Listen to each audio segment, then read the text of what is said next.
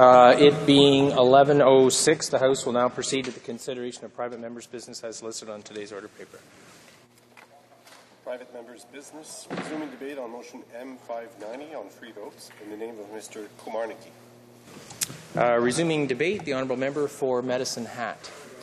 Thank you, Mr. Speaker. It's a great honour for me to rise today and support my colleague, the honourable member for Moose Mountain, and of his motion we are debating today. I think as Canadians we're really very lucky. We have freedom of expression enshrined in our Charter of Rights, and nobody can take that away from each individual Canadian. It grants us the right to speak our mind, the right to discuss issues that we believe are important, not only to our constituents, but to Canadians right across this vast, beautiful land we call home. I believe it is our duty as federal legislators, as federal representatives here in the House of Commons of the Parliament of Canada, to speak out and to speak according to our conscience. This is especially pressing on the issues of abortion and end-of-life issues. I find it concerning and highly irritating when I hear somebody suggest that we cannot, as federal legislators, discuss an issue that is federal jurisdiction as it's not politically correct, or that it will offend some segments of society. Well, it will be no surprise to anybody that I have been a defender of the rights of the unborn, and I believe that we must debate this issue freely. I support previous motions to that effect and will support my future motions that come across this House. I constantly receive correspondence and phone calls from constituents who are firmly in favour of defending the right to life, and it's my duty as their federal representative here to represent their interests in Parliament. I am reinforced in my belief that this is the right thing to do. Another issue that has dominated the national spotlight is the issue of end-of-life matters. The Supreme Court recently struck down parts of legislation which made assisted suicide illegal in Canada. I know that our government is carefully crafting a legislative response to this decision, and I pray they will take into consideration the value of human life when they are making the decisions on what legislation will look like. Because the end-of-life issue is so pertinent right now, to my words will focus mostly on those. To start, I want to say that I receive many comments from constituents, whether it be spoken or by email or regular mail or by phone or fax. Most of them urge us to choose a strong, well-thought-out palliative end-of-life care strategy over the legalization of assisted suicide matters. I support this view, and I believe that every life must be protected. I think we in this country have one of the best medical care systems in the world. It has its problems, Mr. Speaker, but overall we're very blessed to have the best doctors and some of the best medical science out there available to our use. I believe that we can develop a palliative care regime that cares for citizens until the end of their natural lives. I believe that when it comes to matters of conscience such as these, it is critical that the democratically elected members of this House will be allowed to vote according to their beliefs and vote on how the majority of their constituents would have them vote. I realize that support for some issues can be different from community to community, province to province, and in our case, electoral district to electoral district. It is very unfortunate that certain political parties represented in this House today have basically eliminated the ability of their members to decide how they wish to vote based on conscience issues.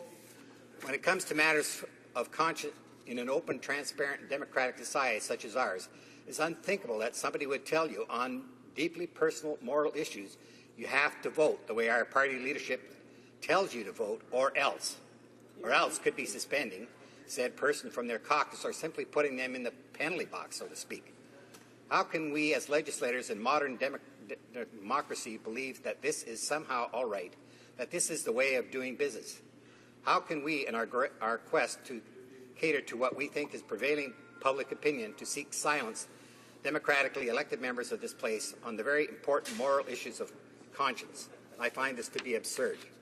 An opposition member recently said that they consider all votes to be a matter of conscience.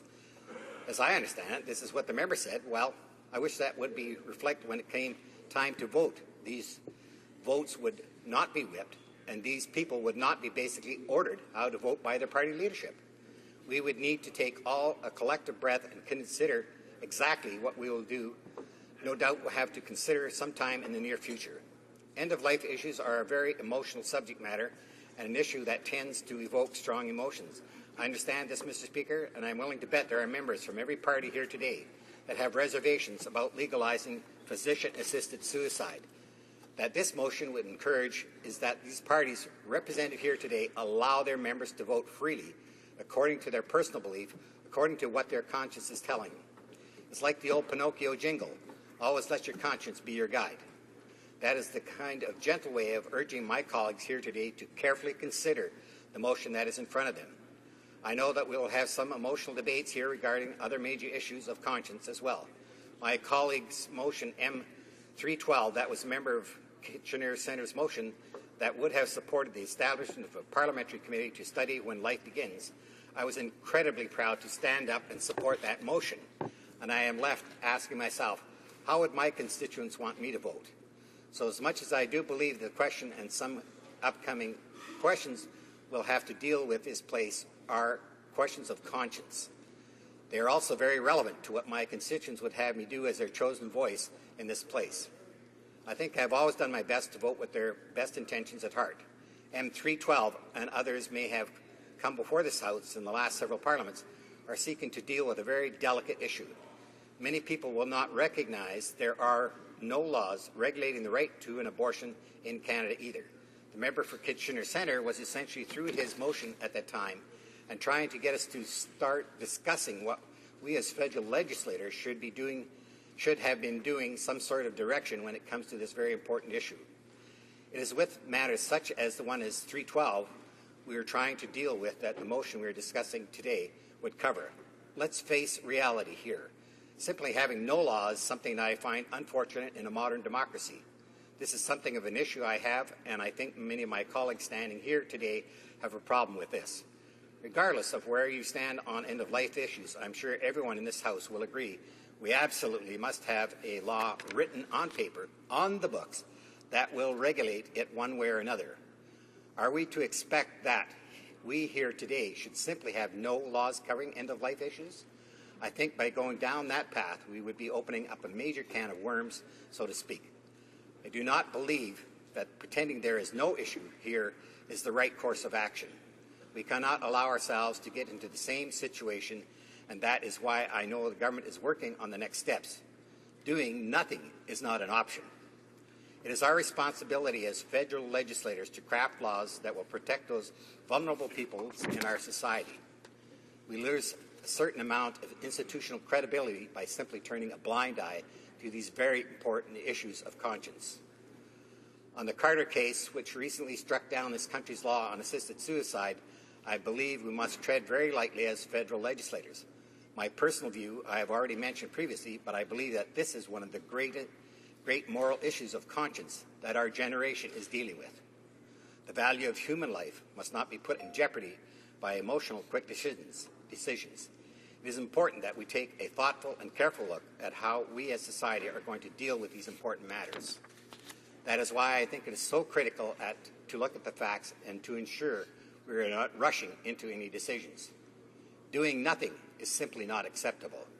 Again, our responsibility as federal legislators is to legislate when it comes to the issues of lives of human beings. We are truly blessed with a very important mandate. Just as I believe it is our responsibility to keep Canadians safe from harm, we must also do our utmost to protect the unborn as well as those who are coming to the end of their natural lives. I say let us choose to support and comfort those who are nearing the end with everything in our power. Let us look at making changes and improving on our palliative care models so that they are always the absolute best and most compassionate that we can possibly be. We can work together to deliver this, I think, with other levels of government and with stakeholder groups. Let's work together to recognize the value of life is greater than any of our emotional choices, as we humans are often compelled to make. I believe that this is a critical issue for our attention. I wholeheartedly support this motion with speech to the freedom we elected members should have when voting on issues of conscience, and I urge and ask all members of the House to vote in favor of this motion. Thank you, Mr. Speaker. Resuming debate, the honourable member for Chatham, Kent, Essex. Thank you, Mr. Speaker, and I'm very pleased to participate in this debate on the private member's motion M590 presented by the member for Souris Moose Mountain. This motion deals with the most fundamental means of expression for an individual member of Parliament, the choice of how to vote on a particular issue. The motion reads as follows, and I quote, that in the opinion of the House, all members of Parliament should be allowed to vote freely on all matters of conscience. The motion speaks to the important representational role that individual members of Parliament play in this institution. Before explaining how it does so, I would first like to turn to examining the motion itself and what it calls on members of this place to support. If we break down the motion, it actually deals with two important concepts. First, the concept of free vote. While I think it is obvious to us all what the meaning of free vote is, it is interesting to note how little information there is available to explain the concept and what the practice is with regards to free votes. In the glossary of the House of Commons, a free vote is defined, and I quote, as non-procedural term, meaning a vote during which party discipline is not imposed on individual members. Votes on private members' business are usually conducted as free votes, end of quotation. The glossary contrasts the concept of free vote with that of party vote. Party vote is defined as a division on a question during which members follow the instructions of their respective whips so as to reflect the official oppositions of their parties, end of quotation. Notably, the standing orders do not define or provide any guidelines regarding a free vote in the House of Commons. The other concept that is related to this motion, in addition to the concept of the free vote, is what constitutes a matter of conscience. In the context of this motion, it is important to have some grasp of what a matter of conscience is in order to provide some delineation of what types of scenarios might call for a free vote. Again, there is not a definition of what a matter of conscience is in the motion itself or in the standing orders. We do know that free vote is often said to be synonymous with conscience vote, usually referring to issues which tend to be more contentious and of a personal nature for an individual member. In the past, this has included, depending on the party, matters such as same-sex marriage and capital punishment. These are matters for which individual members often have strong and personal convictions. Importantly, there are also issues that tend to raise strong feelings among constituents who are more likely to pay attention to how their elected member of Parliament represents the prevailing sentiments in the riding in the House of Commons. To sum up, neither of these two core concepts to motion M590 are strictly defined anywhere.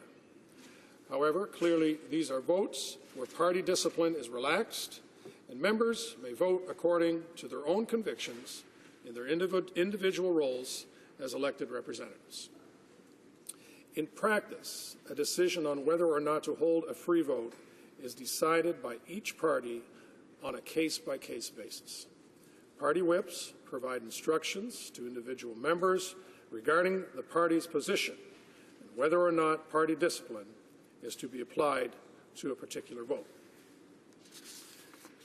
While each party has its own criteria for determining whether or not a free vote will occur, suffice to say that there are cases where all parties will want to ensure that members vote as a bloc on certain issues.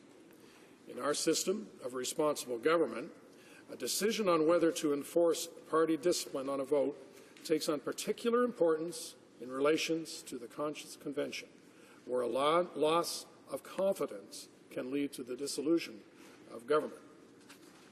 In cases where confidence is not an issue, should a government be defeated on a vote, it does not amount to an expression of non-confidence in the government. That is why the glossary of the House of Commons cited above observes that free votes are mostly seen for private members' business, where confidence is generally not an issue.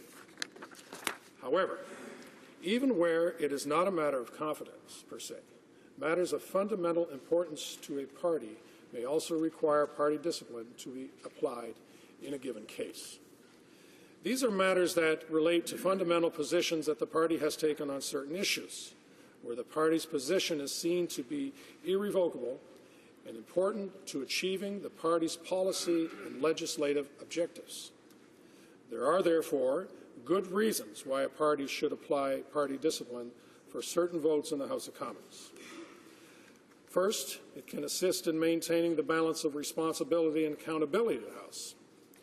Consistent with the principles of responsible government, the government should be held accountable for its decisions. Second, it can avoid blurring the lines between government and opposition on matters of fundamental importance to a party, and thereby making it more difficult for the electorate to hold a party to account. And third, it can assist in respecting democratic outcomes by ensuring the electoral platform that Canadians have voted for is effectively implemented by the party that was chosen to form government. Of course, changing the key supports of party discipline is certainly not what is being proposed by motion M590. The fact that free votes cannot apply in all cases in no way diminishes the importance and the role they can play in our parliamentary system. Free votes are an important recognition of the role that members of Parliament play in representing their constituencies. One of the key roles of members of Parliament is the link that they provide between their constituents and Parliament, both through representing the constituency in Parliament and also in keeping their constituents informed about government policies and legislations. Most members are affiliated with a particular party when they are elected, which they have chosen to join because they agree with the party's fundamental policies and objectives. As a result, members tend to support their party's position the majority of the time. That, of course, is one of the important underpinnings of our electoral system, which uses political parties to provide distinct options to Canadians, as well as a key element contributing to the effectiveness of our parliamentary process. But that does not diminish the representative role of members, and exercising their right to vote is a key feature of that role. I mentioned earlier that there are some natural tensions that arise for individual members as these three features of our parliamentary system interact with each other. On the one hand, members have their constituents to answer to, and their constituents may be particularly vigilant when it comes to some of the more contentious issues that are sometimes addressed in Parliament. There is a certain amount of pressure on a member to vote in a fashion that reflects their community's wishes or interests. At the same time, members often have their own personal convictions on certain issues. On the other hand, members also belong to a party that represents particular ideals, which are fundamental to the party's position on the national interest. On matters of conscience, the individual member must reconcile the different roles he or she plays as a key actor in our parliamentary system. M590 recognizes the balance that empowers members of Parliament, free votes for members on matters of conscience. Before concluding, Mr. Speaker, I'd like to note how appropriate it is that motion M590 has brought this issue to the House as a matter of private members' business. Our system for private members' business provides an important opportunity for individual members to bring forward legislation or motions, as is the case with the motion before us today. Private members' business is more likely than ordinary legislation to be subject to a free vote. It is an important expression of an individual's member's role in Parliament, and I commend the member for Surrey's Moose Mountain for moving the motion. In conclusion, our government has shown a commitment to providing Canadians with the principled, accountable government the country deserves. We continue to be open to initiatives that strengthen the role of parliamentarians and improve parliamentary procedures. And it is important that we acknowledge all of the important roles that members of Parliament perform in our parliamentary system, including the representational role played by individual members of Parliament in the House of Commons. Thank you. Resuming debate. With his 5-minute right of reply, the honourable member for Souris Moose Mountain. Thank you, Mr. Speaker. I'd like to thank the member for Medicine Hat for his personally held strong views, and also the member from Chatham, Kent, Essex, who delicately diced and danced around what is and isn't a matter of conscience. In the previous hour debate, the member from Louis St. Laurent in the first hour debate ended her speech by saying she believed her NDP colleagues should support this motion, and I appreciate that, but she trivializes the debate by saying, in the end, all of us are already free. She says that in the opinion that the motion could just as easily read that in the opinion of the House, all members of Parliament should be allowed to vote freely on all matters of beauty. What nonsense, Mr. Speaker. I would like to see how her and her colleagues would view a free vote on matters that are truly matters of conscience, namely matters relating to life, more particularly to the termination of life at any time from the point of conception to the point of natural death. She said, "What therefore is the legal definition of a matter of conscience?" She says, "The problem is the abstract notion of conscience." Let me address that, Mr. Speaker. Conscience as a concept is referred to in the Reeser-Carter case, and interveners were talking about that. On page 132, the court stated, "In our view, nothing in the declaration of invalidity which we propose to issue would compel physicians to provide assistance in dying. However, we note, as did Beats J. in addressing the topic of physicians' participation in abortion in R. versus Morgentaler, that a physician's decision to participate in assisted dying is a matter of conscience and in some cases of religious belief. In making this observation, we do not wish to preempt the legislative and regulatory response to this judgment. Rather, we underline that the charter rights of patients and physicians will need to be reconciled. Mr. Speaker, that is precisely the point when it comes to matters of the Charter. Charter rights have to be balanced and reconciled. No one right is absolute. In the Morgentaler case, the court made reference that the freedom of conscience is guaranteed in Section 2 of the Charter. Wilson J. on page 165 stated, "It should be noted, however, that an emphasis on individual conscience and individual judgment lies at the heart of our democratic political tradition. The ability of each citizen to make free and informed decisions is the absolute prerequisite for the legitimacy, acceptability, and efficacy of our system of self-government. This should be even more so, Mr. Speaker, in Parliament where members vote on matters of conscience." On page 176, she refers to a previous Supreme Court case and the comments of Justice Dixon, where he stated, "Any attempts to compel belief or practice denied the reality of individual conscience and dishonored the God that had planted it in his creatures. It is from these antecedents that the concepts of freedom of religion and freedom of conscience became associated to form, as they do in Section 2A of our Charter, the single integrated concept of freedom of conscience and religion." Dixon went on to say, "What unites enunciated freedoms in the American First Amendment, in Section 2 of the Charter, and in the provisions of other human rights documents in which they are associated is a notion of the centrality of individual conscience and the inappropriateness of government intervention to compel or to constrain its manifestation."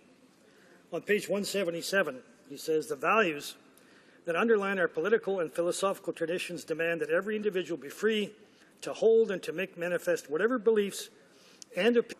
That is precisely the point when it comes to matters of the Charter. Charter rights have to be balanced and reconciled. No right is absolute. The members from Kingston and the Isles talked about all kinds of things except real matters of conscience. And why is that? Why hadn't they come to the defense of their Liberal leader, the member from Papineau? Could it be because their leader's position is indefensible?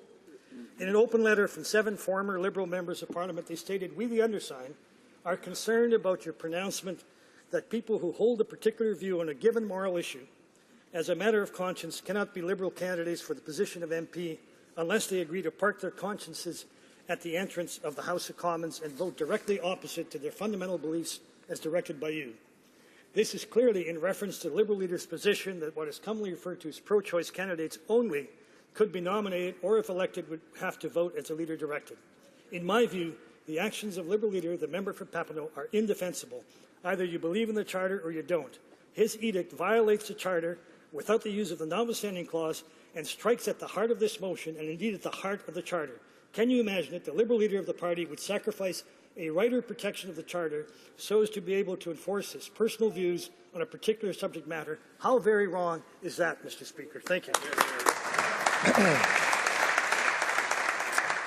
The question is as follows. Mr. Komarnicki, seconded by Mr. Payne, move that in the opinion of the House, all members of Parliament should be allowed to vote freely on all matters of conscience. Is it the pleasure of the House to adopt the motion? All those in favour will please say yea. Yay. All those opposed will please say nay. In my opinion, the yeas have it. Pursuant to Standing Order 93, the Recorder Division stands deferred until Wednesday, June 17, 2015, immediately before the time provided for private members' business. This House stands suspended until 12 o'clock.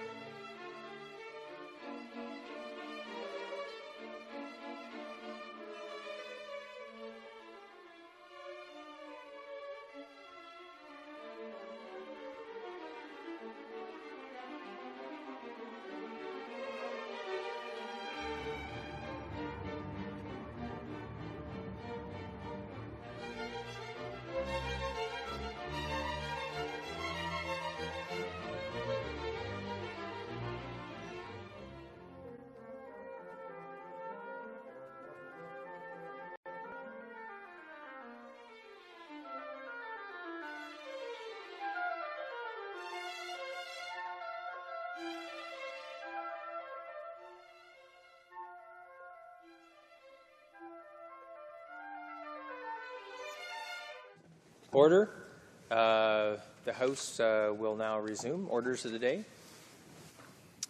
Government orders. Débat en troisième lecture du projet de I think we're resuming the debate at third reading of Bill C-59, Government's Economic Action Plan 2015. Mr. Oliver, seconded by Ms. Glover, moves that Bill C-59, an act to implement certain provisions of the budget tabled in Parliament on April 21st, 2015, and other measures, be now read a third time and do pass.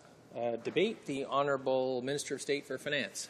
Well, thank you very much, Mr. Speaker, and it's a pleasure to be back here again this week, Monday morning, and the opportunity to speak on Bill C-59 after a busy weekend in the riding of Crowfoot, being in Camrose and Stettler for their art walk, and also for their rodeo weekend there with the parade, and a number of other events being held throughout the riding of Crowfoot. I know all of us are busy on weekends, but a great way to start a Monday, getting back to debate Bill C-59.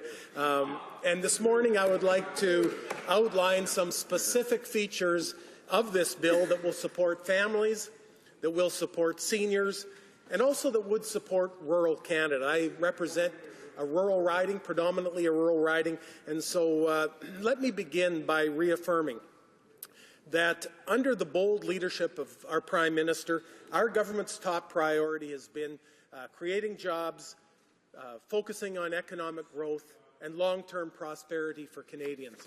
And that is why our government has brought forward a number of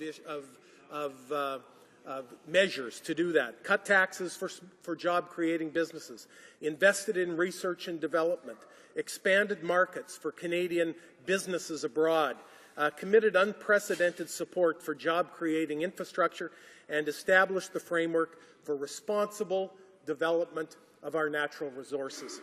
Despite global economic fragility, geopolitical uncertainty with what's happening in Europe, in Ukraine, in the Middle East, and also volatile oil prices.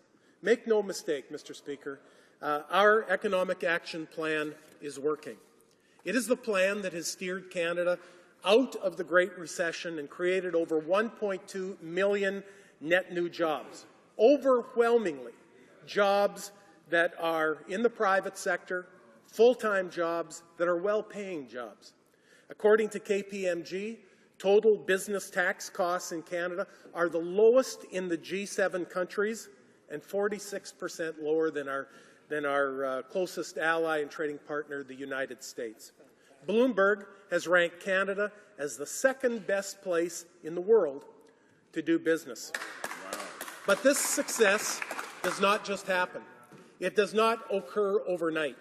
It requires tough decisions, it requires sound judgment, and it requires a focus on the things that are priorities. Supporting small business has been one of those priorities. It's also a central element in the budget that we debate here today, Economic Action Plan, the Budget Implementation Act. We have delivered substantial ongoing tax savings to small businesses and their owners. This enables them to take those savings and to reinvest back into their business. And, Mr. Speaker, believe it, it helps create more jobs for those businesses. We've already reduced the small business tax rate from 12 to 11% in Economic Action Plan 2013 earlier, and in 2015 we proposed to take it from 11% to 9% by 2019. The Canadian Federation of Independent Business has strongly endorsed this measure. They agree with our plan. Many of the small businesses that benefit from our tax relief are from rural Canada. Mr. Speaker, our government recognizes the important role that farmers play in our economy and in our communities. Canadian farmers have always been among the best producers, the best farmers in the entire world. For generations, they have fed Canadians around the globe while providing jobs and opportunities across Canada. Mr. Speaker, my grandfather moved to Canada in 1905-06 with the hope of homesteading and breaking the land and starting a family farm there. And, Mr. Speaker, that story is told many times throughout the West and throughout Canada.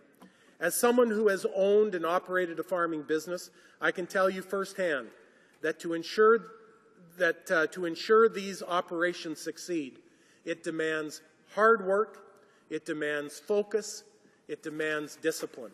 A farmer's budget does not simply balance itself. Our government firmly believes that Canadian farmers should be strong and profitable and able to capitalize on market opportunities.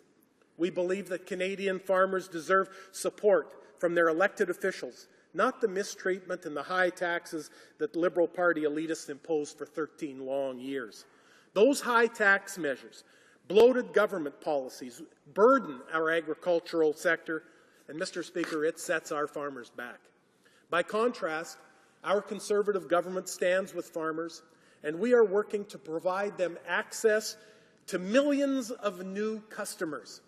Mr. Speaker, through our free trade agreements, through expanding our customer base, we have opportunity to get into countries that we have never been in before. And we've lowered tariffs so that we can have trade with many of those countries. Mr. Speaker, let me remind you that last year we simplified the tax rules relating to the lifetime capital gains exemption and the intergenerational rollover for many Canadian farmers. To accomplish this, our government passed legislation to generally treat a taxpayer's combined farming business the same as perhaps a separate farming business conducted by the same taxpayer. This will ensure consistent treatment for taxpayers who conduct various farming activities. Economic Action Plan 2015 builds on the work that we have been doing since 2006 to foster a strong, stable, sustainable, and prosperous agriculture sector for all of Canada. I was pleased to join members of the Saskatchewan farming community and our Minister of Agriculture, the member from Battle River, Lloydminster, to announce new federal supports for agriculture. What we announced was to allow farmers to maintain more of their capital for retirement, and Economic Action Plan 2015 brought forward the measures to provide funding to increase lifetime capital gains exemption for farmers and fishermen, but, Mr. Speaker, certainly for farmers, up to $1 million. This was welcomed by the Canadian Cattlemen's Association, who said, and I quote, "The Canadian Cattlemen's Association appreciates another measure of practical importance to producers, particularly those wishing to retire or transition from the industry," end quote. The Canadian Federation of Agriculture also praised this measure. They said, and I quote again, "The lifetime capital gains exemption is an important tool for helping farmers manage the tax burden associated with the transfer of farm assets. The Canadian Federation of Agriculture is pleased the increase to $1 million is effective immediately, as it will assist farmers in their transfer of assets to the next generation by providing greater flexibility for both the retirees and new entrants," end quote. Mr. Speaker, that answers a lot. Farmers realize that they may be living poor, but they have some savings in their farm assets. And when they retire, they need those to help them through their retirement so that they may have a secure, dignified retirement. I would like now to turn to parts of the bill which deal with improving the quality of life of Canadians, and in particular, the health of Canadians. There are measures in this bill that continue our government's proud record of being a champion for persons with disabilities. This is an area where the former finance minister was a very strong advocate. As we shaped Economic Action Plan 2014, I was pleased to witness this commitment by Minister Flaherty firsthand at the budget table. His legacy includes the landmark Registered Disability Savings Plan, which helped to ensure the long-term financial security of Canadians with severe disabilities. Since becoming available in 2008, more than 100,000 Canadians have opened a registered disability savings plan, and, Mr. Speaker, with that has come a great deal of confidence and security. To ensure this program continues to serve Canadians who need it most, Today's bill proposes an extension of the federal temporary measure that allows a qualifying family member to become the plan holder of a registered disability savings plan for an adult individual who might not be able to enter into a contract on his own. We're also introducing a new home accessibility tax credit for persons with disabilities and for seniors. This non-refundable credit will provide tax recognition for the costs of improvements that allow a person who is eligible for the disability tax credit or is a senior wanting to stay in his home. It allows them to be more mobile, safe, and functional within their own home. These measures will assist Canadians who face the daily challenges of living with a disability or in their senior years and will assist them in leading a much better quality of life. Let me also highlight how today's legislation builds on our government's support for families and communities across this great country of Canada. Since Canadians gave us our first mandate in 2006, this government has taken significant action to support and protect Canadian consumers by reducing taxes time and time again, including cutting the GST twice. Keeping taxes low, putting more money back into the pockets of hardworking Canadians to spend in the way that they decide is essential for jobs and growth. Today, because of the measures introduced by our government, a typical two-earner family of four will receive up to $6,600 in tax relief and increased benefits in 2015. Economic Action Plan 2015 builds on the government's record of support for Canadian families by keeping taxes low and helping them save. We're focused on helping 100% of families with children with policies like the family tax cut and increased and expanded benefits through the universal child care benefit. Unfortunately, Mr. Speaker, the opposition parties, both the Liberals and the NDP, would scrap the universal child care benefit and cancel income splitting for families. Our government is also providing tax support for seniors and persons with disabilities, as well as measures to help students pay for their education. Mr. Speaker, whether they want to purchase a new home or a car, start a new business, or save for retirement, Canadian families have many reasons to save. And that is why our government introduced the groundbreaking tax-free savings account, or TFSA for short.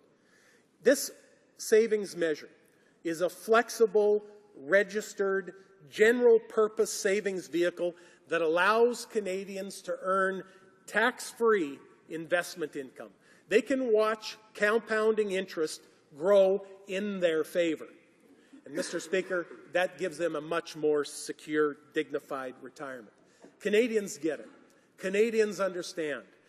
Canadians have embraced the tax-free savings account for their savings needs. It's unfortunate that the members opposite have all but rejected it. Let me remind them of some important facts. 11 million Canadians have opened a tax-free savings account, and half of those earn less than $42,000 a year. 60% of those who have contributed to the tax-free savings account and who maximize their account earn less than $60,000 a year. 600,000 seniors age 65 plus with income below $60,000 a year are currently maximizing their tax-free savings account. Mr. Speaker, due to popular demand, today's legislation proposes to increase the tax-free savings account annual contribution limit from $5,000 to $10,000 effective 2015 and subsequent years. While we're making it easier for Canadians to save money, at the same time, we want seniors to feel confident that their savings will always be there, or that they will be there for them while they're enjoying their golden years. Seniors are already benefiting from important money-saving measures such as pension income splitting and taking advantage of the tax-free savings account. The fact is, Canadians are living longer than ever, and we want to ensure that they have a secure, dignified retirement throughout their most senior years. That is why this bill that we debate today, Bill C-59, will reduce the minimum withdrawal rate for registered retirement income funds, or RIFs. The rules concerning the RIF, Registered Retirement Income Fund, or retirement savings plans, as some of you may know, dictate that they must be, RRSPs must be converted to a RIF by the end of the year in which the RRSP holder reaches 71 years of age. And, Mr. Speaker, a minimum amount must be then withdrawn. Alternatively, the RRSP saving may be used to purchase an annuity. Economic Action Plan 2015 proposes to adjust that RIF minimum withdrawal rate that apply in respect of ages 71 to 94 to better reflect more recent long-term historical real rates of return and expected inflation. The Seniors Advocacy Group, CARP, says their members welcome this measure. As a result, the new RIF factors will be substantially lower than the existing factors. By permitting more capital preservation, the new factors will help reduce the risk of outliving one's savings while ensuring the tax deferral provided on RRSP RIF savings continues to serve a retirement income purpose. Our government has been consistent in advancing innovative options to allow Canadians to save and manage their finances for a secure and dignified retirement. And our work continues. Currently, 96% of pension plan assets in Canada are in a defined benefit pension plan, as compared to 71% in the United Kingdom, 42% in the U.S., and 15% in Australia. That, in part, is why we began consultations on the framework for a target benefit plan.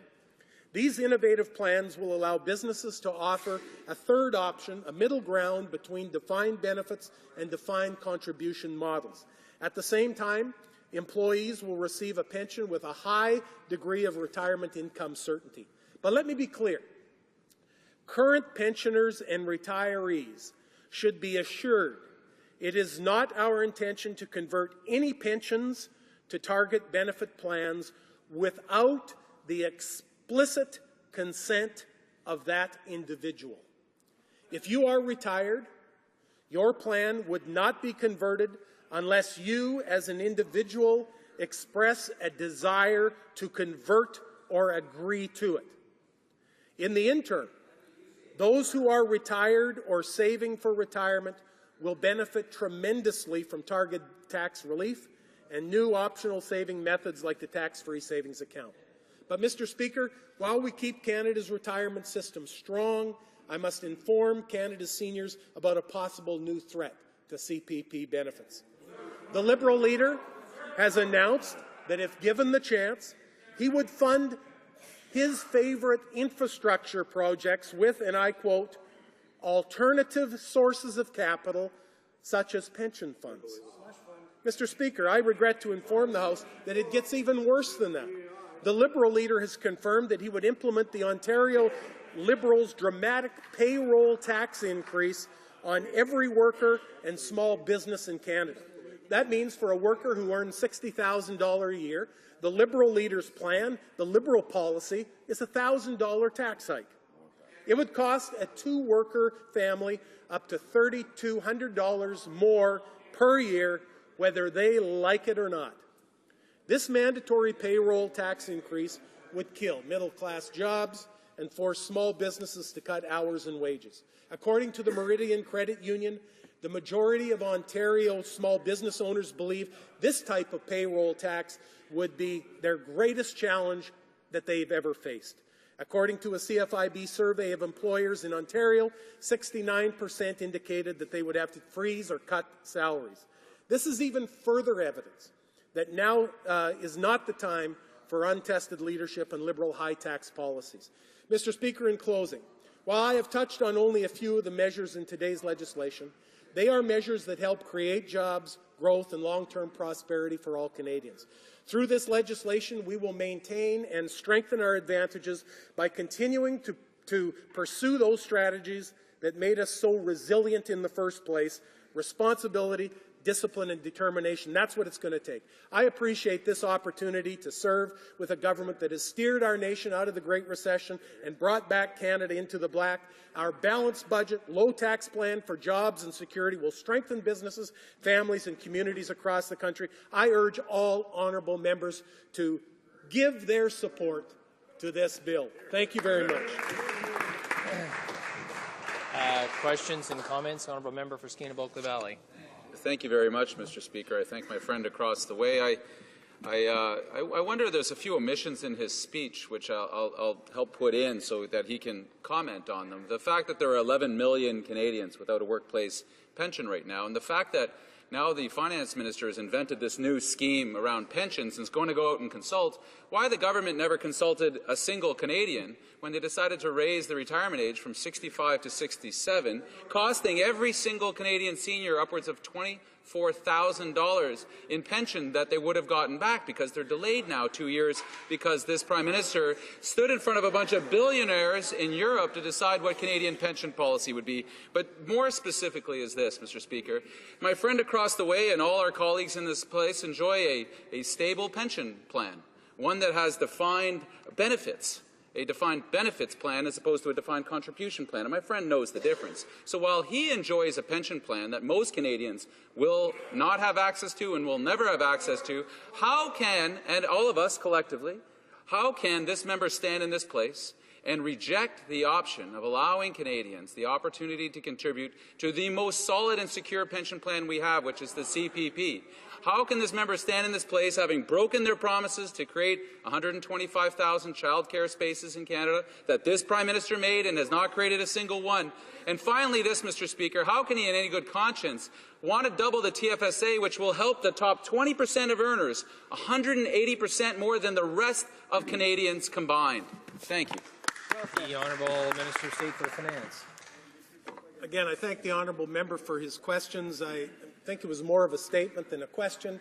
But again, Mr. Speaker, our government understands the importance of a secure retirement, a dignified retirement for the seniors that have helped build this country. That's why we're bringing forward measures that will give them that. Currently, many federally regulated pension plans are defined benefit plans. But, Mr. Speaker, like the Post Office and others, they're finding that they have a massive pension debt. And, Mr. Speaker, in fact, the liability is so big that they've taken a rider on even paying back into their pension. And so, Mr. Speaker, what companies, what corporate agencies, what Crown corporations have asked for is not to get rid of the defined benefit plan, not to get rid of the defined contribution plan, but a third option. Indeed, many companies, many Crown Corps are even now looking at moving all new employees into a defined contribution plan. We want more security for them than that. The opposition is saying, why not define benefits? Why not only define benefits for everybody? The truth is, those that are now bringing forward pension plans are moving employees into a defined contribution plan. We want a better target benefit plan so employees understand what their retirement will look like. Questions and comments? The Honourable Member for Sydney, Victoria. Thank you, Mr. Speaker. And the Honourable Member stood up in his speech here. He mentioned he represented all these farmers in his area, and me being a farmer and the agriculture critic, my focus is on what they have done wrong and what they're doing wrong with the agriculture. One, we of course know what happened with the grain shipping problem. Farmers lost billions of dollars out west because of that. They had a good crop, and they had the commodity prices were good. But my concern and my question would be him is on the business risk management. Under the Conservatives, under his watch, they've cut millions of dollars under business risk management. So let's hope it doesn't happen. But if we have a drought this year, prices are low and yields are down, my two questions is, how much did he cut, or his party cut, from the business risk management, and why would they cut it when farmers need it, when they go through them hard times, and how are the people in his riding and right across Canada going to deal with it, farmers, when they go through that dip and they lose that money, and business risk management is not going to be there for them because they've cut over $200 million from it. But I want to know exactly how much they were cut and what's going to happen to his farmers if they have a drought this year and when they go try to get business risk management. The Honourable Minister of State for Finance. I thank the honourable member, who I know is a farmer. He's an egg producer. He's a very important farmer in Nova Scotia, Cape Breton. And let me say this, that out west, in Ontario, through Quebec, in Atlantic Canada, farmers understand that when there has been a disaster, a flood, a drought, when there has been a disaster, this government has been there. This government has stood with them. This government has brought forward programs and plans, Growing Forward and others, that recognize the importance of the insurance and also recognize helping farmers, helping agriculture sector get through in those times of difficulty. Mr. Speaker, he also mentioned in regards to the rail transport and to farming. We have had record production, especially in the prairie provinces, the last 3 years. The yields have never been higher, and the amount of grain has never been greater. And yet, Mr. Speaker, that has, undoubtedly, because it's been a frustration, as we've watched more and more oil come onto the rail lines and sometimes not as much grain as us farmers would have liked to have seen. But, Mr. Speaker, all those parties, the NDP party, the Green party, those are the parties that oppose pipelines for oil, and in reality, what they end up doing is they say, let's put the oil on the rail and it pushes grain out. Mr. Speaker, we have always been there for the grain producer. We've always been there for the agriculture sector. We will stand with them through thick and thin. Right now in my area, we've been dry. He's right. We've never yet lost a crop early in June. But, Mr. Speaker, this government will stand with them come what may. Questions and comments? Honourable Parliamentary Secretary for Transport. Thank you, Mr. Speaker. I thank my colleague, the Minister of State for Finance, for his speech on retirement income. Of course, he's raised the appropriate alarm and concern, I think, among pensioners and, of course, families writ large who work very hard, Mr. Speaker, that the Liberal leader would like to impose a $1,000 pay cut on them with respect to the CPP, very similar to what we're now bracing for and what businesses in Ontario are saying they oppose with Kathleen Wynne's Liberal government in Ontario. But big unions are also, Mr. Speaker, promoting the NDP's plan, which is to double the amount that will be taken off of families' paychecks or workers' paychecks for the Canada Pension Plan, Mr. Speaker. And I wonder if the member could comment on how that risky scheme is and what that take-home pay cut means to workers, particularly in Ontario. The Honourable Minister of State for Finance. Yeah, I want to thank my honourable member for the question. Mr. Speaker, it's troublesome to, I think, all of us. In the midst of a very fragile global recovery, we see Europe just very small growth, Japan just coming out of a recession, United States growth not to the degree that we had hoped. Everywhere, geopolitical concerns of ISIL and Ukraine and others. Businesses struggling to make it, that the Liberal leader comes forward and confirms that he would impose a $1,000 tax hike on middle-class workers. His plan to enact the Ontario Liberal dramatic payroll increase on every worker across Canada, Mr. Speaker, is not good for the economy. This would eliminate jobs, and it would definitely set working families back. Mr. Speaker, more now than ever, I think Canadians understand that it's crystal clear that our Conservative government, we can be trusted with their tax dollars. We can be trusted to keep taxes low. Mr. Speaker, that is the way you help grow an economy. That is the way you stimulate growth. High tax, high spend plan of the NDP and the Liberals is not promoting growth in this economy. Time for a short question. The Honourable Member for Edmonton Strathcona. Thank you, Mr. Speaker. Unfortunately, it has to be short. There is nothing in this bill to address climate. The Honourable Member speaks of addressing drought and flooding after the fact, and yet include nothing in the bill to try to prevent the growing impacts of climate on Canadians. Identified decades ago by our Natural Resources Department. Why has this government not included anything in response to what we're hearing over and over again? Where are the measures to support the clean tech industry, innovation in clean energy, and what do we see in this bill to deliver on the Prime Minister's promise of moving towards a carbon-free country? The Honourable Minister of State for Finance. Short answer, please. Well, here we go again, Mr. Speaker. Now we've seen the volatility in oil prices. The NDP plan is simply higher tax. Tax them now. Bring forward a carbon tax, a $20 billion carbon tax. What is the NDP answer to everything? High tax, high spend, bigger government. Mr. Speaker, this is the government that has, compared to the Liberal government, we've seen greenhouse gases drop. We've brought forward more parks. We've provided more green spaces than ever before. As we approach the environment, Mr. Speaker, Canadians get it. We believe in responsible development of our oil sands. That means keeping an eye on our environment and making sure that emissions and environment controls are there and some of the strongest in the world. Thank you, Mr. Speaker. Resuming debate, the Honourable Member for Skinnaboka Valley. Thank you very much, Mr. Speaker. It's quite extraordinary to listen to what the Conservatives are saying, and it will come as no surprise to anyone that Canadians will be rejecting this government after approximately 10 years, because we now have a weak economy, no action on climate change, nor poverty in Canada. And now we have yet another omnibus bill. It's more than 150 pages long. It contains over more than 270 provisions.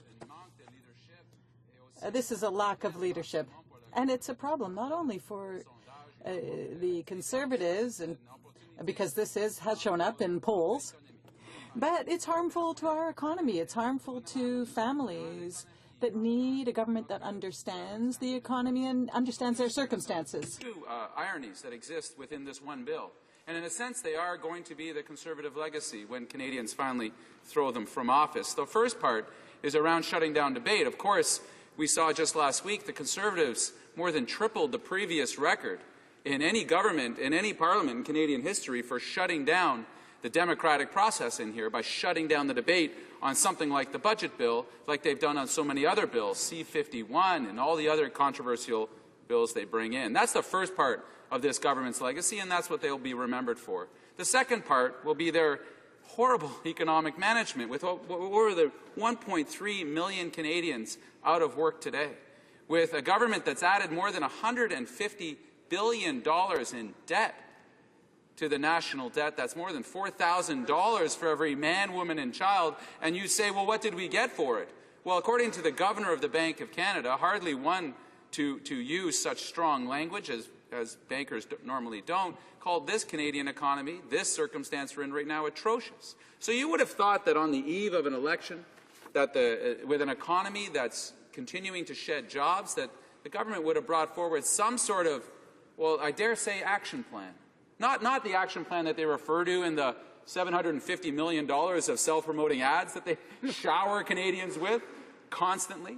I mean, an actual action plan. I know it's hard to imagine that the spin could actually match some reality, but that's what we were hoping for. And Canadians, no doubt, in all the polling the government's taken, have grown increasingly cynical towards their advertising scheme because it's met so little with the reality that Canadians are waiting for action, hoping for action, demanding action, and let's see what they actually got from this government in this most recent omnibus bill, which, again, this government's moved thousands of pages of omnibus legislation through the House and accepted in all of that omnibus legislation virtually not a single amendment, not a single change. And what typically happens, and it's true in this bill as well, is that the next omnibus bill goes in to fix the mistakes of the last omnibus bill, which was fixing the mistakes of the omnibus bill before that.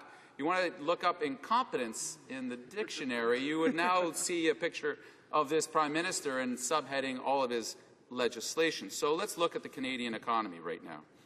shedding jobs in retail, manufacturing, the energy sector. As I said, more than 1.3 million Canadians today out of work. A fiasco with the temporary foreign worker program in which this government drove a loophole so big you could drive a truck through it and put more than 300,000 Canadians out of jobs and brought in temporary foreign workers with absolutely no provisions to protect Canadian jobs or even the temporary foreign workers and the job conditions in which they were going to work under. This Canadian economy has lost more than 400,000 manufacturing jobs since this government took over. That's more than 500,000 manufacturing jobs since 2000. And what's the reaction? What's the response? These are the jobs that we built up over generations. We built the Canadian middle class on this. We built the strength of the Canadian economy on this. And meanwhile, these guys are fiddling while Rome burns, losing 400,000 plus manufacturing jobs, and Conservatives pretend like there's no problem, that there's nothing to address. We've also seen, and this is according to the CIBC, that job quality in Canada is at its lowest level in a generation. It's never been this bad. The work has become more precarious, that jobs are becoming more part-time, that there are fewer and fewer benefits like pension and true protection through the employment insurance program. And that has been under Conservative and previous Liberal government watch, with no addressing of this. And Canadians know this experience, where their jobs have become more precarious, have become less certain. And you know, there's a strange contradiction for Conservatives. They continually stand in this place, as my friend just did, and talk about families and family-supporting jobs, yet go about in their policies destroying the very jobs that do support Canadians and Canadian families. That is the great contradiction of Conservative policy. On the one hand, you get the talking points that say how important it is to build Canadians and Canadian communities and Canadian families and all that leave it to beaver talk. They'd like to go back in time, it seems, sometimes. Yet the very jobs that support our homes, support our communities and our families, are the very jobs that Conservatives have watched disappear without any hint of concern whatsoever. Now, on childcare, this, you'd think, would support Canadian families. Doesn't it seem like something logically to take a step from? So important, in fact, that this Prime Minister, a Conservative Prime Minister, promised an oath to Canadians in the last election, whatever that means, that he would create 125,000 childcare spaces in Canada, somewhat recognizing that there's an actual need out there. Well, how many have they created, Mr. Speaker? 0. When we ask them about it, they seem to have no shame and, in fact, call childcare spaces now institutionalizing children. Isn't that a fascinating turn of phrase? That somehow the public contributing to a system like a national child care program would be institutionalizing our kids. Do they refer to our medical system that way, or our public school system, that when I send my children to public school, they're being institutionalized? This is rhetoric that is undeserving and unfitting of any government, but yet here we have it. We also see under pensions. Now, this is getting from the bad to the bizarre, Mr. Speaker, where you've seen the Conservatives unilaterally take the retirement age for Canadians from 65 to 67. No consultations. In fact, the Prime Minister stood in a room of billionaires in Europe to make the announcement. He decided that was the best place to tell Canadians that the entire pension regime was changing, and that was going to cost seniors as much as $24,000 per senior in lost pensions across the board. Low income, high income, it doesn't matter. For Conservatives, going after pensions was their primary goal. And we said, well, this is a concern because we think the provinces will then also follow suit and raise the age, thereby costing seniors even more. And we find out just this past weekend that the government of Quebec has made such announcements to raise the retirement age there as well. So the consequences of their policy decision, the Prime Minister unilaterally making this, has hurt seniors, and they know it. The Conservatives know this. And Conservatives don't seem to care much for poor folks or the general population at large if it doesn't happen to vote for them. But this is a moment in which the Conservatives are now suddenly concerned, because seniors do in fact vote in this country, and lo and behold, just in the news, there's an election coming soon. So what does the Conservatives do, realizing they're losing support with Canadian seniors, is they roll out this scheme, they float this balloon saying, well, maybe we'll have a voluntary system to contribute to the CPP. Something that the Conservatives themselves looked at not that many years ago, and that Jim Flaherty pronounced upon, saying, we've consulted with the experts, we've consulted with the provinces, such a scheme would not work. Now Conservatives say we know better. Oh, we know better than the pension experts. We know better than our dearly departed friend Jim Flaherty. That now they're going to go to a voluntary system, undermining the basic foundations of what the Canada Pension Plan is. And when you ask Canadians if they would like the ability to contribute more to the CPP along with their employers, because that's how it works, upwards of 82% of Canadians are in favour of that.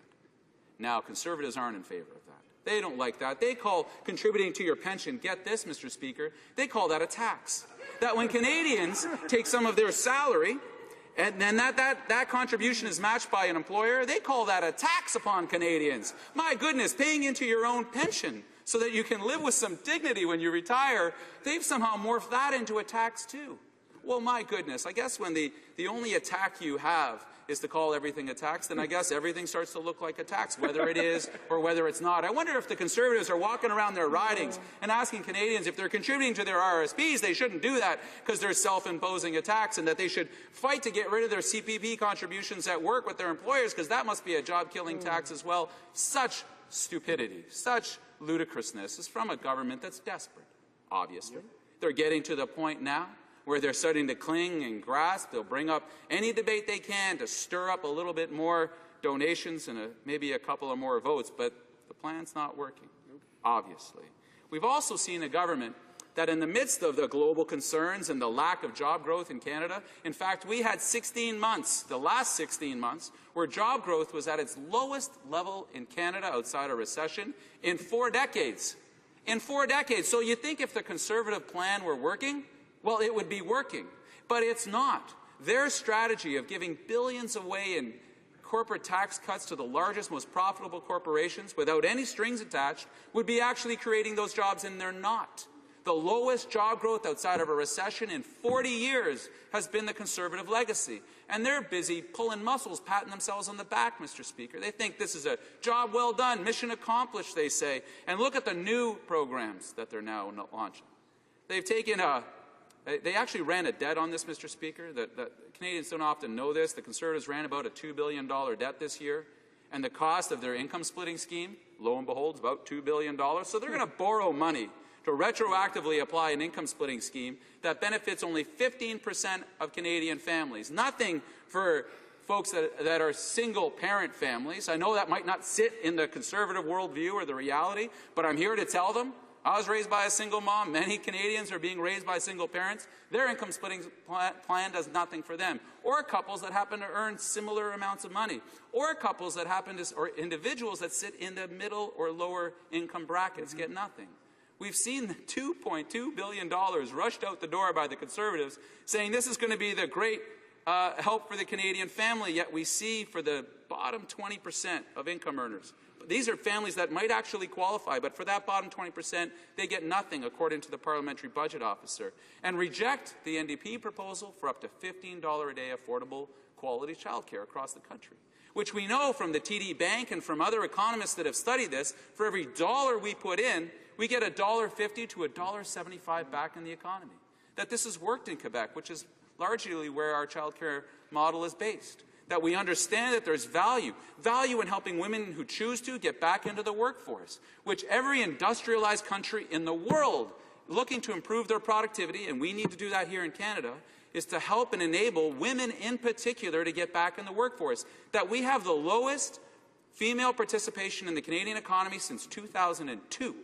Well, again, Conservatives might think that they want to sort of do the little social engineering and turn the clock back to 1950 and all will be well. Here's the reality for Canadian women working today. They want access to affordable childcare. They want to make the choice. But when the average cost in the GTA is $1,600 per child, there are Canadian families going to work today spending more on childcare than they are their mortgage. And that's a reality, and that reality often keeps incredibly qualified, talented people out of the workforce because they simply can't afford childcare. So there's no wonder that the private sector economists have said this is actually an investment, not in the way the Conservatives use the term. When they talk about income splitting being an investment, it's not, it's a scheme. This is an investment that pays back into the economy. We've also seen them take the TFSA, which the Conservatives have no evidence shows increases investments and retirement security for Canadians. There hasn't been any increase in contributions towards retirement vehicles. It's mostly been an exercise of people taking their retirement money and moving it from one vehicle to another. Well, that's fine, but don't pretend somehow that this is suddenly going to make retirement security better in Canada, because it's not. So they've taken this program that's gone along, and now they want to double it. Well, who's got $10,000 burning a hole in their pocket at the end of every year? The middle-class families and individuals Conservatives are talking about? Well, maybe in their world, but not the people that I deal with. They aren't sitting at the end of the year looking through their books and saying, gosh, got this extra 10 grand sitting around. What are we possibly going to do? Oh, thank goodness I saw an ad that I paid for on TV last night that's going to help me figure out what to do with all that extra money, because Canadians are having a hard time making ends meet. The current personal debt rate in Canada is at an all-time historic high. Canadians owe more personal debt right now than we ever have before, and there's a reason for that. Is that jobs quality has gone down, job security has gone down, yet the cost of living has continued to rise. And every once in a while, the Conservatives have stumbled across, almost by accident, a program that could work and help Canadians and help create jobs. Everyone remember the home retrofit program? Do you remember this? This was an interesting program. The Conservatives announced it once, killed it, announced it again, killed it again. And what did this program do? It helped Canadians deal with the rising costs of cooling their homes. Well, what also did it do? It created jobs. Where? In the small business sector, in the localized sector. What did it also do? Well, it helped us deal with climate change. That you heard my friend earlier talk about the drought conditions and the concerns about the weather, the increase in the intensity of storms, that it did all of these three things, the Holy Trinity. There it is, helping Canadians reduce costs, helping get small businesses some work and some jobs, and help us deal with our climate change commitments, which under Conservative and Liberal governments, they make these promises and have no plan to follow through on them, and they killed the program not once, but twice. We're going to bring it back and actually run the program and let Canadians enjoy the benefits of dealing with climate change, because lo and behold, the Conservatives constantly try to pit the economy versus the environment, but we know that not to be true. That the most productive, the most efficient, the most prosperous countries on earth right now are doing both. That they don't trade one off for the other, because anyone foolish enough, ignorant enough to think that you can simply drive an economy through the environment, through the ecological footprint that we bear, that there's some other virtual reality that they can create that is not constrained by our environment, is a dinosaur and should do what dinosaurs do and have always done, which is just go away and move along so that we can actually evolve the Canadian economy to something much more fair and much more prosperous. That we believe in clean technology on the NDP side, that we saw last year globally for the first time that contributions into the clean tech sector exceeded all of the investments into the oil and gas and carbon economies. That we've seen the globe moving this way, and not just the so-called advanced countries, but China and India and Brazil, and where's Canada? Got a Prime Minister that can barely utter the words climate change, that stands up, and the only promise he's willing to commit to is something that happens at the end of the century. And when you ask him how we're going to get there, he says, that's not for me to worry about because I won't be around. Similar to their commitments on these tax-free savings accounts. When the finance minister was asked, how are you going to pay for these things, because it gets real expensive real quick, he said, that's not really a problem for me to worry about. It's the problem for the hypothetical Prime Minister's granddaughter to worry about some future. Well, there was a moment of insight, almost a bit of a Freudian slip there, where he said, I'm not concerned with this. Conservatives aren't concerned with the huge cost of a program we hope will just maybe get us enough votes for the next election. The real cost will be paid down the line by our grandkids. So be it, and so what, say the Conservatives. Well, so similar to their approach on climate change. That since coming to office, how many years now have we been promised regulations in the oil and gas sector, which, by the way, are the most expensive way to deal with climate change, according to who? The oil and gas sector. But they would much rather have a price on carbon that actually meets the reality, and that's why the major oil companies in this country are calling for such a thing. Do you think the Conservatives are running into the offices of Suncor and Syncrude and yelling at them about their carbon tax policy and how they want to kill the economy? Why, no, of course they're not.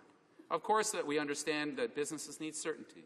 They need to understand, and they understand also that pollution costs and that the polluter pay principle should be based in law and based in science. But what do Conservatives do with science? They muzzle it.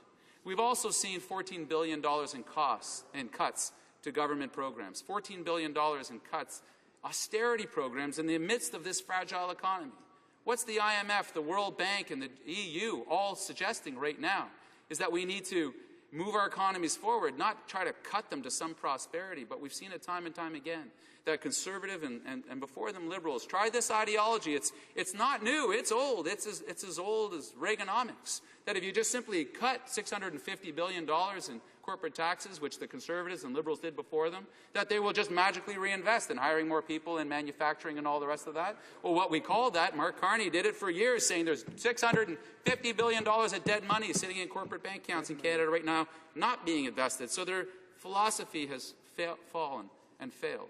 And we've seen time and time again with their recent infrastructure announcements, their announcements for transit, all of it comes years down the road.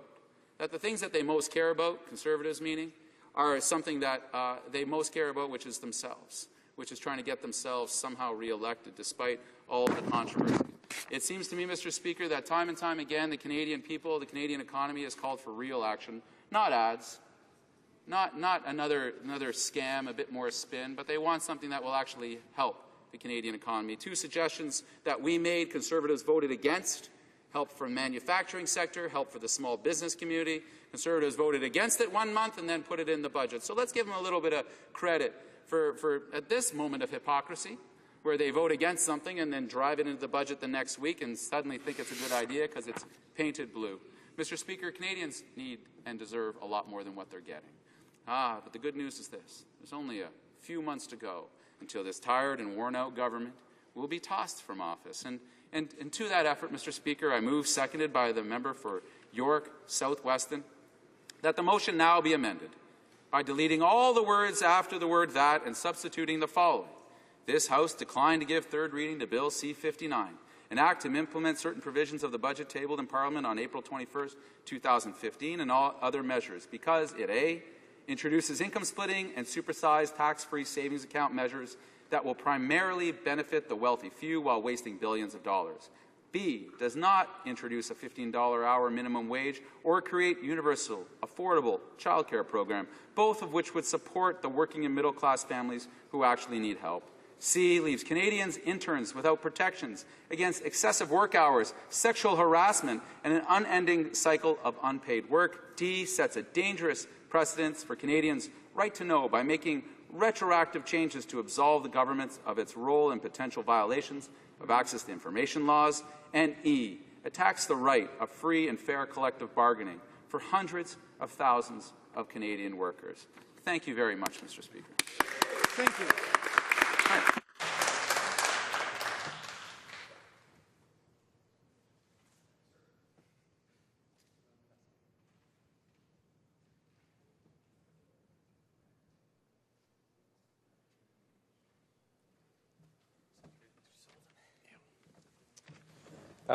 Mr. Cullen, seconded by Mr. Sullivan, moves that the motion be amended by deleting all the words after the word "that" and substituting the following.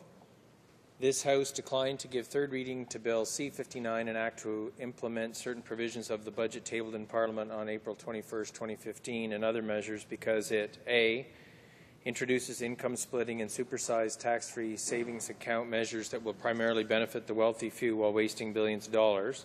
B, does not introduce a $15 per day minimum wage or create a universal affordable childcare program, both of which would support the working and middle-class families who actually need help. C, leaves Canadian interns without protections against excessive working hours, sexual harassment, and an unending cycle of unpaid work.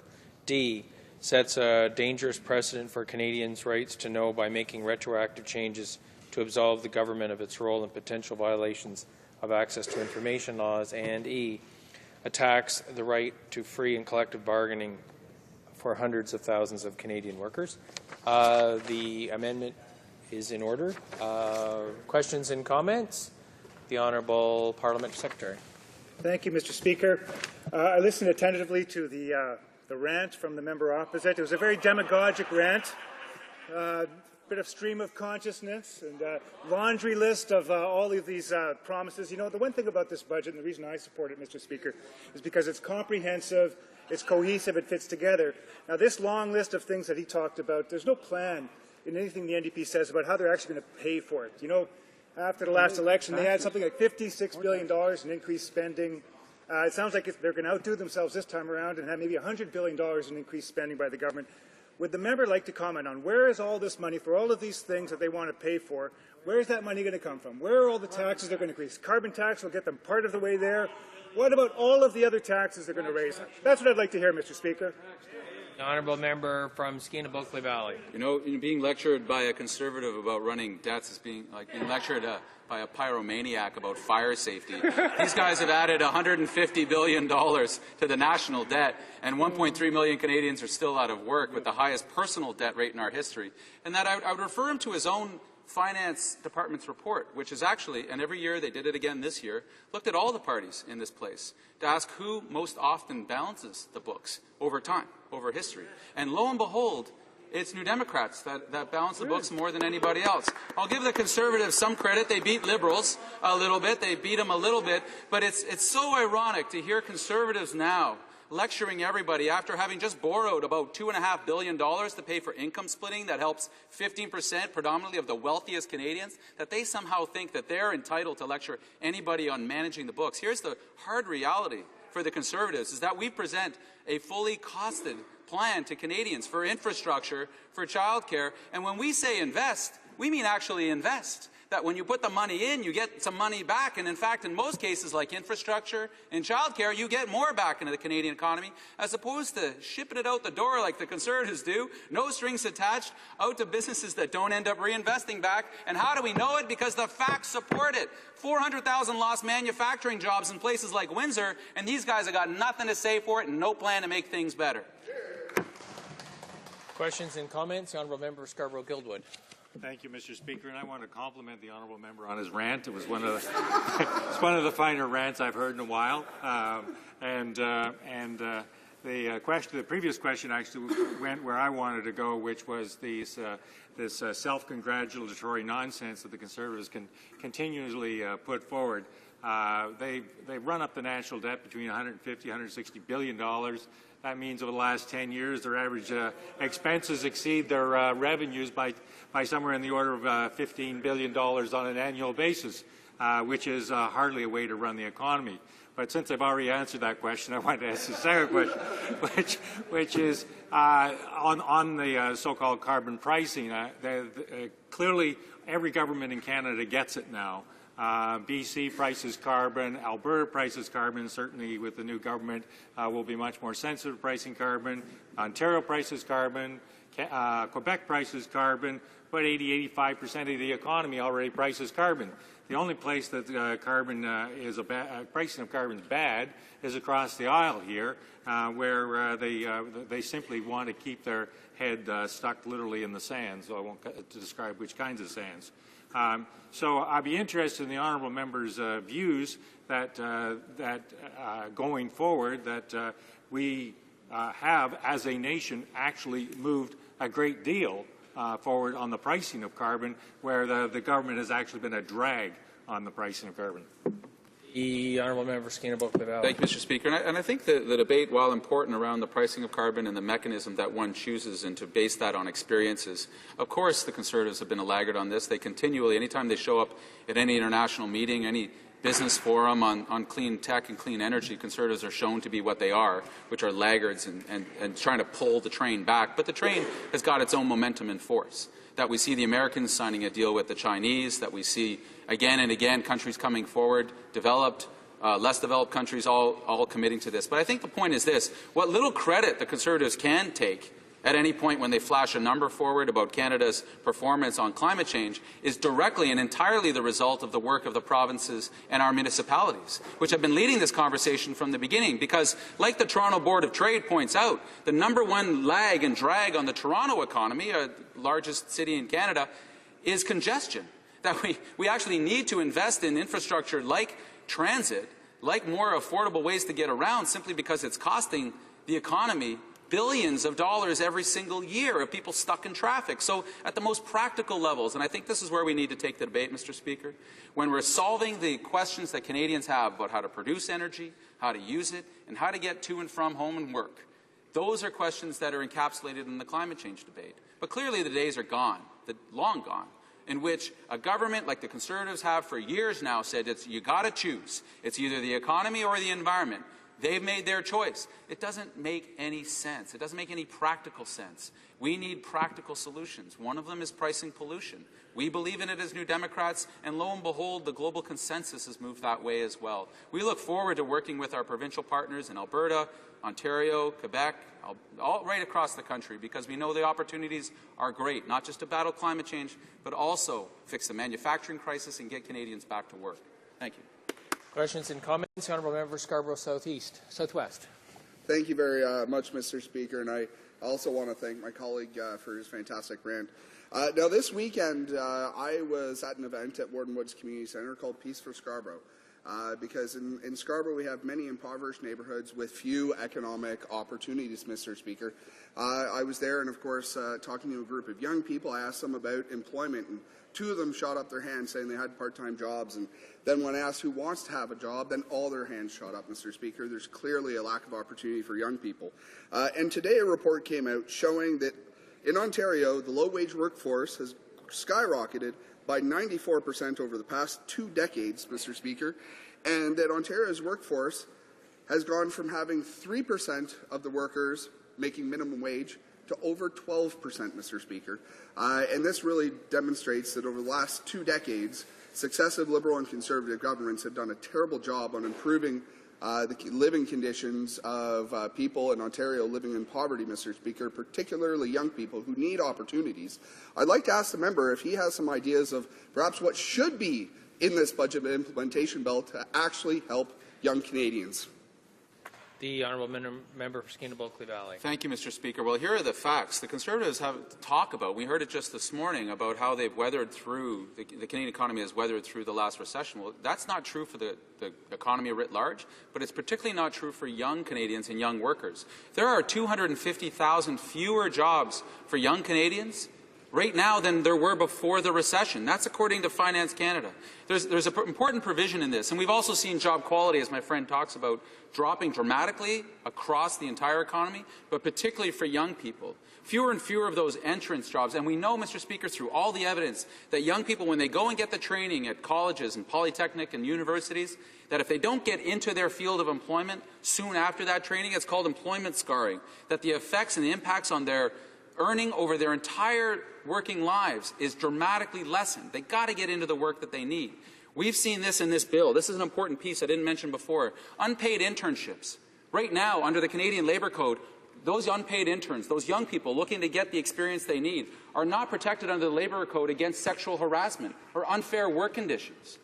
You'd think the Conservatives would move that into the Labour Code so that these young people in particular doing these internships would be protected. Well, they said they would, and then when we got to the bill, they didn't. And so the Canadian Students Associations, the Canadian Intern Association, all of them came forward at committee and said, what are you doing? Why would any Canadian business taking an intern also not want to commit to protecting them against sexual harassment? And the Conservatives said, don't worry about it, we'll take care of that later, after having promised to do it here. Here was something practical that could be done to protect young Canadian workers entering the workforce. The Conservatives simply made a choice, and the choice was not to take action to protect some of the most vulnerable workers, those that are seeking internships, particularly unpaid ones, to try to get the experience because the job market is so lousy for them, they got to go do these other means to get the experience that they so desperately desire. So for the love of Pete, we moved the amendments. We implored the Conservatives to do this, make this change, protect young Canadian workers from unfair work conditions, from extended hours, from sexual harassment. And the Conservatives, the tough-on-crime Conservatives, said no, over and over again. It's shameful. I have no idea, Mr. Speaker, in all good reason and ethic and morality why the Conservatives wouldn't act on this, but they didn't. New Democrats obviously will. Thank you very much, Mr. Speaker. Resuming debate. The Honourable Member for Winnipeg North.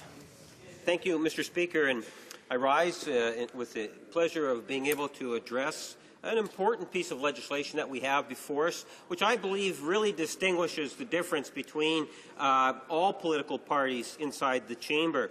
I think it's important for me to recognize right at the beginning that today we hear a lot about Canada's middle class, and as well we should be hearing about Canada's middle class. But I would suggest to you, Mr. Speaker, that virtually since The leader of the Liberal Party became our leader a couple of years ago when he first raised the issue or the level of the debate on the issue of middle class that we have done and seen other political entities inside the House adopt what we believe is a very important issue, and that is the middle class of Canada. Even though the leader of the Liberal Party might have been the first to really raise the profile of the issue, today we are seeing that all political parties are now trying to come to grips with what they believe is an important issue now also, Mr. Speaker. The difference is that we truly do believe that the answer to many of Canada's issues and problems that we have today is by dealing and strengthening Canada's middle class. If we recognize that the greatest asset in terms of the potential economic growth for our country is to invest in our middle class, because if we do that, Mr. Speaker, what we are really doing is we're giving strength to our middle class. A healthy, strong middle class equates to opportunities and a strong Canadian economy. Mr. Speaker, this is the 10th budget given by this government, and what we notice, Mr. Speaker, is that this particular budget gives the most to Canadians who need it the least. It is time for a better plan, investing in jobs and growth for the middle class and those working very hard to become a part of it, Mr. Speaker. We recognize that under this particular government that the middle-class Canadians have had to work longer and harder just to make ends meet. And, Mr. Speaker, we would argue that that is just not right. When we talk about a plan, we talk about a plan of fairness. And when we are here today looking at the budget is all about priorities. Let me give you a sample of the type of fairness that the Liberal Party of Canada is talking about. A Liberal government will make the tax system fairer and cut the middle-class tax rate by 7%, Mr. Speaker. That's a $3 billion tax cut for those that need it the most. The Liberal plan will also provide one bigger, fairer, tax-free monthly check to help families with the high cost of raising their kids, Mr. Speaker. This is, and let me give a specific example. With a Liberal plan, a typical two-parent family with 2 kids earning $90,000 per year will get a $490 tax-free every month. With the Prime Minister's plan, that very same family will receive a $275 after tax, Mr. Speaker. So we get minister and member from the government standing up saying that the Liberals are going to take away that tax break, Mr. Speaker, when in fact nothing could be further from the truth. The reality is that the Liberal Party plan compared to this government's plan will see middle-class families with children receiving more dollars every month, Mr. Speaker, and that is the truth. We will also ask Canada's wealthiest Canadians to pay a little more so the middle class can pay less. The Liberal Party will, in fact, cancel Mr. Harper's income, or I should say the Prime Minister, sorry there, Mr. Speaker, the Prime Minister's income splitting and other tax breaks for the wealthy. We will introduce a new tax bracket for the top 1% on incomes over $200,000. Mr. Speaker, you'll be no doubt very much aware of the income split plan. This is that $2 billion plan that the Conservative government is actually put into place, where hundreds of millions of dollars every year are going to be taken out of the middle class in order to support less than 15% of some of Canada's wealthiest people, Mr. Speaker. It's a very costly plan that's just not necessary. Even the late former Minister of Finance, Jim Flaherty, agreed, Mr. Speaker, that it was a bad idea, that it wasn't fair. Yet this Prime Minister has seen fit to bring forward the income split program at a substantial cost, Mr. Speaker. We believe that that is wrong. Much like, Mr. Speaker, within this very same budget, we're seeing the government increase, double the TFSA contributions. And who do you think is more likely to benefit from that particular tax initiative, Mr. Speaker? Again, it is going to be some of Canada's wealthiest. If I reflect on the residents of Winnipeg North, in which I represent, I can tell you that I do not have constituents that are making between $40,000 and $70,000 even as a household income, Mr. Speaker, that have an extra $10,000 sitting around the house so that they can invest into the TFSA maximum. That just doesn't, or I should say very rarely, exists. And I would suggest, Mr. Speaker, that that is something in which, ultimately, I believe, demonstrates just how unfair this government is in terms of its taxation policy. So whether it's the TFSA or the income split, that there is a significant difference in terms of the way in which the Liberals would govern compared to what we are seeing here in this Conservative 10th budget. Mr. Speaker, this Prime Minister offers tax breaks for the wealthy. Liberals, on the other hand, believe in a country that works for everyone. Our leader has been very clear, in fact, Mr. Speaker, we must strengthen those at the heart of our economy, middle-class Canadians, who have not had a decent raise in 30 years. Liberals will continue to present solutions to grow our economy. Growth is very important, Mr. Speaker. We all benefit when the Government of Canada gets it right in terms of its priorities within the budget.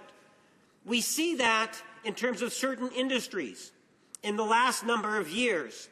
Imagine the manufacturing industry, in particular in provinces like Ontario, that has been hit, Mr. Speaker, very hard. We're talking about tens of thousands of manufacturing jobs that are being lost in the province of Ontario alone. These are good quality jobs, Mr. Speaker, in most part, that have gone because we've seen a national government that has ignored that particular file. And they're not being replaced, Mr. Speaker, to the degree in which they have been lost. And understandably, Canadians are concerned. And that is why they're looking for leadership coming from Ottawa in regards to it. So when they talk about, well, we've generated and created 1.2 million jobs, Mr. Speaker, the reality is the government's fallen short. In the last couple of years, you're talking maybe a couple 100,000 jobs, and what kind of jobs are they? They're not of the same nature, the same value of the jobs, in fact, that we have lost, Mr. Speaker. And the government, again, continues to spread information to try to give a false impression, as if they're actually doing a good job on the issue of job creation, when nothing, again, could be further from the truth. We see that in terms of the whole trade debate. You know, minister after minister will stand up and say, oh, how wonderful and glorified are we who have signed trade agreements. And yes, they have signed a few trade agreements, Mr. Speaker. The EU agreement, which is 28 of the 38 countries that they often refer to, has still not been signed off. That agreement's not finalized. You know, we just had a prime minister who's overseas, and I suspect very little progress on that particular file. We had the president of Ukraine in this chamber appealing to all of us, all parliamentarians, and through the House, all Canadians, that Ukraine would like to have a trade agreement with Canada. But again, we see that the government has even let us down on that front, Mr. Speaker. They could have been doing more. Look what the EU has done with Ukraine on the issue of trade and compare it to what Canada has done, and you will find that Canada has fallen short, Mr. Speaker. So they might talk a tough line. They might espouse how wonderful we are, but reality doesn't reflect what it is that they say from the benches. In fact, when we talk about trade, the bottom line is, does Canada have a trade surplus or does it have a trade deficit? Under the Liberal administrations, Mr. Speaker, we were always on the positive side. We always had a trade surplus. Not this government. I believe now they're up to 51. That's 51 months of trade deficits, Mr. Speaker. In fact, they inherited. When this Prime Minister became the Prime Minister, when he replaced Paul Martin, we had $1 billion+ trade surplus. And he converted that trade surplus into a trade deficit, Mr. Speaker. And we've had it virtually ever since. So they can talk about, oh, how great they are at trade deals, but the reality is that at the bottom line, that being trade surplus versus trade deficit, they've been a total and absolute failure at a substantial cost. You wonder why we've lost tens of thousands of manufacturing jobs, Mr. Speaker? Well, maybe start looking at the trade balance and their less than impressive, stellar, lack thereof performance on that particular file, Mr. Speaker. And then you start to understand trade surplus versus trade deficit means thousands of jobs, thousands of opportunities that have been lost. Well, Mr. Speaker, we can continue on in terms of the economics of this particular budget. When we talk about trade surplus versus trade deficit and how poorly the government has actually done on the issue, think of what this budget implementation bill is doing. It is creating what they call a balanced budget type of legislation. Imagine a government that has failed at getting a balanced budget now preaching as if they know what it's like to have one. The only time they actually had a balanced budget, Mr. Speaker, was the 1 year that followed Paul Martin, Prime Minister Paul Martin. Paul Martin and the Liberals actually provided a multi-billion-dollar surplus. So when they took government, Mr. Speaker, they actually had a huge surplus. Within 2 years, they converted that huge surplus, and that's even at the time prior to the recession, so don't try to blame that one on the recession. Prior to the recession, they turned a multi-billion-dollar surplus into a multi-billion-dollar deficit, Mr. Speaker. And they think they're financial managers? I think not. So now, here we are, months away from an election, and what does the government say? We have a balanced budget. I'm going to suggest to you, Mr. Speaker, that you can't fool Canadians.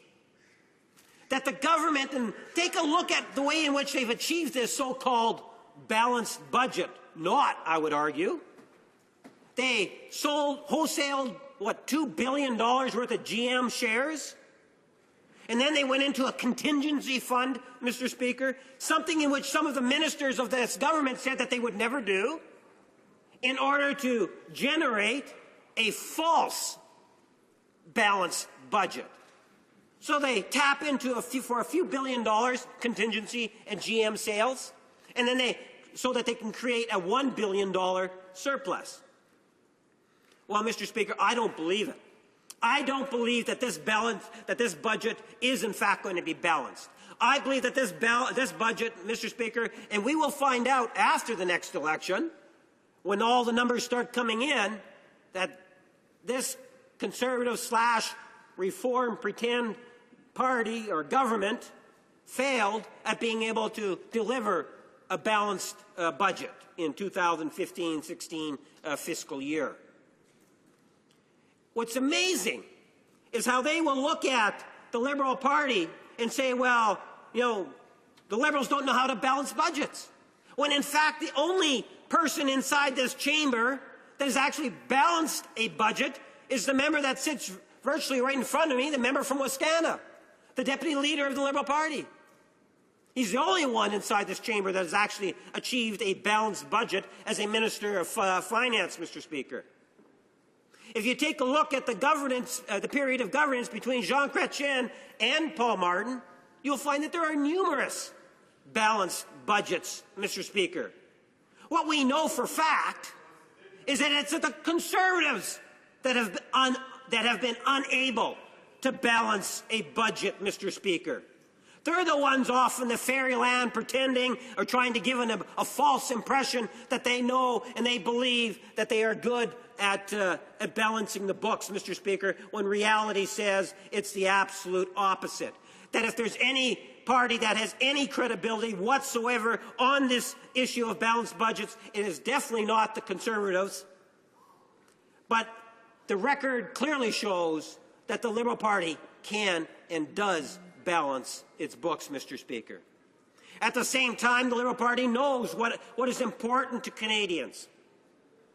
And we ensure that the financing is, in fact, there, Mr. Speaker. And let me give you a couple of examples of that. The issue of pensions. Well, we have, a few years back, the Prime Minister is overseas, and he makes this announcement while he's on the other side of the ocean saying that we're going to increase the age of retirement from 65 to 67. Well, Mr. Speaker, we within the Liberal Party recognize the cost that is going to be to Canadians. And it's a cost that we are not prepared to accept. This government, through that policy, is going to put thousands of more seniors into poverty. The explanation provided from the government in terms of its justification of increasing from 65 to 67 is absolutely bogus. There is no value to their arguments as to why the government had made that decision. They try to create a crisis situation. We have the independent budget officer of Parliament, in essence, saying that, Mr. Speaker. We have other outside stakeholders saying the same thing. This is an issue in which I plan to use at the door, providing my constituents, and I suspect the Liberal Party, which has been very clear on this issue, we are going to reduce it, Mr. Speaker, or maintain it at age 65. We are not going to allow the Conservative government to get away with increasing the age of retirement, or OAS, from 65 to 67. A Liberal government will maintain the age of 65. Mr. Speaker, when you take a look at CPP, what is very, very clear is that this Prime Minister, who has in the past indicated that he does not support CPP, he just as soon sees CPP disappear. Now, Mr. Speaker, we are finding a Prime Minister who refuses to meet with premiers to work at improving CPP. What has become very clear is that this Prime Minister does not care about the social safety net of Canada's three pension programs. And the facts and the words from this Prime Minister clearly demonstrate that, Mr. Speaker. The Prime Minister does not recognize what the Canadians hold close to their hearts, like our healthcare system, and truly believe in. Well, I'm suggesting to you, Mr. Speaker, or I'm telling you, that the Liberal Party does believe in CPP. We do believe in healthcare. We do believe in the importance of a social safety net, Mr. Speaker, something in which I would suggest to you, you just cannot trust the Conservatives with, Mr. Speaker. Thank you for the opportunity to be able to share a few thoughts and words. Questions and comments? The Honourable Parliamentary Secretary of Transportation.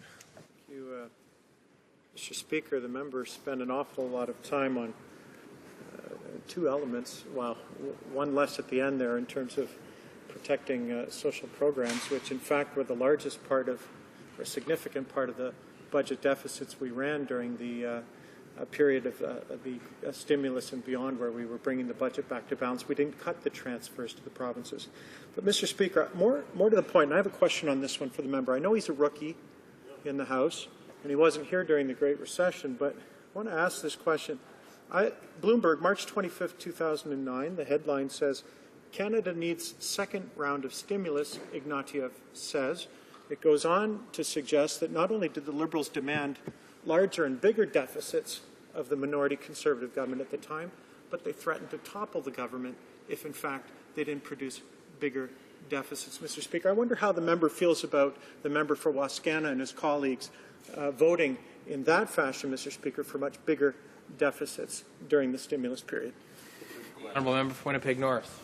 Well, another dangerous precedent that actually endangers the right of the public service as a unionized entity to be able to bargain and negotiate freely. So I'm going to come back to these measures. I'll be happy to do so after the pause that we'll be having soon. I'll have more to say, Mr. Speaker. Thank you. Orders has expired. L'honorable député de... The honourable member for Rimouski, Nejet-Témiscouata-les-Basques. Statements by members. Déclaration de député. The honourable member for Saskatoon, Rosetown, Bigger. Mr. Speaker, this fall will mark 7 years that I have had the honour to represent the great riding of Saskatoon, Rosetown, Bigger. For some reason, the Boundary Commission in Saskatchewan decided to do away with the urban and rural blended ridings in Saskatoon, and as a result, Saskatoon, Rosetown, Bigger will be no more once the writ is dropped. As this may be my last statement in this Parliament, I want to thank the people of SRB for the confidence they placed in me these past 2 elections. It has been a pleasure meeting with constituents, attending riding events, and just getting to know the many wonderful residents in the riding. Saskatoon, Rosetown, Bigger, and indeed all of Saskatchewan has experienced tremendous growth and prosperity in recent years. This is, in no small part, due to the joint focus of our federal and provincial governments on the priorities that matter most to Canadians, jobs and economic growth. Mr. Speaker, in Saskatoon, Rosetown, Bigger, and all of Saskatchewan, we have proof that prosperity comes through the focus on trade, training, and tax cuts. The honourable member for London Fanshawe. Mr. Speaker, today is Elder Abuse Awareness Day, and New Democrats would like to take a moment to bring attention to this human rights issue. According to the United Nations, approximately 4 to 6% of elderly persons face some form of maltreatment that can affect them physically, emotionally, and financially. Their perpetrators are typically those closest to them, and these acts of abuse often go unreported. Mr. Speaker, this tragic cycle must be broken.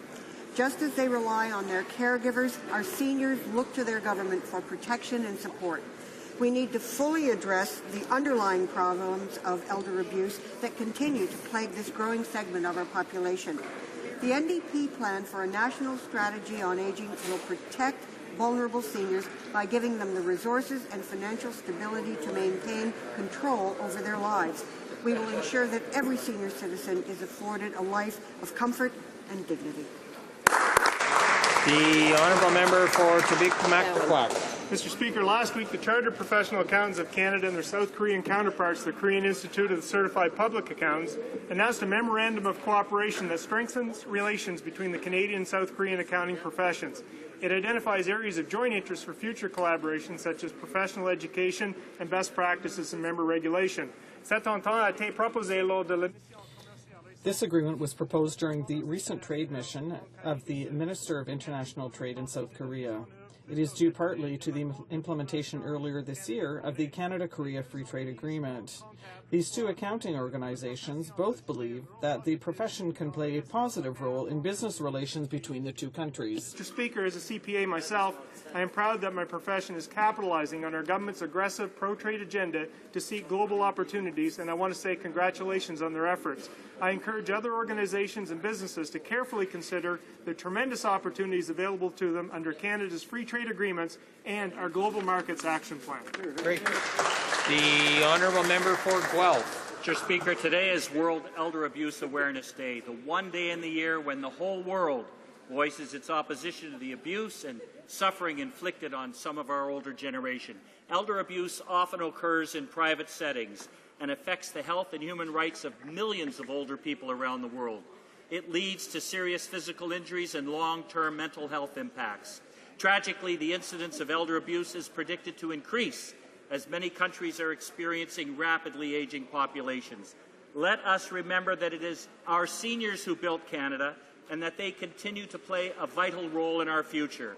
Let us recognize that elder abuse happens in communities across Canada and that seniors from all walks of life remain vulnerable. And let us combat elder abuse by refusing to ignore this problem, keeping our eyes open and alert to its occurrence, and knowing how to provide help. Thank you, Mr. Speaker. The honourable member for Fredericton. Thank you, Mr. Speaker. It's with heavy heart that I rise in this House today to pay tribute to a dedicated, respected, and endearing community leader from Fredericton. Robert Bob Kenny passed away on June the 6th at the age of 72. Bob spent countless hours championing community-led initiatives and serving on various boards throughout Fredericton and New Brunswick. While his passing leaves a hole in our community, his inspiration and vision left behind speaks to his legacy of community service, selflessness, and a passion for bettering the lives of those around him. In 2012, I had the privilege of presenting Bob with the Queen Elizabeth II Diamond Jubilee Medal in recognition of his exceptional contribution to our community. On behalf of all Frederictonians and New Brunswickers, thank you for your truly exceptional contribution to our great community. I ask all members to join me in sending Bob's wife Joan and his daughters Brigitte, Natalie, and Mary Ellen our most sincere condolences. Thank you, Mr. Speaker.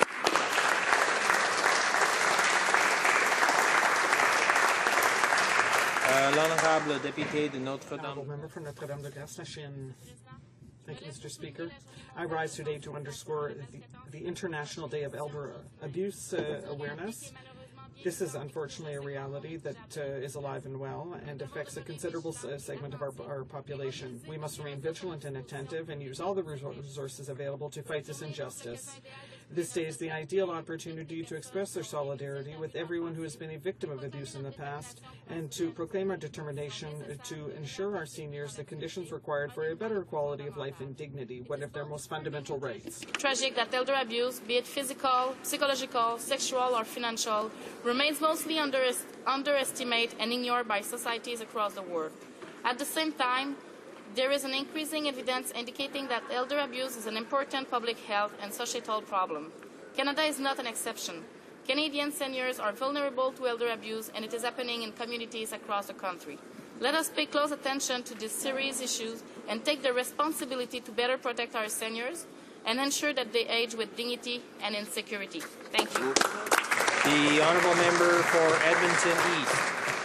Mr. Speaker, 18 years ago, I entered this arena we reverently call the House of Commons, commoners serving together for the betterment of all.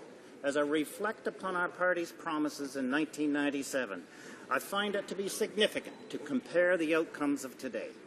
Veterans' issues resolved, homeless helped, military strengthened, effective foreign development aid, criminal justice improved, taxes lowered, the long gun registry cancelled, GST cut twice, Turks and Caicos a work in progress, and Canada's unity greatly improved upon. Mr. Speaker, I depart this chamber in the fact that all promises made are all promises that were kept. We made Canada a better place for our children's children, for my grandchildren, Caitlin, Alexander, and Eleanor. May this august Chamber of Commoners continue its good work, further showing that Canadians, too, are caring citizens of the world for the world. The honourable member for Elgin, Middlesex, London. Mr. Speaker, as I prepare to leave this place after more than a decade of serving the people of Elgin, Middlesex, London, all I can say is, what a ride. To the voters of Elgin, Middlesex, London, who kept sending me back to this place, I thank you for your trust and your kind words over the years. To my wife, Jerry, and my children, Adam, Kate, and Neil, for helping me be strong and for sharing me with so many others. To my team, Karen, Joanna, Kimberly, Kathy, Kaylee, and Jenna, and many more before them, your shining dedication made me look brighter. To my friends I've accumulated in this place, from all parties and from all parts of Canada, thanks for the many memories that will last me a lifetime. And to what became my other home here at Procedure and House Affairs, to Mary France Renault and Andre and all of the members, I'll miss you. And the egg salad sandwiches, of course. When my grandson Elliot asks Baba about Parliament, I'll tell him I'm happy I had this great opportunity. I made no enemies, and I truly miss my friends. Hey!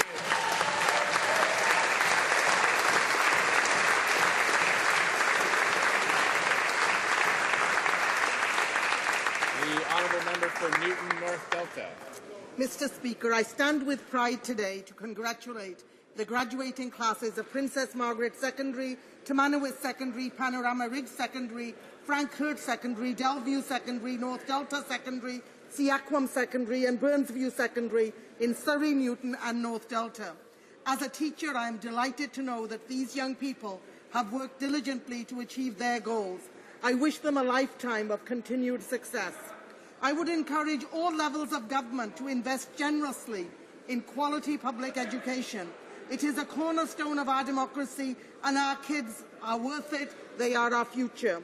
To the parents, guardians and teachers who have supported these students throughout their journeys, I congratulate and commend you too. And Mr. Speaker, I know I speak for everyone in Surrey and Delta when I say to our graduating classes, well done, great job, enjoy your well-earned summers. You've made us very proud. The honourable member for Lobinière-Chaudière. Mr. Speaker, our Conservative government works for all Canadian families.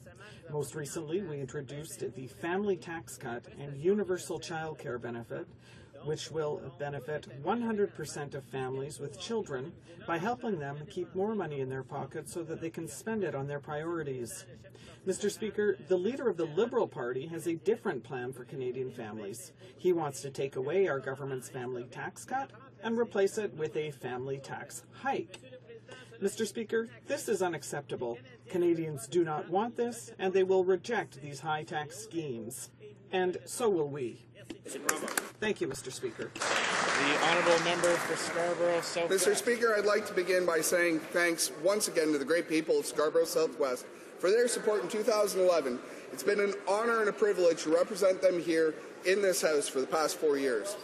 Now, my bill, C-597, to make Remembrance Day a legal holiday, is finally back from committee after 205 days and study by 2 parliamentary committees. The bill adds exactly one word to the Holidays Act. No new changes were made to this bill during this committee odyssey. This Friday, my bill will be back before the House, and now we can finish the great work that began last November when the bill passed second reading 258-2. This Friday, let's end the 41st Parliament on a high note and elevate Remembrance Day to the same status as Canada Day and Victoria Day by passing C-597, making Remembrance Day a legal holiday. Thank you. The honourable member for York Centre. Speaker, the middle class of York Centre reject the Liberal leader's plan to impose a mandatory $1,000 tax hike. By promising to bring to Ottawa the Ontario Liberal plan to hike payroll taxes on every employee and employer, they would force businesses to cut jobs. According to Meridian Credit Union, the majority of small business owners believe that the Ontario Registered Pension Plan, quote, would be their greatest challenge ever faced, end of quote. Instead of reckless high spend and tax plans, which the Liberals and NDP propose, our government believes in helping hard-working Canadian middle-class families prosper. So, we have reduced taxes to the tune of $6,600 this year for a typical family of 4. We doubled the tax-free savings account so Canadians can save more tax-free, but the Liberal leader would shut these accounts down and raise taxes. Speaker, now is not the time for risky tax hikes and untested leadership. Honourable member for Vancouver Quadra. Mr. Speaker, the Conservative government has spent almost a decade promoting a false record on national defence, while the reality is they have failed the Canadian Armed Forces on so many fronts. Recently, I launched a national campaign to bust 5 Conservative defence myths. For example, they claim the men and women in uniform are a priority. They boast the best equipment will be provided. They say funding is stable and increasing over 20 years. They pretend northern sovereignty is a priority. And they argue only the Conservatives can be trusted on defence. Not so. The reality is the opposite. Too many Forces members, veterans and their families suffer from serious neglect. So many major procurements have been delayed or cancelled. The military must raid museums and search eBay to find obsolete parts. The Prime Minister has cut and clawed back billions of dollars to spend on election year tax cuts for wealthy Canadians. Sadly, this government cannot be trusted on defence.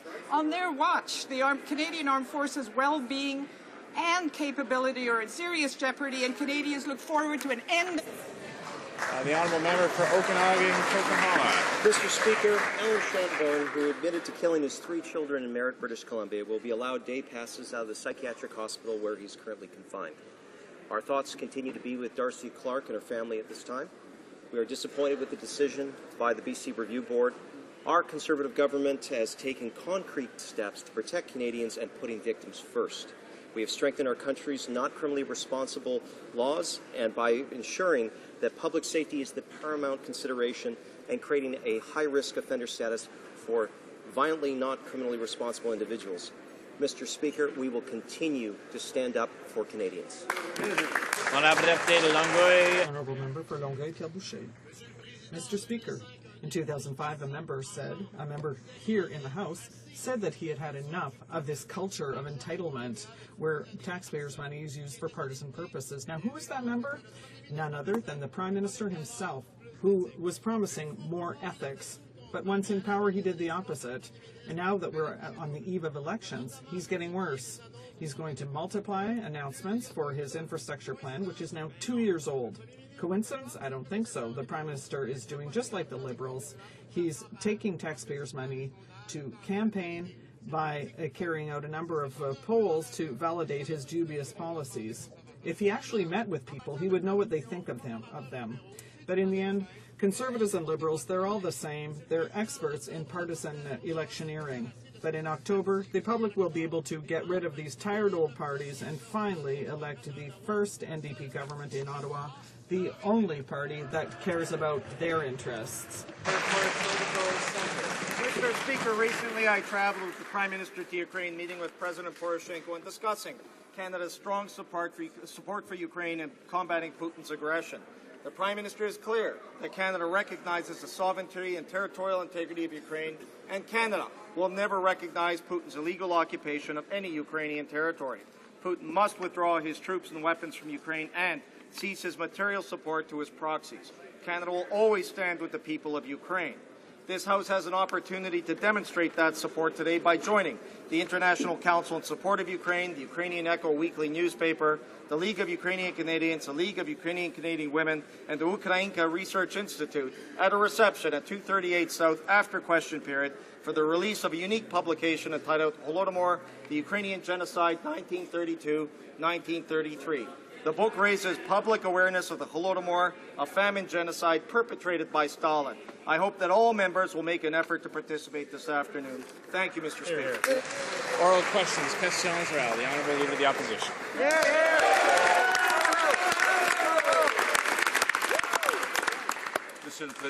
Mr. Speaker, the Auditor General flagged 30 more senators for fraudulent expenses. However, and this is an important point, his report does not include those senators who had already paid back the money owed for those fraudulent expenses before the investigation began. How many senators did the PMO protect by telling them to pay the money they had claimed back and use the Mike Duffy technique, pay it back before the investigation began? How many of those senators were hidden, Mr. Speaker? Thank you very much, Mr. Speaker. Mr. Speaker, as you know, and I've said on a number of occasions, it was the Senate that actually invited in the Auditor General to review their expenses, Mr. Speaker, and we expect them to work with and cooperate with that process. But at the same time, Mr. Speaker, the Leader of the Opposition and 67 other members of his party owe the Canadian taxpayers $2.7 million. Now, the Leader of the Opposition himself, he personally owes $400,000 to the taxpayer of Canada, and I hope he will do the right thing and repay that money. Honourable Leader of the Opposition, Mr. Speaker, Canadian taxpayers are the ones who are going to have to spend another $25 million because senators refuse to walk a few steps more to get to their offices. The Liberal and Conservative senators have no problem in being paid by Canadian taxpayers to travel throughout the country, but it's too difficult for them to walk a few more steps. Will the Prime Minister intervene and tell the corrupt senators that they cannot request another $25 million simply because they are too lazy to walk?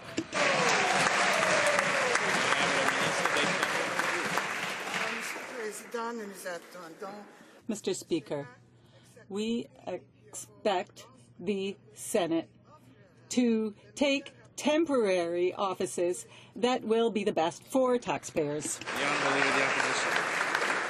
Well, it is a full 90 meters, so that does mean $270,000 of taxpayers' money per senator's step, just so she can help with her calculations. At least 4 senators named by the Prime Minister have now been caught lying about where they live. The Prime Minister doesn't care what provinces they actually lived in. He was only interested in using them as shills and fundraisers for the Conservative Party. In fact, the Prime Minister once said that senators, quote, don't represent anybody but the Prime Minister who appoints them. Why did the Prime Minister appoint this bunch to represent him?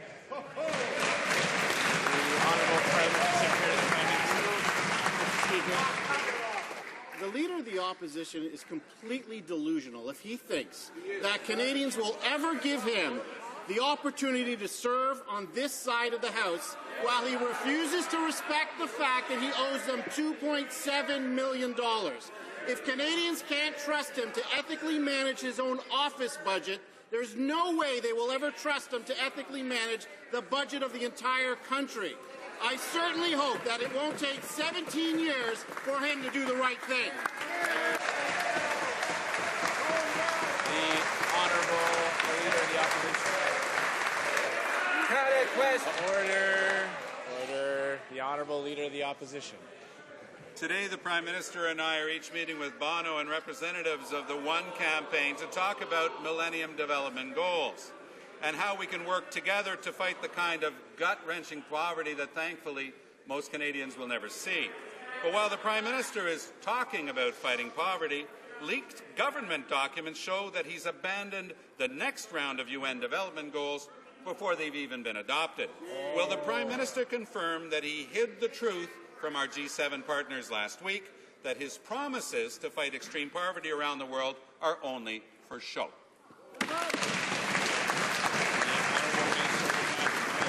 Well, Mr. Speaker, we are very happy to welcome a good philanthropist like Bono here, because we are happy to have good partnerships with people like him. And we have taken the leadership role in addressing the health challenges faced by women, newborns and children in the world's poorest country. Mr. Speaker, Canadians are expecting results.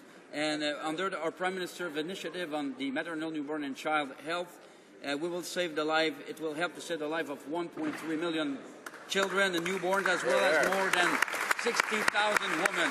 Mr. Speaker, our humanitarian assistance increased 62%. We're there for the people in need. We pay what we pledge, and this is what Canadians expect from us. The Honourable Leader of the Opposition.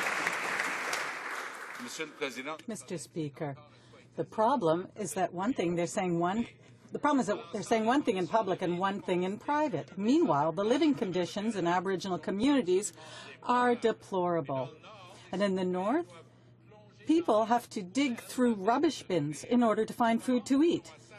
How can we expect the more affluent in African and Middle Eastern countries to help their fellow citizens and do their share when our own Prime Minister refuses to do the same?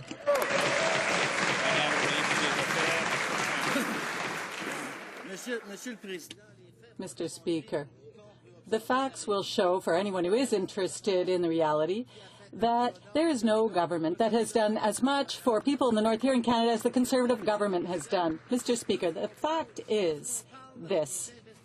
When you look at investments that have been made in the north, whether it be a new research centre, whether it be an assistance program for quality food, these are all success stories, and we will continue to work with people in the north and continue to ensure their prosperity. Mr. Speaker, the Information Commissioner has taken this government to court over its illegal destruction of records that were and still are subject of a live, unresolved access to information request. Documents filed in court make 3 points.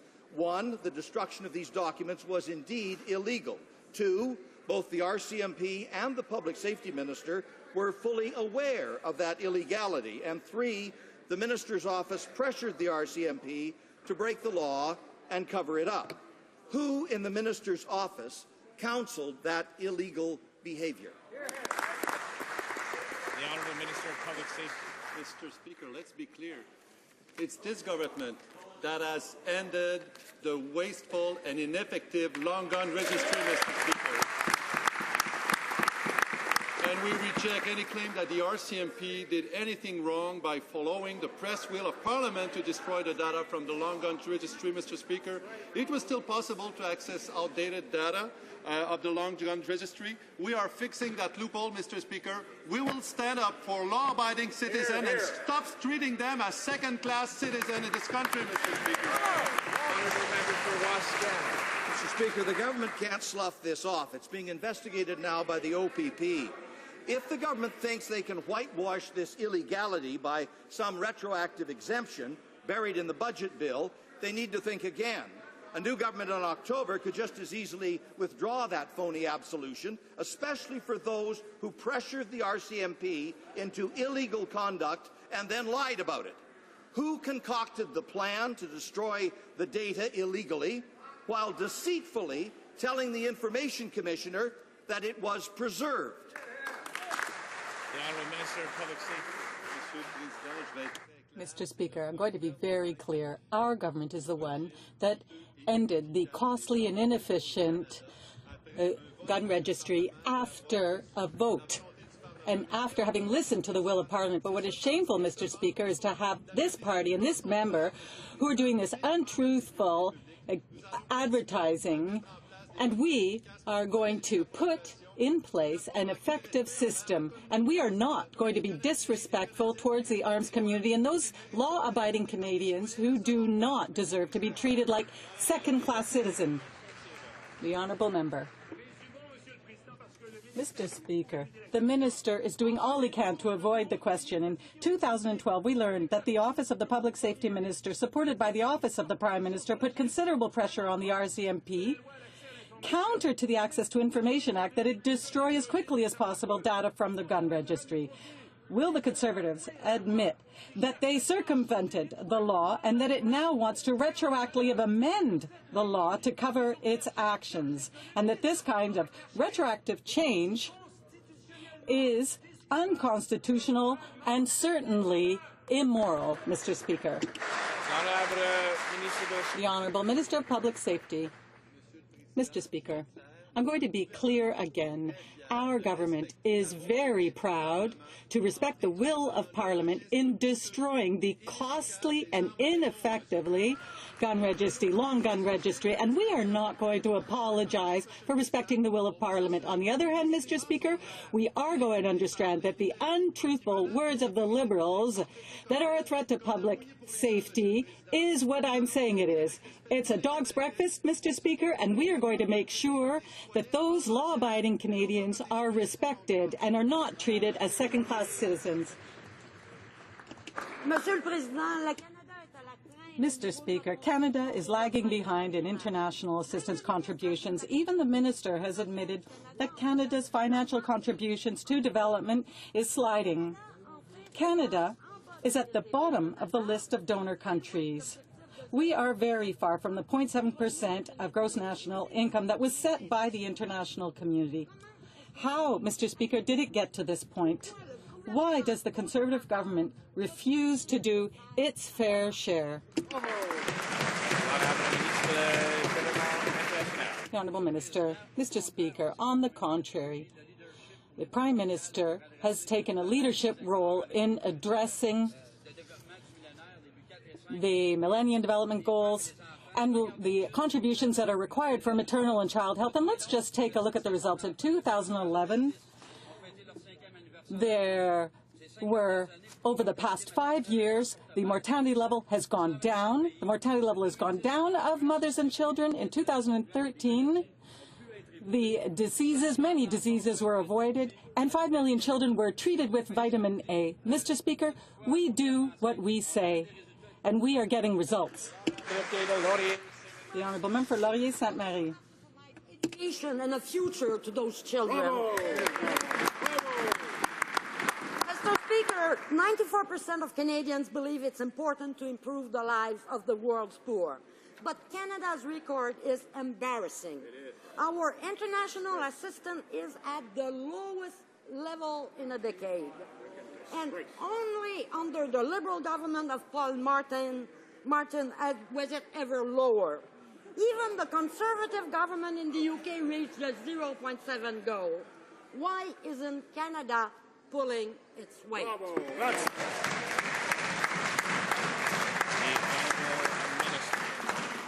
Embarrassing, Mr. Speaker. Come on. Let me cite Rosemary McCartney, a coordinator for Canadian Maternal, Newborn and Child Health. And I quote, Canada came out of the gate when MDG 4 and 5 were the most performing MDGs. And Canada said we're going to do something about that and get our G8 partners onto it and kept going. End of quote. Devin Morley, UNICEF, recently praised our efforts. The government of Canada is a global leader in maternal, newborn and child health. And the Toronto Star gave the Prime Minister credit in a recent editorial declaring Canada's contribution is almost twice what we might normally have been expected to provide. The Honourable Member for Ottawa Centre. Mr. Speaker, we can't expect others to follow if we don't lead. And just today, a leaked memo shows this government won't implement a UN Sustainable Development Plan here at home. And despite the G7 communique declaring support for the Arms Trade Treaty, Canada has not signed it yet. Every one of our friends and allies have signed this treaty, Mr. Speaker. Everyone in the G7, everyone in NATO, 130 countries have signed the Arms Trade Treaty. So a basic question to this government, why won't they take a leadership role and at least sign the Arms Trade Treaty? The Honourable Minister of Foreign Affairs. Canada already has some of the strongest export controls. The treaty actually brings countries up to our already export control standards, and we're going to continue consulting with stakeholders and experts to ensure that this treaty will not affect lawful and responsible firearms owners, and we will only make a decision to join this treaty if it's determined that it's in the best interest of Canada and Canadians. The Honourable Member for La Pointe de l'Île. Mr. Speaker, there is always a double standard with this Prime Minister. He promised to clean up in the Senate.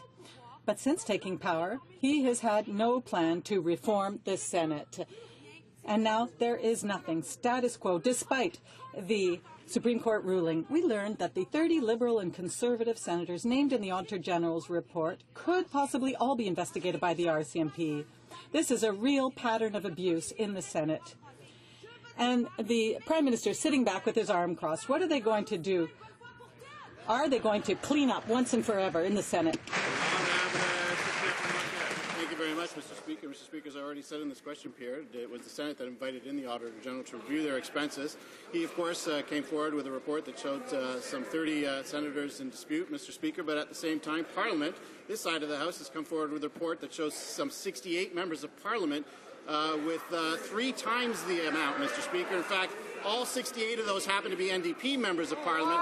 This particular member owes her constituents over $27,000, and I hope that that member will do the right thing and pay her constituents back. Honourable Member for La Pointe de l'Île. Just as if this weren't enough, Mr. Speaker, we have learned from Public Works that the temporary offices of these senators could cost taxpayers another $24.5 million, and only so that the Liberal Conservative senators will not have to walk 1 extra block to get to Parliament. Really? It is more than high time that we abolish this indefensible institution. But meanwhile, will the Prime Minister put his foot down and say no to the senators who want an extra $24.5 million for their offices? The Honourable Minister for Public Works. Thank you, Mr. Speaker. As I already said, we expect the Senate to use temporary offices in a building that will be the best value for money. The honourable member for Timmins, James Bay. Mr. Speaker, last week Conservatives and Liberals rubber-stamped another $57 million to the Senate. Now we learn the Senators are going to ding taxpayers for $24 million because they just don't want to have to walk an extra block to go to work. Now this government is a party that's lost their way. They become the defenders of entitlement while New Democrats will defend the taxpayer. So simple question, will they work with the New Democrats to end this rip-off of the taxpayer by rich insiders who are too lazy to walk a block to go to work? Minister of Public Works. Mr. Speaker, quite frankly, the member opposite his party spending taxpayers' money in illegal offices is not an effective use of taxpayers' money. Right on. Mr. Speaker, Public Works is a common service provider, works to fulfill requirements of the Senate. We do hope that the Senate will agree to occupy a building that provides the best value for taxpayers' money. Well done. The honourable member for Timmins, James Bay. They really need help with their answers. No wonder so many Conservatives are jumping ship. You know, this used to be the government that railed against the Senate. Now they're the party that defends Duffy and Wallen. And just like they become a mirror image of the corrupt old Liberal government. Do you remember how the Prime Minister and his opposition used to rail against Paul Martin for spending millions on partisan polling and advertising? Now in the dying days of this corrupt government, they've turned the taps on to try and kickstart their electioneering machine. So simple question. Take your hands out of taxpayers' pockets. Spend your own money on...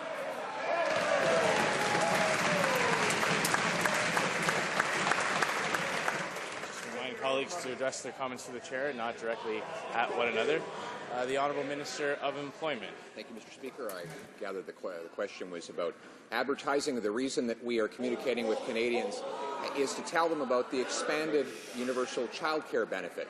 The benefit that has already lifted 41,000 children out of poverty and into the middle class is being expanded. It's being expanded. 100% of children under the age of 18 will be eligible to receive it. $2,000 for kids under 6. It's $720 for kids 6 through 17. I understand the NDP wants to take that money away and spend it on big bureaucratic programs. We're going to tell parents about it and make sure they get the money they're owed. The honourable member for Pontiac. Mr. Speaker, everyone knows what they're doing.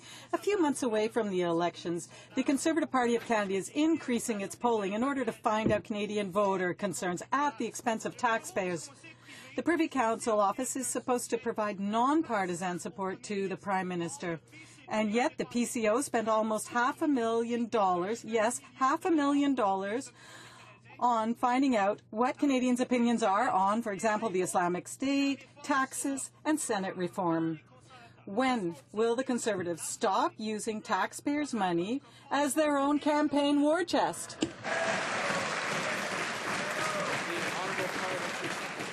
Of course, Mr. Speaker, this type of polling, well, wait a second, Mr. Speaker. There's so many things that are confronting this country and that are affronting the international community. And the member for Hamilton Centre thinks that this is the right time to hurl a comment about my hair, Mr. Speaker. Of all the members to be critical like a schoolyard bully, the member for Hamilton Centre thinks that that's funny. Well, while the little boys and girls over there are playing in the sandbox...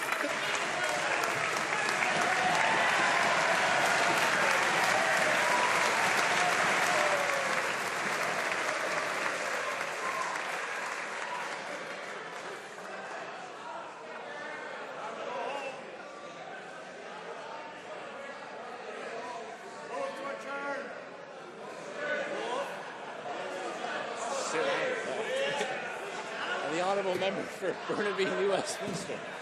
Boy, do Conservatives not want to talk about these most recent scandals, Mr. Speaker. Now, we've got a scandal-plagued government on its last legs, spending their last days wasting millions of tax dollars on self-promotional partisan advertising and partisan public opinion polling, and rolling out cynical election-style infrastructure photo ops. Every unfair advantage they can think of to try and cling to power. And now it's the Prime Minister playing the part of Paul Martin. Now, how can the Prime Minister justify this cynical electioneering when he should be hanging his head in shame? Thank you very much, Mr. Speaker. Talking about hanging his head in shame, this is a member of Parliament who was very happy to accept an extra $40,000 to his salary when the member for Skeena-Bulkley Valley was fired, Mr. Speaker, but not the responsibility that comes with the office. When he was asked how he would repay the $189,000 he owed, quote, he said, "No, no, no." And then he went on to say, well, first off, Peter, that's not these. These are figures that go for somebody else in office, Mr. Speaker. That's this man's legacy, Mr. Speaker. Pay back the $189,000.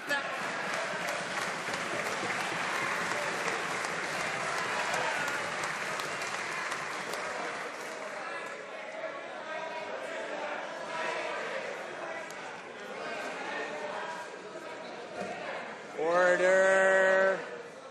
Order. The honourable member for Etobicoke North. 2015 marks a watershed moment as the international community negotiates a new development agenda.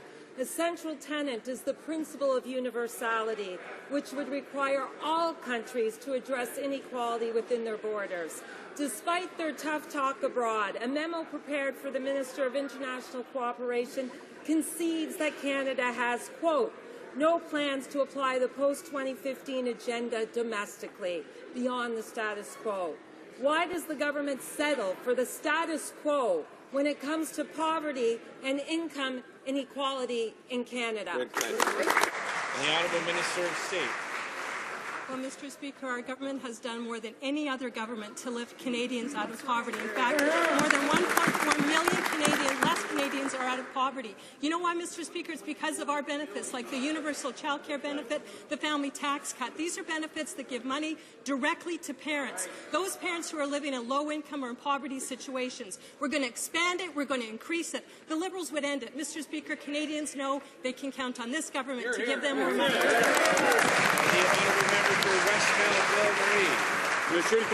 Mr. Speaker, 1 Canadian in 7 lives in poverty. In 2011, 13.3% of children in Canada were living in poverty. Mr. Speaker, that number was 40% for Aboriginal children. And yet, according to a memo sent to the Minister, Canada has no intention of implementing the post-2015 Agenda for Sustainable Development domestically, nor does it intend on respecting any new reporting obligations. Canada is setting a terrible example for other countries. Why will the government not take the lead and set an example? The Honourable Minister. Coming from the Liberals who would have promised to end the universal child care benefit. The same benefit that UNICEF said is what lifted 180,000 children in Canada out of poverty during the depths of the recession, is because that is the kind of policy that gives money back to families. The Liberals want to tax families. They want to end universal benefits for families. Mr. Speaker, we're going to continue to lift Canadian children and families out of poverty by implementing good, sound Conservative policy. The honourable member for Kings Hands. Mr. Speaker, for Canadian students, the search for summer jobs is even tougher this year. There's more students looking for work, and there are fewer jobs for them. Layoffs in the retail sector have hit young Canadians particularly hard. Students need summer work to pay for school, and they need the work experience. But the Conservatives have slashed the number of jobs created by the Canada Summer Jobs Program by more than half. When will the government reverse these cuts? When will they do more to help young Canadians struggling to find work? And the Honourable Minister of Employment. I begin by correcting the falsehood. The program, Canada Summer Jobs, has actually been maintained at its existing funding levels. As for employment for young people, we have an approach which is the 3 T's: training, trade, and tax cuts. We have expanded trade through agreements with Europe, South Korea, and actually added 38 free trade agreements. We've given over 500,000 apprenticeship grants to help young people get high-paying jobs in blue-collar trades. And finally, we have cut taxes so that small businesses can hire more young people. The Liberals promise a brand-new $1,000 payroll tax that would start applying to young workers even when they're still in university. Honourable member for Abitibi-Témiscamingue.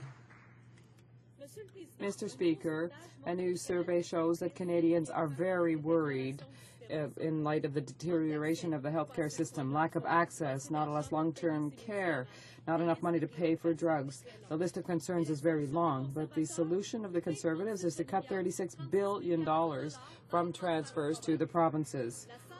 Health is Canadians' first priority. Why does this government abandoning our healthcare system, the public healthcare system? Honourable Parliamentary Secretary. Comment by that member is absolutely absurd. Since we took office, health transfers have increased by 70%. It will reach record funding, $40 billion annually by the end of the decade. What we have done is we've ensured that the provinces have stable, long-term, sustainable funding. Thank you. The honourable member for Victoria. What the Conservatives have done, Mr. Speaker, is unilaterally cut $36 billion from future health care funding. At the same time, Mr. Speaker, they refuse to sit down with the provinces and territories to address urgent priorities like seniors' care, palliative care, and the high cost of prescription drugs.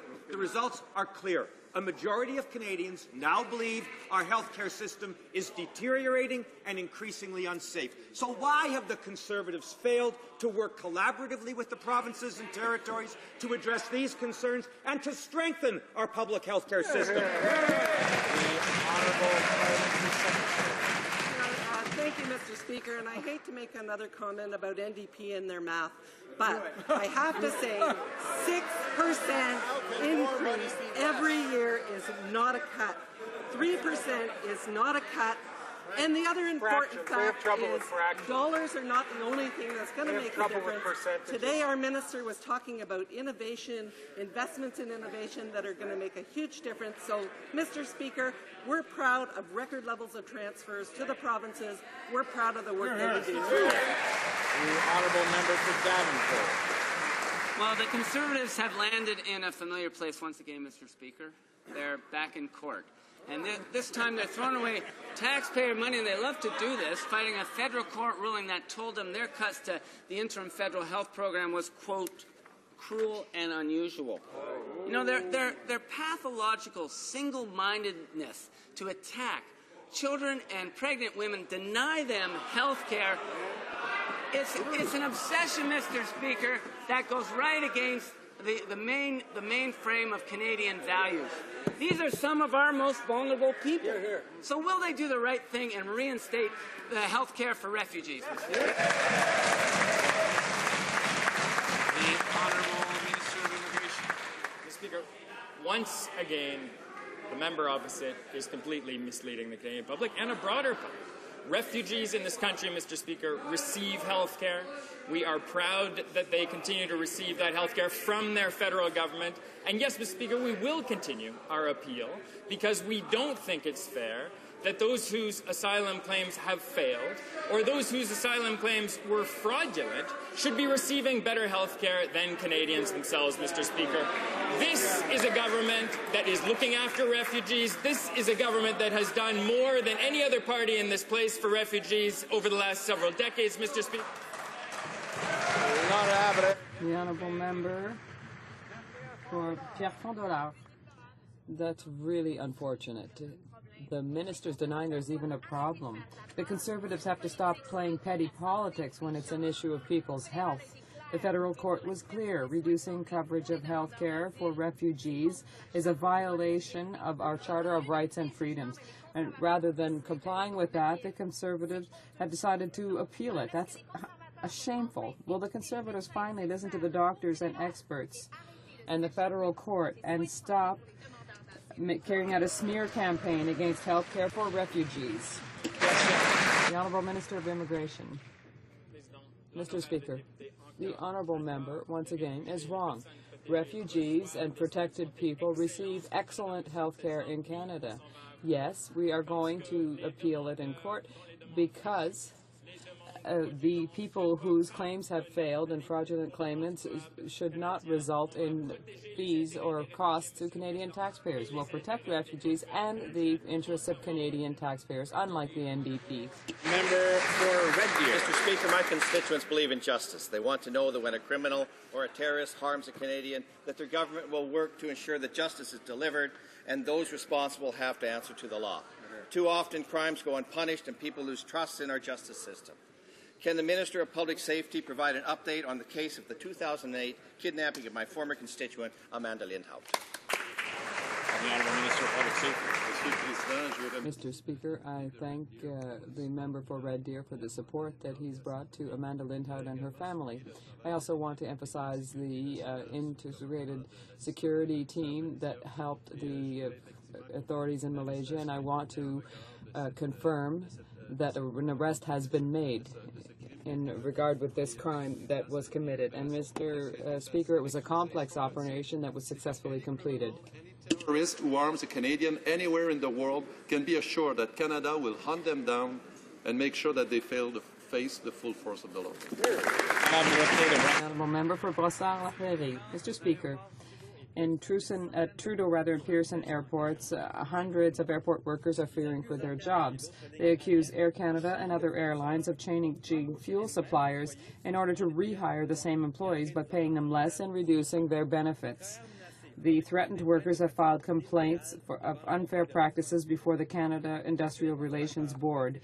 Will the Conservatives stand idly by while hundreds of people lose their jobs? Mr. Speaker, as I said in this House last week, we allow the employers and employees to work together to come up with the best solution for themselves at their place of work. We'll continue to encourage them to do that, and if they require the support of the Mediation Conciliatory Services at Labour Canada, we're happy to help. The Honourable Member for Parkdale High Park. Well, Mr. Speaker, hundreds of airport workers' jobs at Pearson and in Montreal are in peril. Some are being asked to take a 30% pay cut. Ooh. Others will lose their jobs. Now, this is just the latest in a pattern of contract flipping at Pearson that's meant lost jobs, reduced pay, and cuts to benefits. So, given that the deadline for layoffs is looming, it's the end of this month, will she now take concrete action to protect these jobs and wages while the Industrial Relations Board investigates these serious complaints? Excellent. Idea of what Labour Canada does. Just this weekend, Air Canada in uniform came to a tentative agreement so that they can move forward together. They came to that agreement together, and that means that the planes are going to keep flying and people are going to be paid great wages. What we're doing now is making sure that parties can continue to speak together. As I mentioned, they come up with the best solutions together, usually without us moving forward here, and we want to continue to encourage them to do so by having the federal mediation services available if they require them. The Honourable Member for Welland. Mr. Speaker, the tourism industry is responsible for 600,000 jobs in cities and towns across Canada. And people in my riding at Welland and across Canada know how important tourism is to local economies. But not only have Conservatives slashed the budget of Canada's Tourism Commission by nearly 30%, the Minister of State actually bragged about how much he'd cut. As a result, Canada has dropped dramatically as a tourism destination. Simple. Why do Conservatives continue to ignore a sector that employs so many Canadians? Mr. Speaker, contrary to what the member just said, it's false. We didn't cut any money from the Canadian Tourism Commission. We increased the budget by $30 million, Mr. President. And that's for an investment in the U.S., for being sure that we will have more travelers from the U.S. that will be able to visit our nice country, Mr. Speaker. Honourable Member for Quebec. Mr. Speaker, I think we have to give the facts here because the Canadian tourism industry was cut by 19% in 2014. For thousands of workers in the Quebec City tourism industry, summer is the very definition of the tourism season, even though it's short. But the Conservatives have reduced the budgets of the agency that promotes Canada abroad as a world-class tourism destination, and our tourism businesses are taking the hit. In 2014, Canada ranked 20th out of 50 countries for tourism income or revenues compared to 17th in 2013. Will the Conservatives finally invest to protect the Honourable Minister of State? Mr. Speaker, I was wondering where my colleagues been, because a few weeks ago in Niagara Falls, we made an important announcement about investing $30 million more in Destination Canada to promote our country. And the entire tourism industry was very happy about the announcement. So the figures she's giving us are completely false. There's been an increase in the budget in the Canadian Tourism Commission for Destination Canada, and we are confident that they will carry out their role and bring even more visitors to Canada. Mr. Speaker, Stats Canada has confirmed what families who rely on manufacturing jobs already know. Times are tough and getting tougher. Manufacturing sales fell another 2.1% in April, the third decline in 4 months. In fact, sales are 7.3% lower than their post-recession peak. Conservatives say, of course, manufacturing will rebound if we just wait and wait. But unemployed families are tired of waiting. How many jobs does the sector have to lose before the Conservatives will admit their fiscal failures? Or do we have to wait for more ads to tell us how great things are? The Honourable Minister of Industry. Well, Mr. Speaker, of course, the math of this is quite simple. 1/3 of Canadians live in the province of Ontario.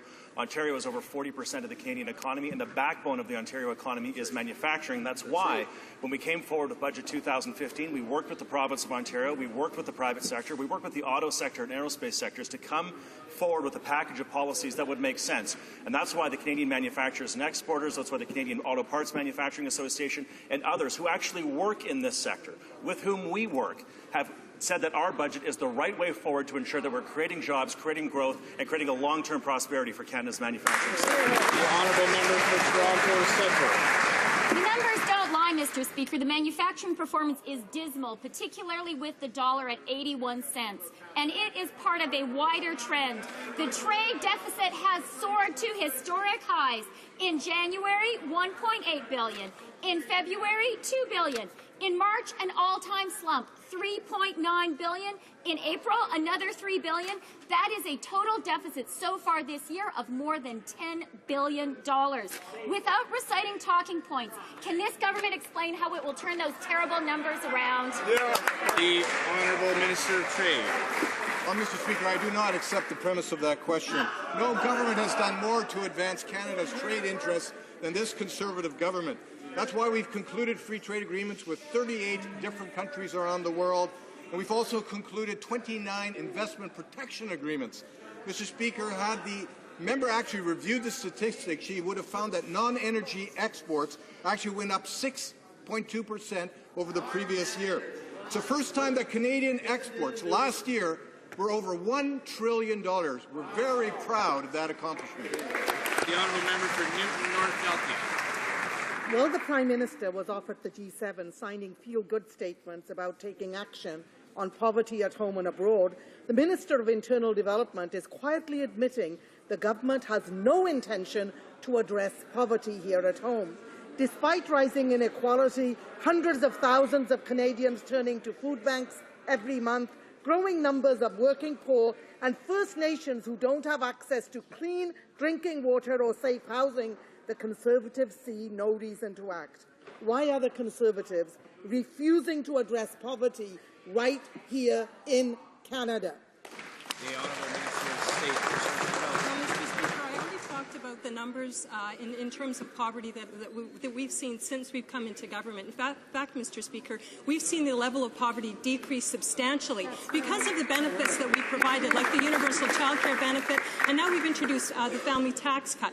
Mr. Speaker, what we know about the Liberals and the NDP is they don't like the universal child benefit because they want to pick and choose who gets the benefits. We believe that all families should get it, and the evidence shows that that is what's helping lift children and families out of poverty.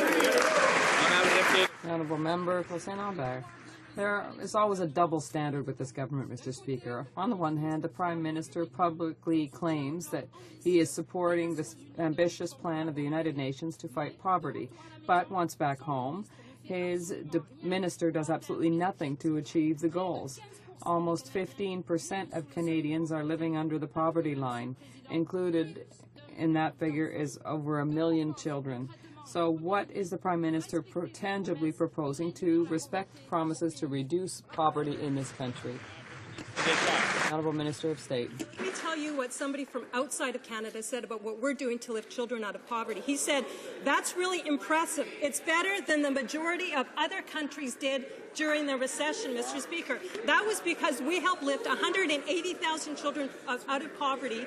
We know what the NDP and the Liberals would do. They would end benefits to families. They would increase taxes. They would increase taxes on seniors, on job creators, on the most vulnerable. We're going to continue with evidence-based policies. We look forward to seeing more families supported. Mr. Speaker, let me read from David Morley, President and CEO of UNICEF Canada. He said the money that we provided kept money in circulation. The honourable member for Mississauga South. Mr. Speaker, our Conservative government has consistently lowered taxes and created voluntary savings options like the tax-free savings account.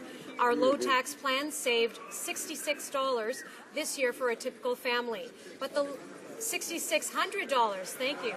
But the Liberal leader has exposed his scheme to cut back tax-free savings accounts and hike taxes. My question is for this government. Could the Minister of State for Finance please clarify the government's position on mandatory payroll taxes? Hear, hear. The Honourable Minister of State. Well, I'd like to thank the member from Mississauga South for that good, hard-working member. That's correct. That's right. The Liberal leader has confirmed that he would impose a $1,000 tax hike on middle-class workers. We know, Mr. Speaker, that would kill jobs and it would set working families back. Mr. Speaker, now more than ever, it is crystal clear that only our Conservative government can be trusted to keep taxes low for Canadians. Mr. Speaker, now is not the time for risky tax schemes and untested leadership. Member for Winnipeg North. Yes, Mr. Speaker, with over 10,000 children in foster care in the province of Manitoba, what is clear is that the NDP government do not know what they are doing, and the federal government here, Mr. Speaker, doesn't understand the needs of their foster children, of which 90% are of Indigenous background, Mr. Speaker. Struggling through education, a majority will not graduate from high school, and what does the Government of Canada do, Mr. Speaker? My question to the minister responsible is, what is his government prepared to do for the 10,000 plus kids that are in foster care today in Manitoba? The Honourable Minister of Employment. Mr. Speaker, I'm sure all of us are concerned about some of the stories that we've seen come out of Manitoba. Of course, the foster care system is run by the provincial government. That said, the federal government has provided increased social transfers precisely so that they can run the foster care system. Beyond that, guardians, in addition to parents, are eligible to receive the universal child care benefit. Guardians will be eligible to see an increase up to $2,000 for kids under 6 and $720 for kids 6 through 17 per year, every year. Thank you. Honourable member for Louis-Hébert. Mr. Speaker, the people of Lévis are still waiting for the government to do something about the temporary renewal of the supply ship fleet. Hundreds of jobs are at risk. The Davie shipyard submitted a credible proposition to the government, but the Conservatives refuse again and again to follow up on it. Time is running short, and during this time, delays are piling up, and the Navy, by the way, really needs these ships. Will the government stop delaying its decision and finally make one? The Honourable Minister of Public Works. Mr. Speaker, we always want the Canadian Forces to have all the tools that they need. And in this case, the Royal Navy has options following the consultations with industry. Palliser.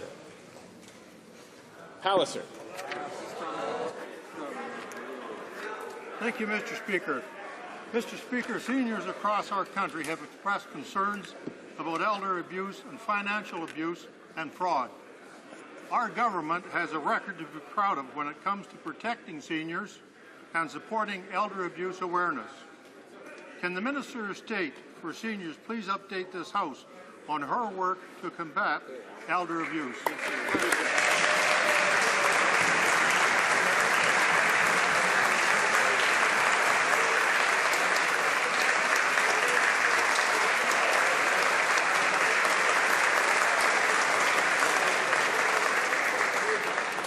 The Honourable Minister of State.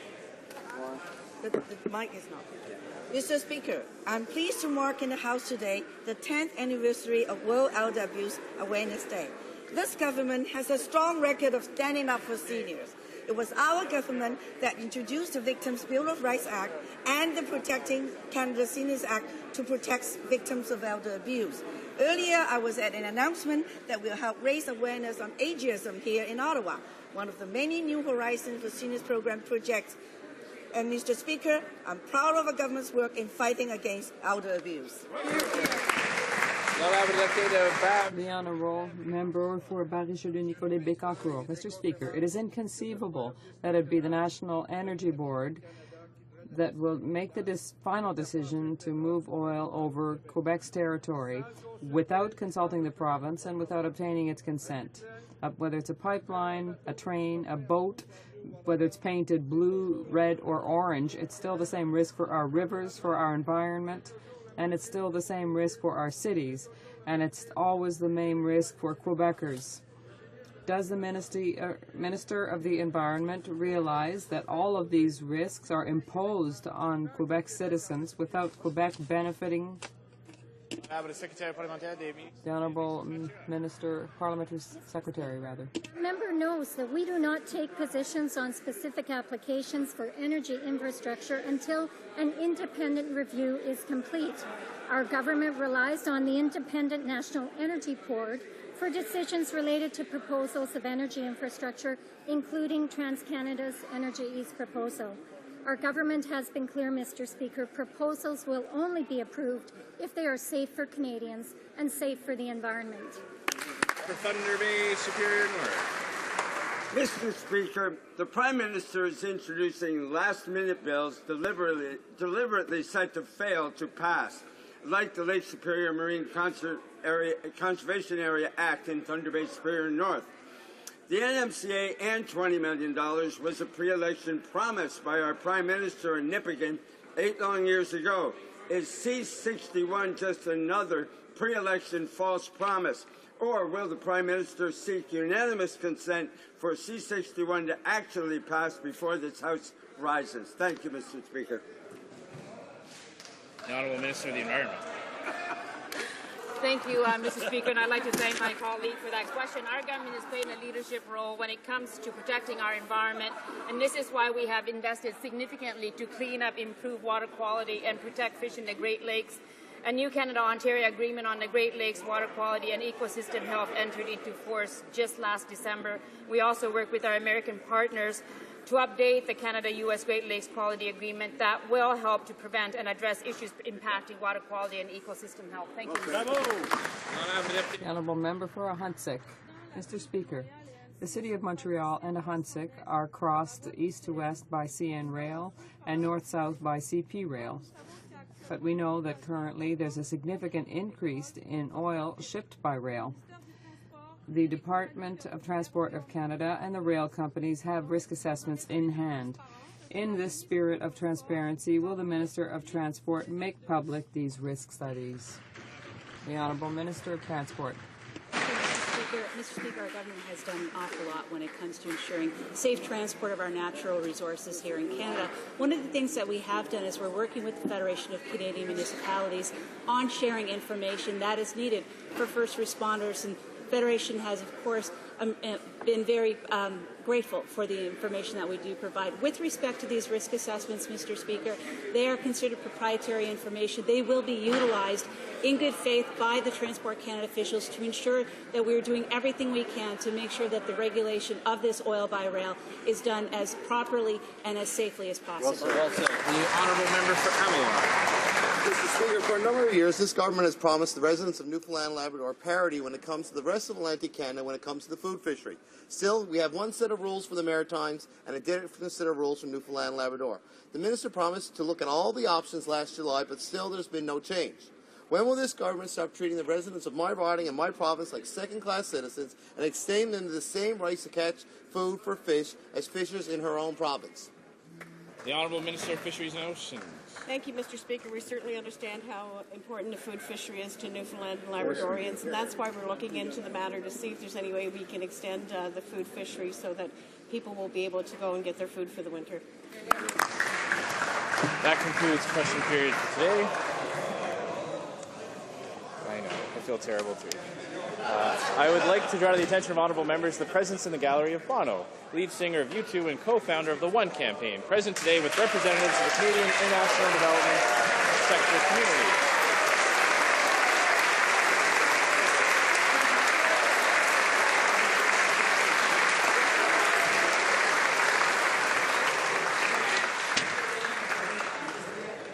I believe the honourable member for Kings Hants has a point of order.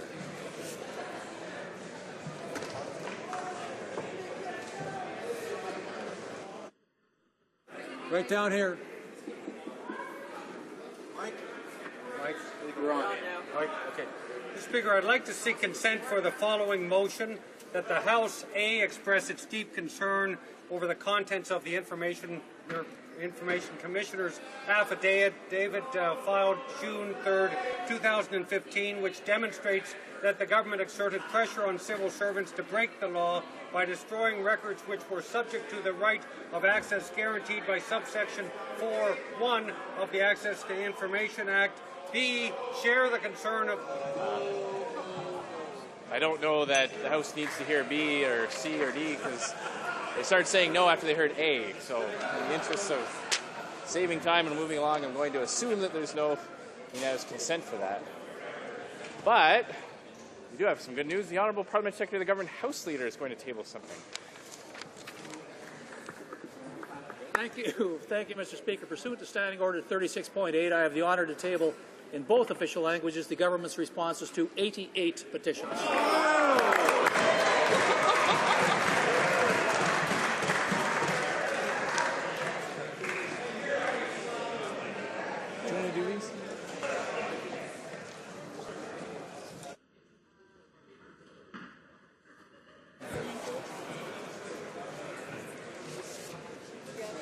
Introduction of government bills. The Honourable Minister for National Defence. Here we are. Thanks for that. We'll try that again. Mr. Kenny, Calgary Southeast, seconded by Mr. Goodyear, moves for leave to introduce a bill entitled An Act to Amend the National Defence Act and the Criminal Code. This motion is deemed adopted. The Honourable Member for Calgary Southeast.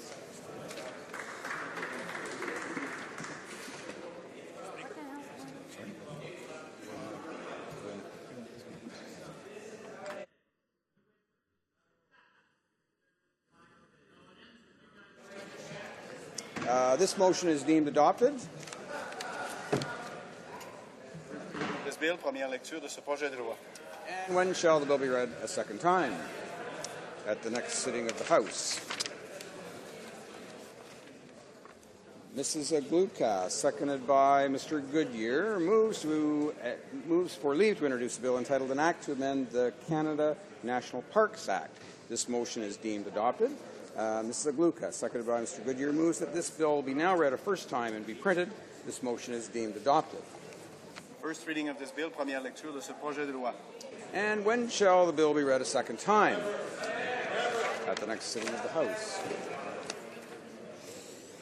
Introduction of government bills. Statements by ministers. Déclaration du ministre. Statements by ministers.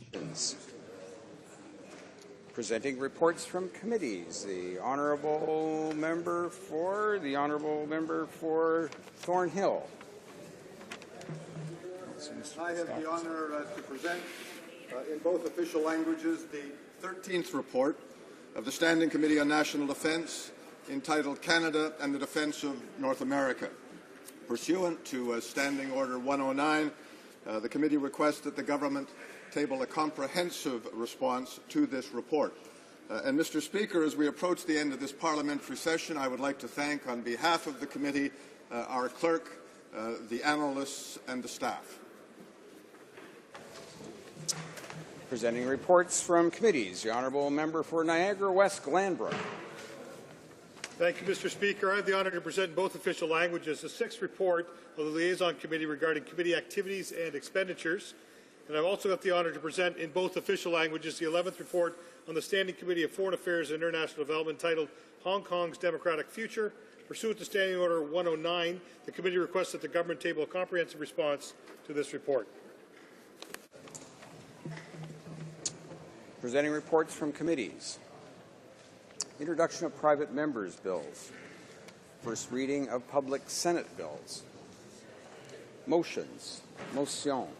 Mr. Reid, seconded by Mr. O'Connor, moves that the 21st report of the Standing Committee on Procedure and House Affairs presented on Friday, October 3rd, 2014, be concurred in.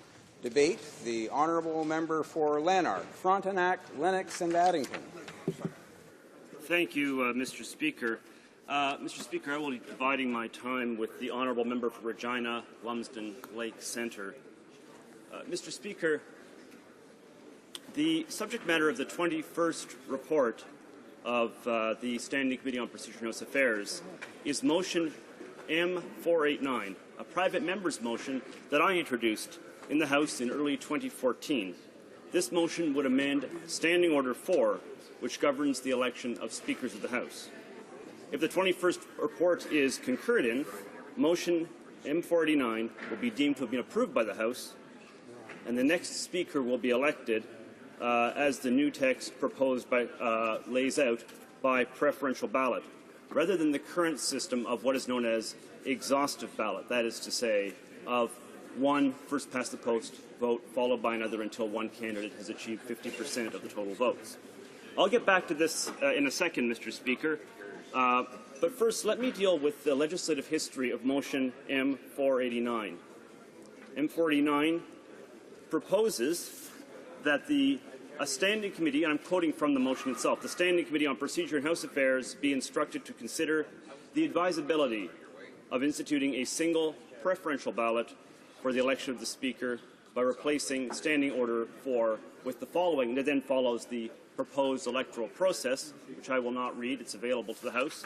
And then the motion concludes that the Procedure and House Affairs should, quote, report its findings to the House no later than 6 months following the adoption of this order.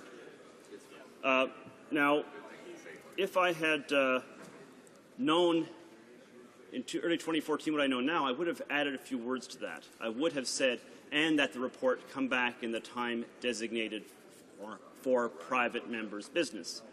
But that wasn't done, and this has had the odd result of causing this report on an issue of private members' business to come into the time designated for government business, or if it was a supply day, for opposition business.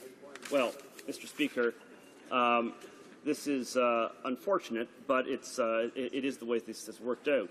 I wanted to tell you that the first hour of debate on the private members' business took place during the private members' time hour on February 24th, 2014. The second hour of debate on April 7th, 2014, and the committee dealt with this matter at a couple of hearings in September and October 2014, reporting back to the House in early October.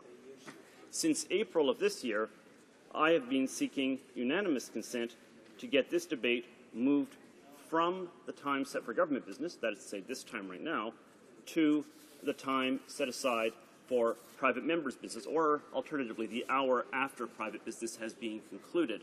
We sought unanimous consent. We have been unsuccessful in that after, about 2 months of working at this, and thus it has been necessary to start this debate in the time normally reserved for government business. Let me turn now, Mr. Speaker, to the substance of motion M489. It makes 3 meaningful changes to Standing Order 4. First, it changes the electoral system by which speakers are elected from the exhaustive ballot used at present to a preferential ballot similar to the one used by the House of Lords to elect its speaker, a process which was adopted by the House of Lords in the early 2000s during the significant reforms to that body, and a process that has been used twice so far with considerable success. Commentators to the committee indicated that that having looked at that system versus the system used to elect the Speaker of the House of Commons in Britain, very similar to our own, that the preferential ballot seemed superior. Second, this system removes the embarrassment that can result if a candidate for the speakership has had virtually no support from his or her colleagues, less than 5%. At present, this embarrassing fact is revealed in practice, if not in form, by the method of striking members off of the second ballot, and that would cease to be a problem under the new proposal. Third, it creates a mechanism for resolving tie votes. This is no mere theoretical advantage. In 1994, there was a tie vote on the fifth ballot between the two remaining candidates for the speakership, Guy Perron and Jean-Robert Gaultier. The solution was, which was frankly jury-rigged at the time, was to have the whole ballot held all over again. When this was done, somebody changed their vote, and the result was that Guy Perron became the speaker. This would not happen under this system in the future. There would, in fact, be a formal tie-breaking process, which I think is a significant advantage. Now let me turn to a contrast between the status quo and a preferential ballot. So here's how the exhaustive ballot, our current system, works. Each MP casts a single ballot for his or her preferred candidate. The candidate who has the smallest number of votes is dropped from the ballot. Then a new round of voting takes place, with candidates being dropped from the ballot, one per round of voting, until a single candidate gets 50% of the vote. To those of us who are serving today, this may seem to have existed since time immemorial, but that is not in fact correct. It was first used in 1986. Prior to that, speakers were elected by an open show of hands in the House of Commons. Votes took place on partisan lines, and the Speaker was chosen in practice by the Prime Minister of the day. From 1953 until the 80s, the Speaker was chosen in consultation between the Prime Minister and the Leader of the Opposition, although the sense I get is that this was sometimes very much pro forma consultation. So we have a system that is really 30 years old, and while it is an improvement on what existed previously, it can be improved upon considerably. Most obviously, there's the time that this takes. As the rules require at least an hour to pass between each ballot, and the process of balloting takes some additional time, this consumes an entire day. In 1986, the first time the system was used, Speaker Fraser was elected in an 11-ballot process. There were 6 ballots in 1994, there were 4 ballots in 1997, 5 in 2001, 5 ballots in 2008, 6 in 2011. On average, 7 hours have been consumed in electing a speaker in each of the parliaments since the procedure was introduced. That includes the easy ones, where there was only one ballot because there was only one candidate. So, a little math here. 7 hours times 308 members is 2,156 hours. But if it were 11 hours, as it was on one occasion, 11 ballots actually, and that was 12 hours, and 330 members, as we will have after the next Parliament, we are looking at something like 4,000 hours worth of balloting time when you add everybody up together. That's the equivalent of 2 work years. This is not an ideal system. More significantly, perhaps, than that is the fact that we now have the evidence from a senior body within the Commonwealth, the House of Lords, operating under the preferential ballot system. And what we can see from that experience and from the comparisons that have been made between the two systems, sometimes by individuals who have served in both the House of Commons in the United Kingdom and in the House of Lords, is that a more consensual approach emerges, as is typical with preferential balloting. This is the system that is now used by parties to elect their leaders. It's the system under which many of us were nominated. It is, in fact, the system under which I was nominated. And as anybody who's gone through a preferential ballot knows, the secret to getting elected is to be everybody's second choice. You want to have enough first choices that you survive the initial counts, but ultimately, if you are acceptable to everybody, you are likely to succeed. And the proof of that pudding comes from the 2006 and 2011 elections of the Speaker in the House of Lords. One difference between their system and what is proposed here is that they make public the results of each round of balloting after the fact. And it is clear that the more consensual, less partisan candidate in both elections moved up the ranks over the course of balloting. That is to say, those who were more partisan may have come in with strong support. Those who were the best representatives simply of following the rules and of demonstrating impartiality were the most likely to progress through the ballots and get elected with time. I suggest to you, Mr. Speaker, and to all colleagues in the House that producing someone who is concerned simply with following the rules as best as possible and embodying those rules is the ideal candidate for Speaker, and such an individual is likely to be the kind of person who will be elected under the preferential ballot proposed under motion M489. For that reason, Mr. Speaker, I ask that all members of this House vote in favour of concurrence in the report of the Standing Committee and therefore in favour of motion M489. Thank you. Questions and comments? Question and commentaire. The honourable member for Toronto Danforth. Thank you, Mr. Speaker, and I thank my colleague for the effort he's put into the motion. We worked together on committee, and I think it's very important for the record. Everybody knows that the committee sent it back to the House in order that the report could be voted on, so people could express their own views. But the committee is not recommending this system. It's a formal mechanism so that the vote could take place here, but the committee is not recommending the system. It is not recommending not the system either. It's here for everybody to make their own choice. The second thing is, I still find the argument about it being a waste of time to do it the way we do it now a little bit odd. The fact is, there's not an awful lot of things that newly elected MPs could be doing different that's more important than electing the most important officer of the House as one of the first acts that they do after being elected. It allows people to bond a little bit. It allows people to spend time with people across the aisles because it's meant to be a vote that's both secret and spans the aisle. And it allows newcomers, and this is one of the houses in the Westminster world that turns over the most, it allows newcomers to come to learn who the candidates are with each successive ballot. So I'm strongly in favour of maintaining our current system, Mr. Speaker, and I'll be voting against concurrence in the report. Full member for Lanark, Frontenac, Lennox and Addington. Thank you, Mr. Speaker. Mr. Speaker, I can only say with regard to the question of how we use our time during these votes, I have not found the time spent to be as productive as the honourable member from Toronto Danforth, and perhaps I'll simply leave it at that. It's a different way we value the time we have. There are a number of different ways in which we make the acquaintance of other members of the House, and in my view, the work we do in committees, the work we do in parliamentary friendships associations, and so on is more useful. With regard to the committee's report, he's quite right. The committee's report did not state that it was either in favour or against the proposal. It simply reported back that this was the motion. There was no commentary on it at all, and this is an item for members of the House to make up their own minds on. As a practical matter, Mr. Speaker, voting in favour of the report nonetheless has the effect of causing the motion to go forward. Voting against concurrence in the report would have the effect of defeating the motion. And I must say, this is the first indication I've had from a member of the New Democratic Party on the subject. I will be very interested indeed in hearing what my other New Democratic Party colleagues have to say on this motion and to determine whether indeed it will be a free vote or something a little more stringently applied where we'll see all the New Democrats voting against it. Thank you. Questions and comments. The honourable member for Kings Hants. No, Mr. No, I'm not. Sorry about that. Questions and comments. Question commentaire.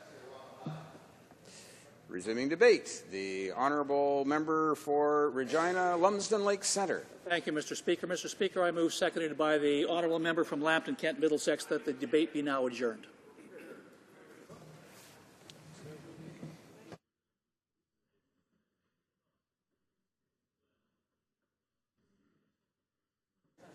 Mr. Lukiski, seconded by Mr. Shipley, moved that the debate be now adjourned. Is it the pleasure of the House to adopt the motion? Yes. Yes? All those in favour of the motion will please say yea. Yay! All those opposed will please say nay. In my opinion, the yeas have it. I declare the motion carried. On division?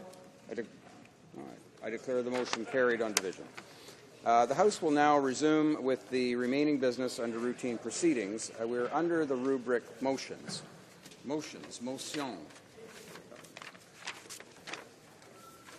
Presenting petitions. A présentation de pétition. The honourable member for Parkdale High Park.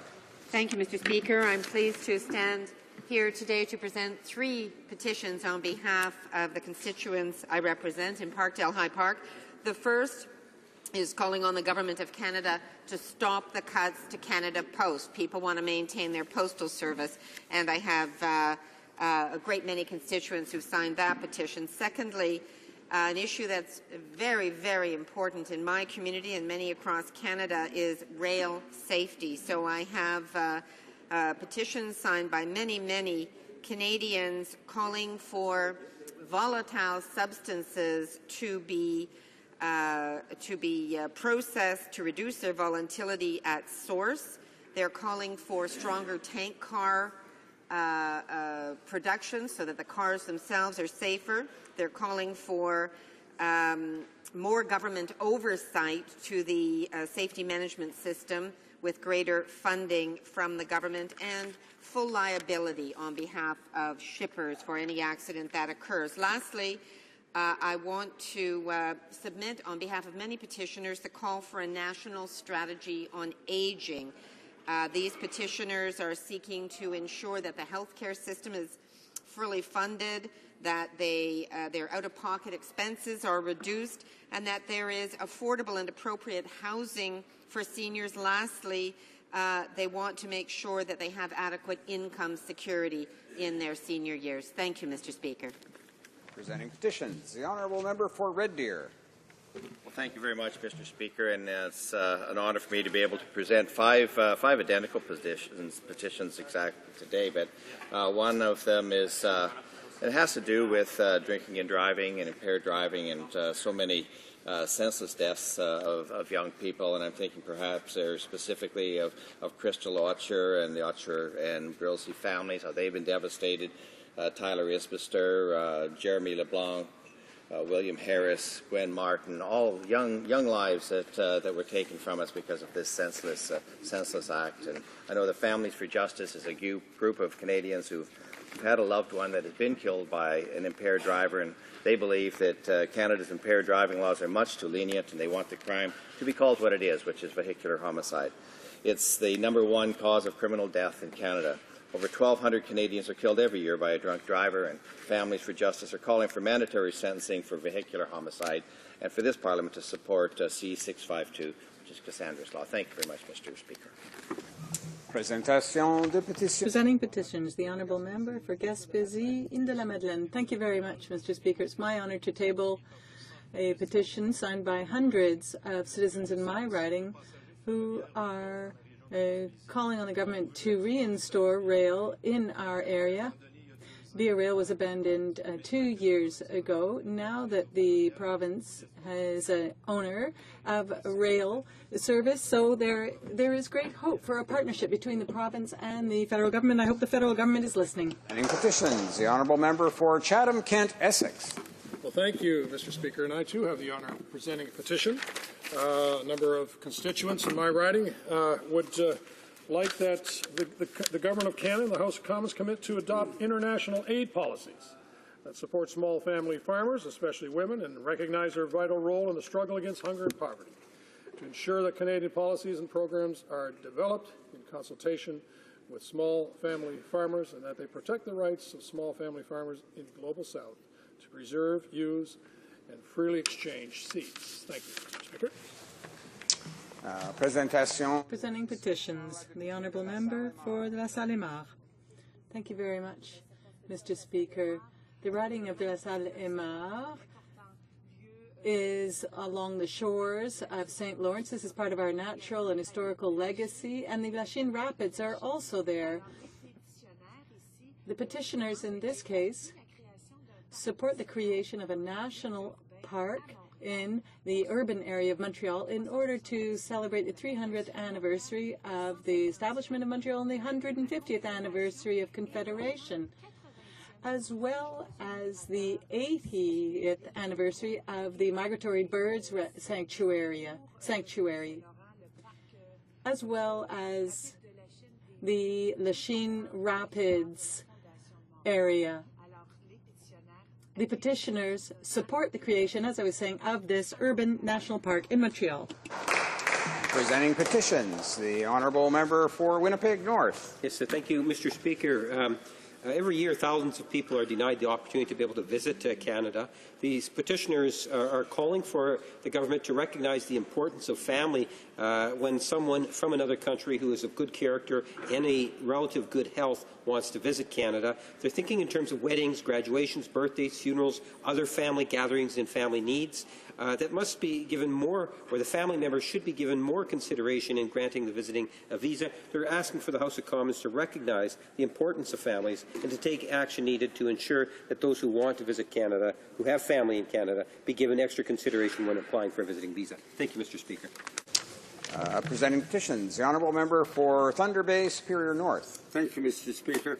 Mr. Speaker, I have petitions from across Ontario and Quebec regarding climate change and pricing carbon, and they feel that due to the IPCC recommendations and the severe climatic effects that are occurring, and the fact that it's becoming clear to most of us that we humans are causing this in large part, they would like to see the adoption of a carbon pricing policy called Carbon Fee and Dividends, supported by the Citizens Climate Lobby and the Green Party of Canada, which would set a fee on carbon at the where it comes out of the ground or at the port of entry, would increase that fee over time and distribute 100% of that money from the fee equally among all Canadians. Thank you, Mr. Speaker.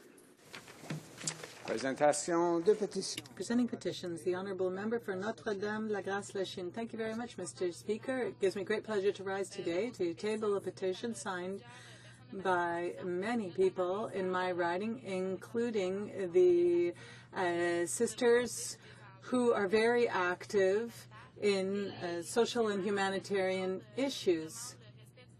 The petitioners ask for the respect of small farmers to preserve and exchange seeds, and they also want us to support international policy that protects farmers and that acknowledges women and their role in fighting against poverty. They also call upon the government to develop policies after consultation with small producers, and that those policies protect the rights of producers in the South to conserve and exchange seeds. I think this is a very important issue. Thank you, Mr. Speaker. Presenting petitions. Présentation de petitions. Questions on the order paper. The Honourable Parliamentary Secretary to the Government House Leader. Thank you, Mr. Speaker. Mr. Speaker, questions number Q 1229, 1236, 1238, 1240, 1248, 1265, and 1297 will be answered today.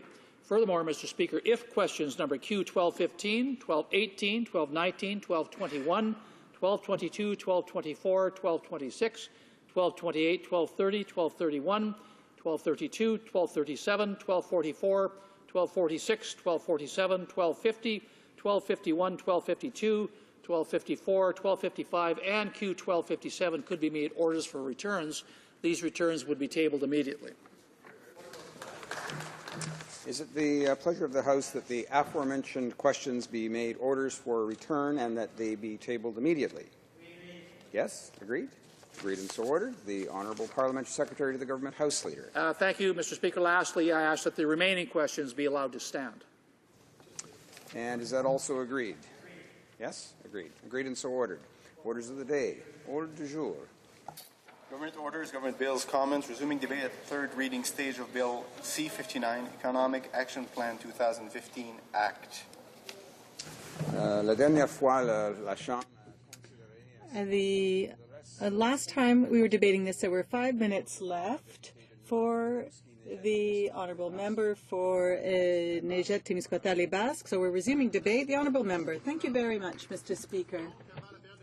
So before question period, I was speaking about the fact that the Conservatives once again have included provisions that appear to be unconstitutional, and this is in their own bill. I was referring to provisions, for example, on retroactively amending legislation, for example, for the long gun registry, and what that does actually is interfere with an Ontario provincial police investigation.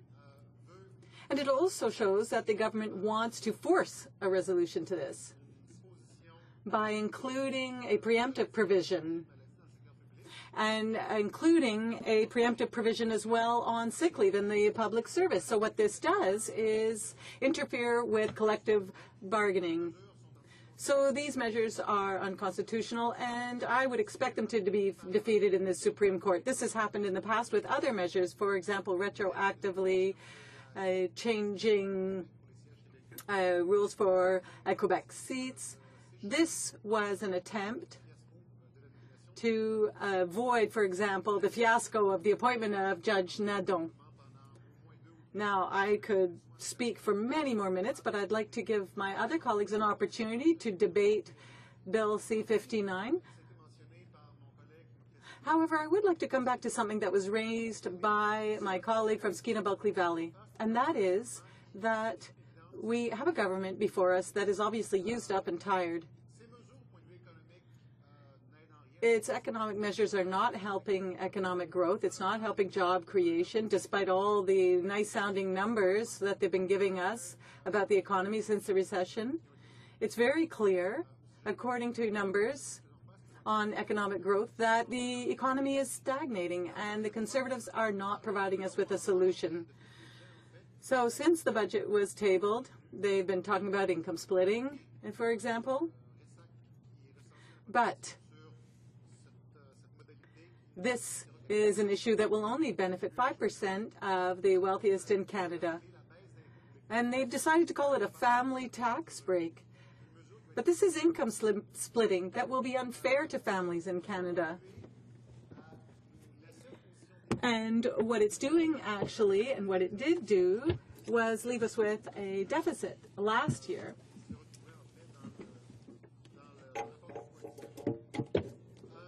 Now, we've also spoken about the increase in the TFSA contributions. This, once again, will benefit the wealthiest taxpayers. We've spoken about this in great depth. And these are measures that do nothing really to meet the problems in our economic problems. It helps people who are wealthier, but it does not help those with a lower income. And what happens then is that money will be in the wealthier taxpayers' pockets. The government has also improved the universal child care benefit. But this is one of the measures that, in the end, will really target children between the ages of 6 to 17, and that's not really a time when you're so much paying for daycare. However, it's a measure that the Conservatives don't mention, and it's really largely is the fact rather that it's largely been funded by the doing away with the previous credit. And so that is how they managed to put together the universal child care benefit. And now they're saying that they're doing things for families. But the impact won't be as significant as if the government had decided to support the NDP's program, to have a pan-Canadian daycare program, such as Quebec has done. And I'll conclude on this because I don't have enough time to say the rest. Between 1996, when the Quebec program was tabled in 2008, many women went back to work, and the rate of women going back to work went up by 22%, and the number of women on social welfare dropped by half, and the median income went up by 81%, and the rate of single mothers went down by 26 to 22%. And in the meantime, GDP went up significantly at the same time. So we, Mr. Speaker, are proposing measures that will come and help Canadian families. Canadians, or Conservatives rather, are not listening to us. And when they will be voted out of office in October, they'll be replaced by a pro-family NDP government. The Honourable Member for Chicoutimi-Le-Fjord. Thank you very much, Mr. Speaker. So I'm happy to hear that my colleague is going to speak to this budget. I will be speaking on the significant budget later, and I will speak about the reality in my region of Lac-Saint-Jean. And I'd be interested to hear what the reality is in my colleague's corner of the country. And what would he have wished to see in this budget to help the people in his riding? The Honourable Member for Rimouski-Neigette-Témiscouata-les-Basques. Thank you very much, Mr. Speaker, and I thank my colleague from Chicoutimi-Le-Fjord. It's a very relevant question because, indeed, Lower St. Lawrence is dealing with a lot of similar issues to those that are relevant in Saguenay-Lac-Saint-Jean, in my colleague's region. Currently, I'm looking at this situation, and what strikes me the most, and this is what I hear about the most in the riding when I travel around it, is that the government boasts about having achieved a balanced budget, but what they don't talk about is what they've done to achieve that. They have reduced public services, which has resulted in the loss of regional services, but largely they've been able to achieve this balanced budget by taking money again from the EI fund. And with its surpluses, the Employment Insurance Fund should have a surplus of $1.8 billion for next year, but the government announced a $1.4 billion surplus. So by taking that announced surplus from the Consolidated Employment Insurance Fund, the government can then burnish its image as a responsible government. But in the end, it's all smoke and mirrors, and everyone knows that. Everyone knows that the fund should be independent, and after October 2015, we'll be in a position to really make that an independent fund that will be managed by those who pay into it, employees and employers, with a role for the government to help them manage it well. It's the Honourable Parliament Secretary to the Minister of Health. Thank you, Mr. Speaker. And I guess what I'm going to ask my honourable colleague is how he is going to explain voting against this budget to the chef worker who actually really needs that universal childcare benefit because there is no daycare that's available in the night. The nurse, who is another example, the person in the remote community whose grandmother lives with them, who takes care of the children. So, you know, the NDP have this plan for $15 daycare, which might help a few small people. But what they're going to have to do is explain to all those other Canadians, other Canadian parents, other Canadian families, is why they're not supporting a universal childcare benefit that's going to help every single one of them in terms of making the decisions that they need to do in terms of their childcare and their families. Honourable Member for Rimouski-Neigette-Témiscouata-les-Basques. Thank you, Mr. Speaker. And the question is easier to answer. You just have to look at it in the way in which we voted on it at the Finance Committee to see that we indeed supported the improvement to the universal child care benefit. It's clear that in this budget, which includes so many measures, some that are clearly unconstitutional, we can't support the budget. There are components like income splitting, which we are strongly opposed to, but and also rather the increase of the amount of money that you could put into your TFSA. We support the TFSAs, but going from 5,000 to 10,000 is another issue. So those are two issues that don't do anything to improve economic performance in the country and to help lower and middle income families. And it will harm public finances as well. So having the improved universal child care benefit as well as a daycare program would help people. We should be inspired by the Quebec model, and we should help encourage women to get back on the labor market. My colleague from Skeena-Bulkley Valley mentioned it. We have seen big changes since 2002, and we should be able to put forward measures that will open access to the labor market to women. Resuming debate. The Honourable Member for Chicoutimi-Le-Fjord. Thank you, Mr. Speaker, and thank you, my colleagues. I'm very pleased to finally be able to speak to the budget. I am speaking and saying that as a member of Parliament, I have felt really muzzled, particularly this year, with all of the time allocation measures that we've seen on budgets. And I think that as member for Chicoutimi-Le-Fjord, I haven't been able to take 10 minutes, I'm not even using 20, to speak about my expectations with this budget. There are things that are good in the budget, but there are also shortcomings. And I think there are lost opportunities here. And I can see that the government, following my suggestions, is not necessarily going to rewrite the budget this year, a few days before the House rises. And yet, I hope the government and the members across the way,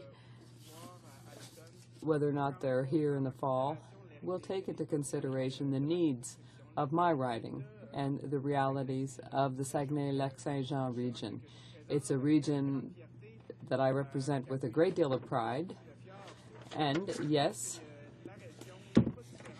it's true that there are local differences, but if not, Jonquière-Allemand, Lac-Saint-Jean, Chicoutimi-Le-Fjord, we have one reality, and we have to work together for all of our industries and all of our people.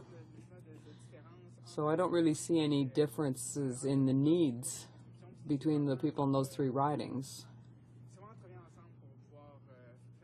We want to work together to move issues forward. So I'll start with what's good in this budget that was tabled. I salute the Conservative government for having taken up one of the ideas that we in the NDP had proposed in 2011. I campaigned on it personally, which is to encourage jobs and stimulate the economy by concentrating on small and medium-sized businesses. They create most of the new jobs in this country, so it was an effort to help them. The government said we shouldn't decrease taxes from 11 to 9%, but now they've done that. And I think that over the next few years, we'll really see this being implemented, and I honestly think that we'll see a positive effect in our own business communities, whether it's in the bigger regions like the business, or rather city areas like Toronto, Vancouver, Montreal, but also even in the small communities that I represent in the Saint-Jean-Saguenay region. Saint-Exitatis and many others. These are the kinds of small municipalities that have populations of 5 to 10,000. And these aren't normally big business areas. People aren't going to go and set up big businesses in these places. They're small and medium-sized businesses that are launched there. So it might be starting up a gas station again, for example, because a lot of places have, municipalities have lost their gas stations over the last few years. And sometimes it's a grocery store that's threatened, and that's the kind of thing I'm talking about, Mr. Speaker. In these small municipalities, the small and medium-sized jobs can make all the difference. A person can be born and stay in their village as long as possible if there are jobs there. And even for young people as well. I find it sad for these young people who grow up in these beautiful corners of the country.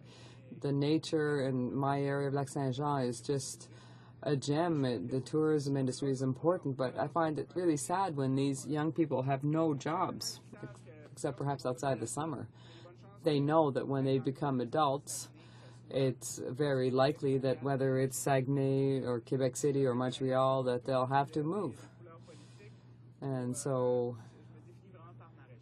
I really define myself by my region. I can't help myself. So in terms of the unemployment rate, it's higher than the average, even though with the summer tourist season coming, the unemployment rate remains really quite high. We've seen many closures over the last few years, and that's really had an effect on the local economy.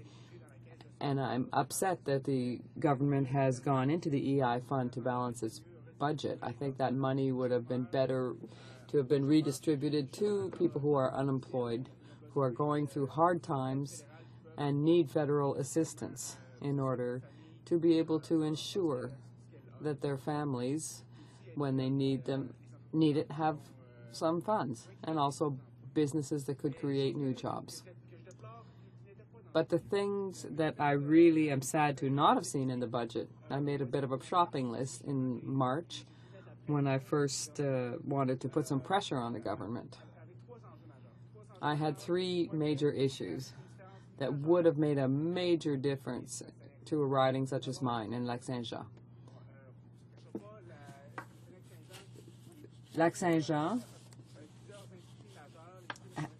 has several forestry businesses, aluminum, and tourism is also very big. So when a big player like forestry is having trouble, there are a lot of jobs that are lost. So that's one area.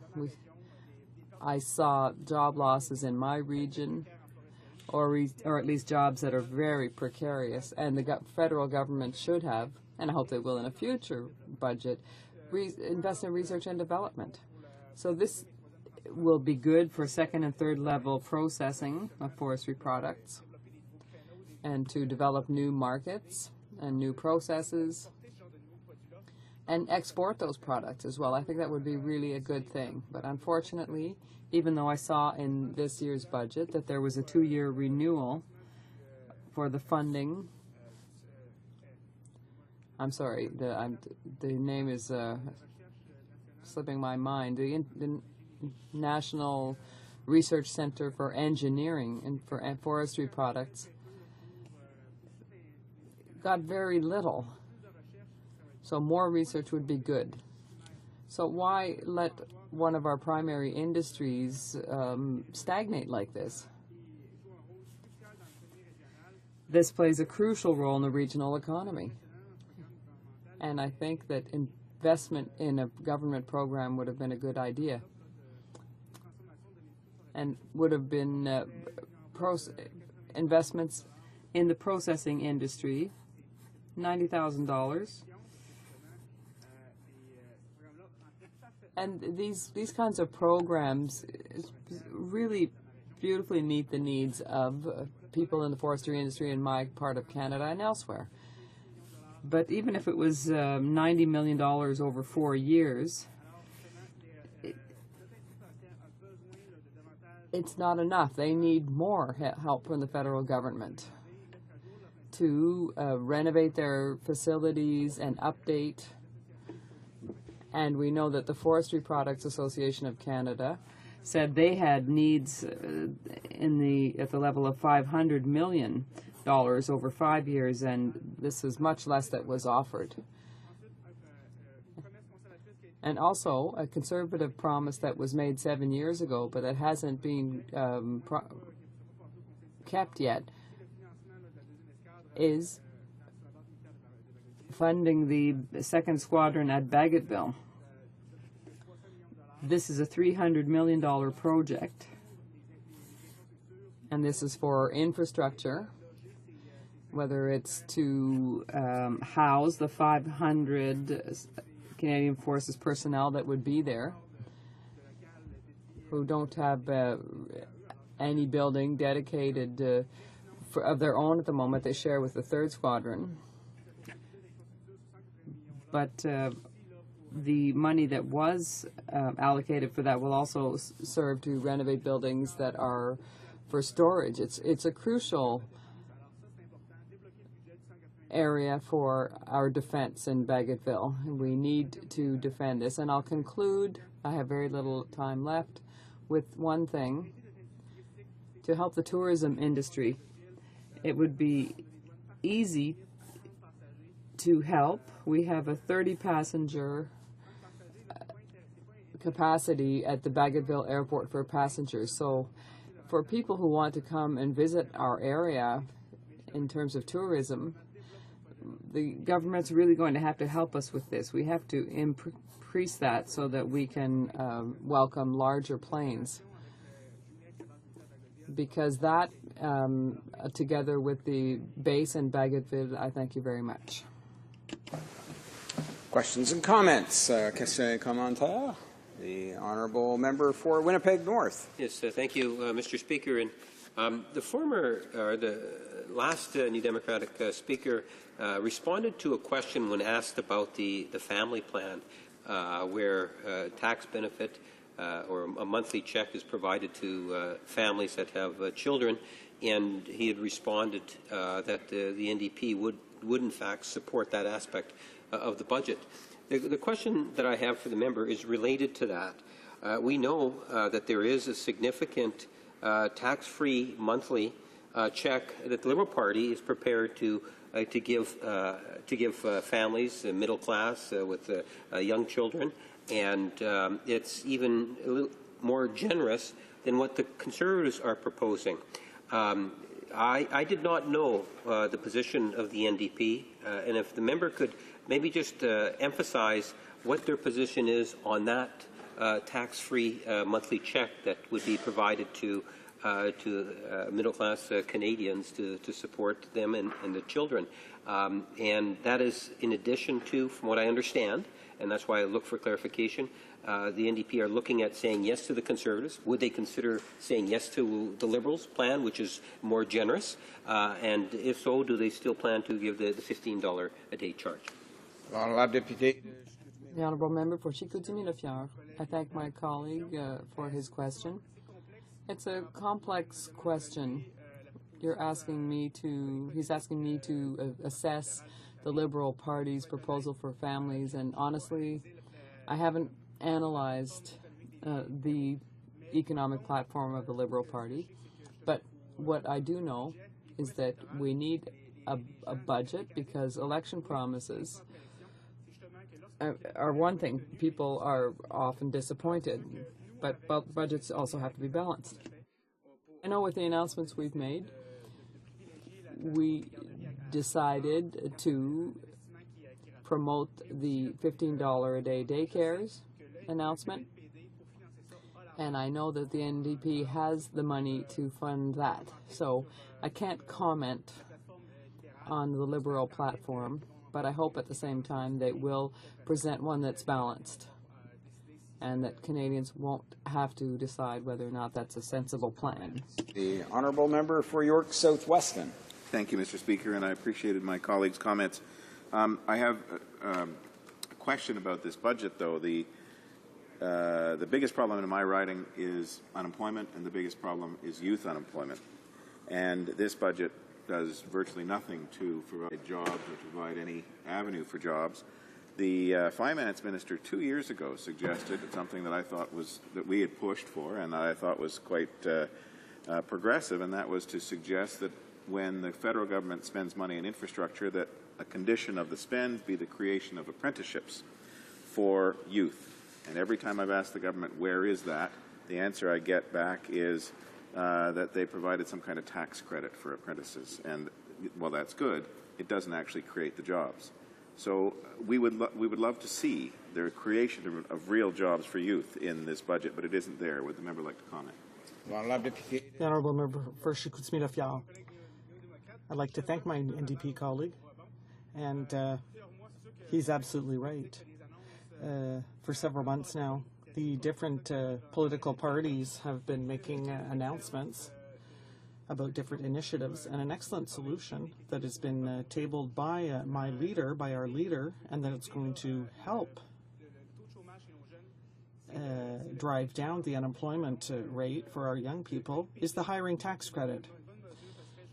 The NDP thinks that this measure would like to make this a concrete measure. We want to give support to these two small businesses so that they can create jobs for young people.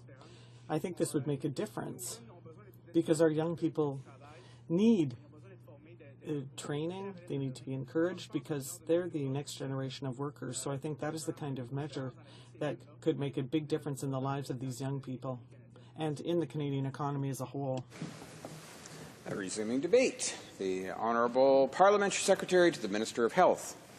Thank you, Mr. Speaker, and I'm delighted to stand and speak to the Budget Implementation Act, and of course did have the opportunity to speak to the budget not too long ago. And I would like to note that I will be sharing my time with the member from Mississauga-Streetsville. When I spoke to the budget originally, I spoke to the commitment to get back to a balanced budget. I spoke to the measures that are going to help Canadians, and I think I gave many examples of the important support that the budget was giving the constituents in my riding of Kamloops, Thompson, Caribou. Today, I think I would really like to focus my comments more, because of my role as Parliamentary Secretary to the Minister of Health, I thought I'd like to focus in on some of the elements regarding health within this budget. And, Mr. Speaker, we truly have a strong story to tell in this area. And I think what's really important to note is, while respecting provincial jurisdiction, we have moved forward in so many ways. And so what I'm going to look at is how we will continue to move forward, not only with sort of the ongoing programs that we're committed to, but some specific things, again, that were in the budget and were in the BIA. I think most importantly, I want to start with is talking about the dollars, the transfer dollars, and the Canadian healthcare transfer dollars since we took office have gone up by 70%. So I think, you know, we hear some rhetoric from the opposition, and I really do truly sort of question their ability to look at the facts and portray the facts accurately to Canadians. But 70% increase since we took office. The transfers are going to be $32.1 billion in 14-15, and by 2019-2020, they are going to be $40.9 billion that's going to be transferred to the provinces for health care.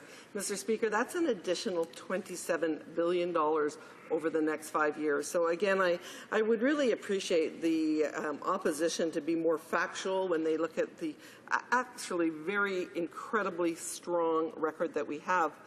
We put our Canadian health care transfers on a sustainable and a predictable path going forward. It's going to be 6% this year, 6% next year, 3% the year after, or nominal GDP. If our economy is very strong, it's going to be actually increasing more significantly. And I think the other important piece to note is that we're providing increases that are higher than actually what the provinces are intending to spend. The majority of the provinces are increasing their health care spending by under 3%. I think it's also important to note that we spend, I think it's approximately $9 billion in other kinds of direct healthcare spending. So really there is significant federal government dollars going into the healthcare system. But, you know, I think what is more important is money is not the only answer. Money is not going to fix the inefficiencies in the healthcare system. So what is going to fix the inefficiency in the healthcare system? And this is, again, where I think we have an incredibly strong, important story to tell. The provinces, of course, who are tasked with the delivery of health care and the challenges of delivering health care with the changing demographics, the changing sort of technology that's available, they no doubt have a challenge and they're grappling with it, and I think they're doing their best to really try and manage their healthcare systems effectively into the future. But what is going to support them is where the government is playing an absolutely critical role. Information, absolutely critical. You need good information in order to make decisions. So you look at the Canadian Institute for Health Improvement, HI as it's known, and I believe in the main estimates this year they were looking at about $78 million. So information, absolutely critical. Another area that's absolutely critical to move forward is health research. The Canadian Institute of Health Research is going to be getting over $1 billion from the federal government this year. It's a part of the significant research. I mean, there's other mechanisms that research is funded, but this is a critically important way to fund research. 3,600 grants went out last year. These grants focus on cancer, they focus on strokes, they focus on children's health, they focus on Aboriginal health, they focus in many, many, many areas. I, like many of my colleagues in the House, actually had an opportunity to do the ALS walk this weekend here in Ottawa and next weekend in my riding. And, you know, they see hope. They see hope from the research for this horrific, horrific disease is going to be part of their way to overcome what is a horrific disease. And I love the quote that one of the people participating in the walk said, and he says, we're going to take ALS, we're going to move it out of the medical books into the history books. And what a profound quote to hear. And that's what research is going to do for the health of Canadians.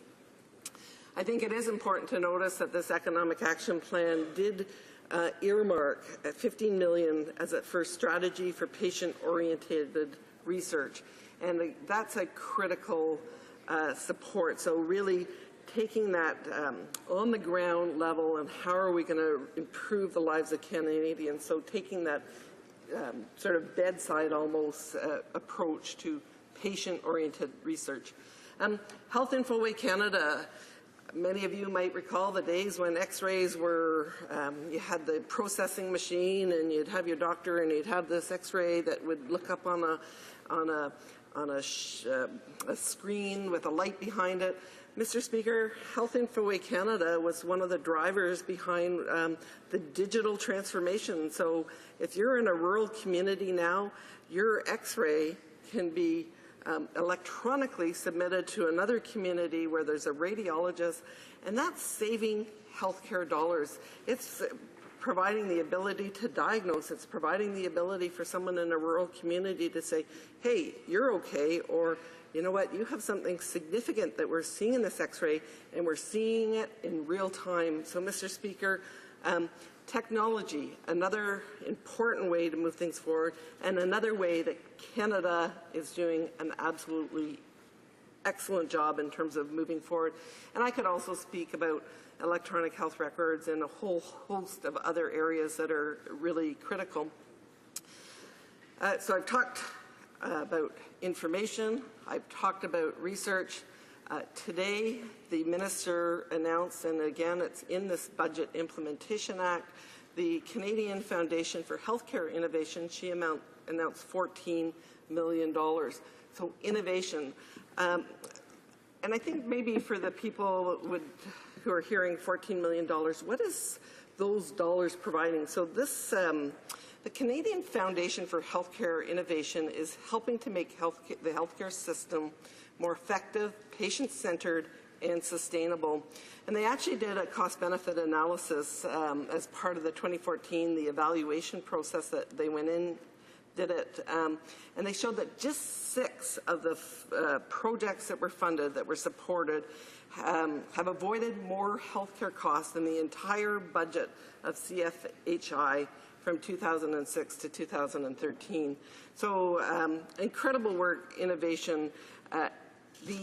Through its extra program, over 200 healthcare improvement projects have been completed, and more than 300 fellow grads have graduated from the program. And those health leaders are in turn raising awareness and encouraging other ways of novel and cost-cutting effective ways to improve healthcare.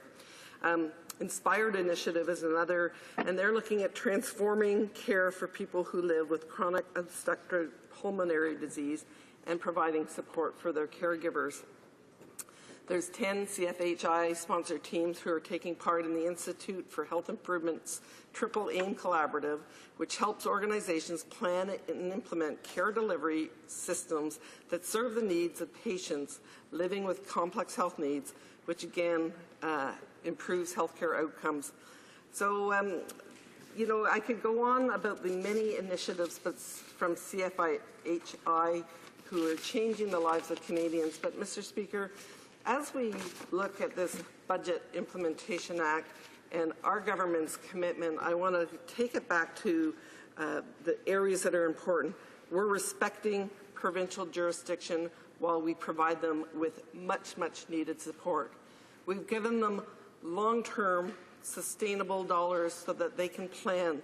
But most importantly, we are playing a key leadership role in the ways that are actually going to transform our system into the future, and that's in the area of innovation, research, information, technology, and then, of course, the important role that we're playing with Mental Health Commission of Canada, Public Health Agency of Canada. So, Mr. Speaker, I'm very proud of the excellent work that's going to move the federal government supporting our provinces in the sustainability, and the delivery of a comprehensive public health care system. Thank you, Mr. Speaker. Questions and comments? The honourable member for l'honorable député de The honourable member for Honoré-Mercier.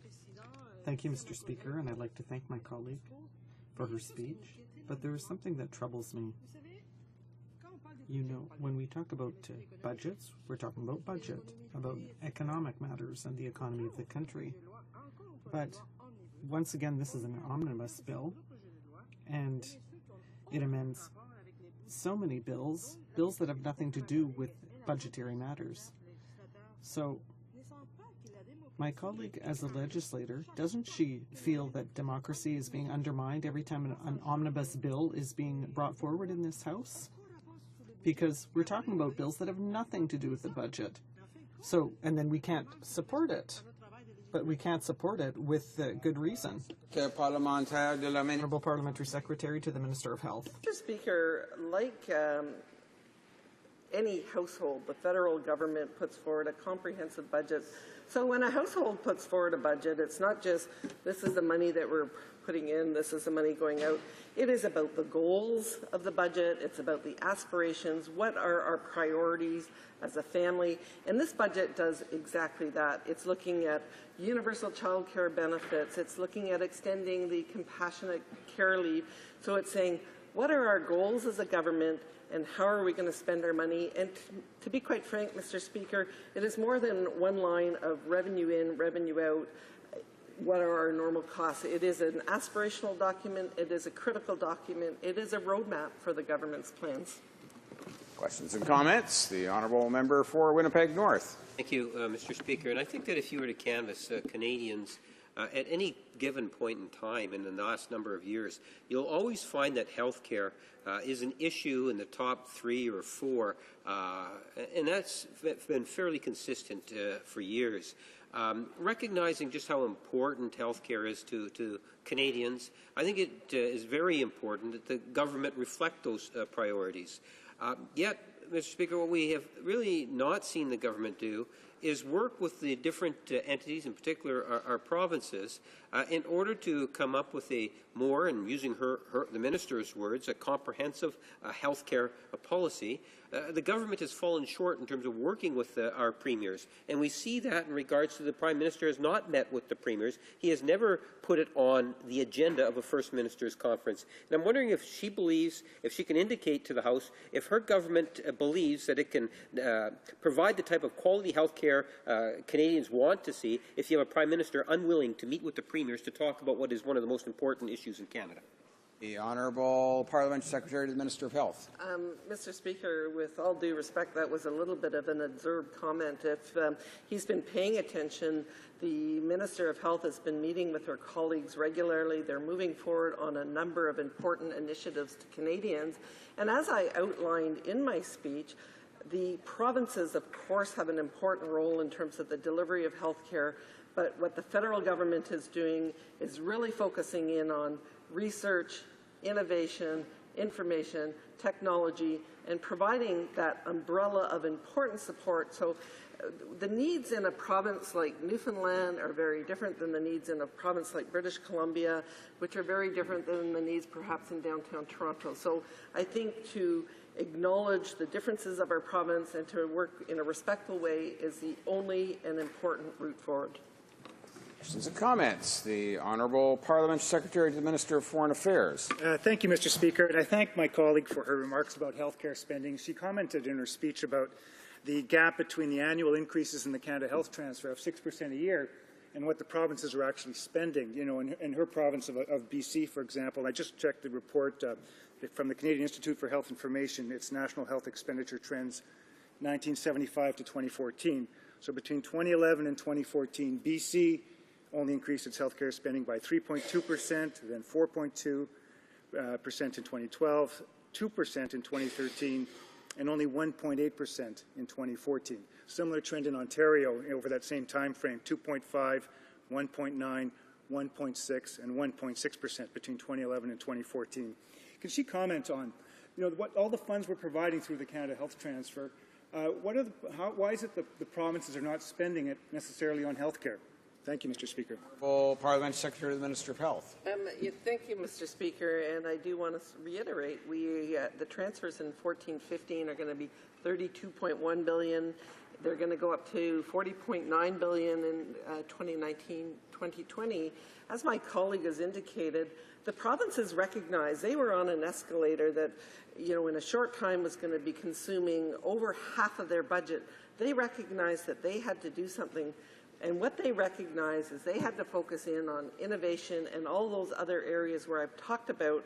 So what we have done as a federal government is committed in a way that gives them the confidence in terms of what their transfers are going to be. And I have to point out, unlike the Liberal government, who actually balanced their budget in the 1990s on the back of the provinces, on the back of transfer payments, we're back to balanced budget, and we have committed to unprecedented increases in the transfer payments.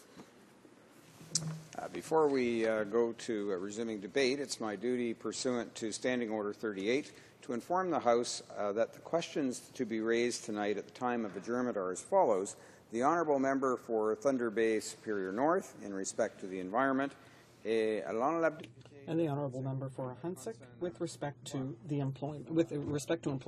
The Honourable Member for Mississauga Streetsville. Well, thank you very much, Mr. Speaker, and it does give me pleasure today to rise in the House and speak at third reading on Bill C-59, the Economic Action Plan 2015 Act Number 1. At the outset, I'd like to congratulate the Minister of Finance, the Honourable Member for Eglinton Lawrence, for his first budget, a very comprehensive one that I am very proud to be a member of a team and a government to support in this House, and I wish him well for many more balanced and successful budgets in the future. But this Act, Mr. Speaker, will legislate key elements of Economic Action Plan 2015, which include measures to support jobs and growth, help communities prosper, and ensure the security of Canadians. The Act also includes the measures that were contained in Bill C-57, the Support for Families Act, and Bill C-58, the Support for Veterans and Their Families Act. But perhaps the most significant part of this Act is that it returns Canada to a balanced budget and enshrines in law balanced budget legislation reflecting our government's responsible fiscal management policy that is creating jobs and putting more money back in the pockets of Canadians. A balanced budget allows the Government of Canada to cut taxes further for Canadian families, individuals, and businesses. Mr. Speaker, my riding of Mississauga-Streetsville has the second highest number of families with children living at home in all of Canada. And that is why our government's family tax cut and benefits plan really hits home in my community. Our government will increase the universal child care benefit for children 6 and under to $160 per month and extend the benefit for children aged 7 to 17 by $60 per month. This initiative puts thousands of dollars a year back into families' pockets in my riding and allows parents to make their choices for their children on how that money will be spent. It is important to note, Mr. Speaker, that the increase to the UCCB is retroactive to January 1st, 2015, and that the new benefit will start to flow for families this July. Further, our government is instituting a family income splitting program that will allow a higher income spouse to, in effect, transfer $50,000 of taxable income to a spouse in a lower tax bracket effective the 2014 tax year. Some families will save as much as $2,000 a year in total family tax paid. Yet another example of how we are putting more money back into the pockets of hard-working Canadian families. Economic Action Plan 2015 also increases the child care expense deduction dollar limits by $1,000, effective the 2015 tax year. The maximum amounts that can be claimed will increase to $8,000 from $7,000 for children under age 7, to $5,000 from $4,000 for children aged 7 to 16, and up to $11,000 from $10,000 for children who are eligible for the disability tax credit. Mr. Speaker, millions of Canadians have taken advantage of the very popular tax-free savings account. TFSAs are an excellent way for Canadians to save tax-free and have that money available in the future for their personal needs. Many Canadians have maxed out at the old $5,500 a year limit, and many would contribute more if allowed. I'm very pleased to report that Economic Action Plan 2015 raises the maximum contribution limit to $10,000, effective in 2015 and subsequent years. Bill C-59 also reduces the minimum withdrawal factors for registered retirement income funds to permit seniors to preserve more of their retirement savings to better support their retirement income needs.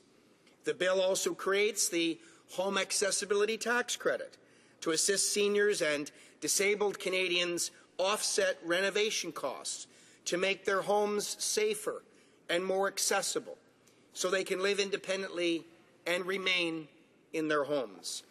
Mississauga Streetsville is home to many seniors who tell me they want to age gracefully in place, remain in their cherished home as long as possible, and be able to make modifications to improve their living conditions. The Home Accessibility Tax Credit is welcome news in my community. Mr. Speaker, Branch 139 of the Royal Canadian Legion, located in the village of Streetsville. I am a member and I visit the Legion regularly to support its initiatives. I have met with veterans there, and I was honored to present World War II V-pins to dozens of these brave Canadians. That is why I'm pleased that Economic Action Plan 2015 ensures that veterans and their families receive the support they need by providing a new retirement income security benefit to moderately and severely disabled veterans. It expands access to the permanent impairment allowance for disabled veterans and creates a new tax-free family caregiver relief benefit to recognize the very important role of caregivers.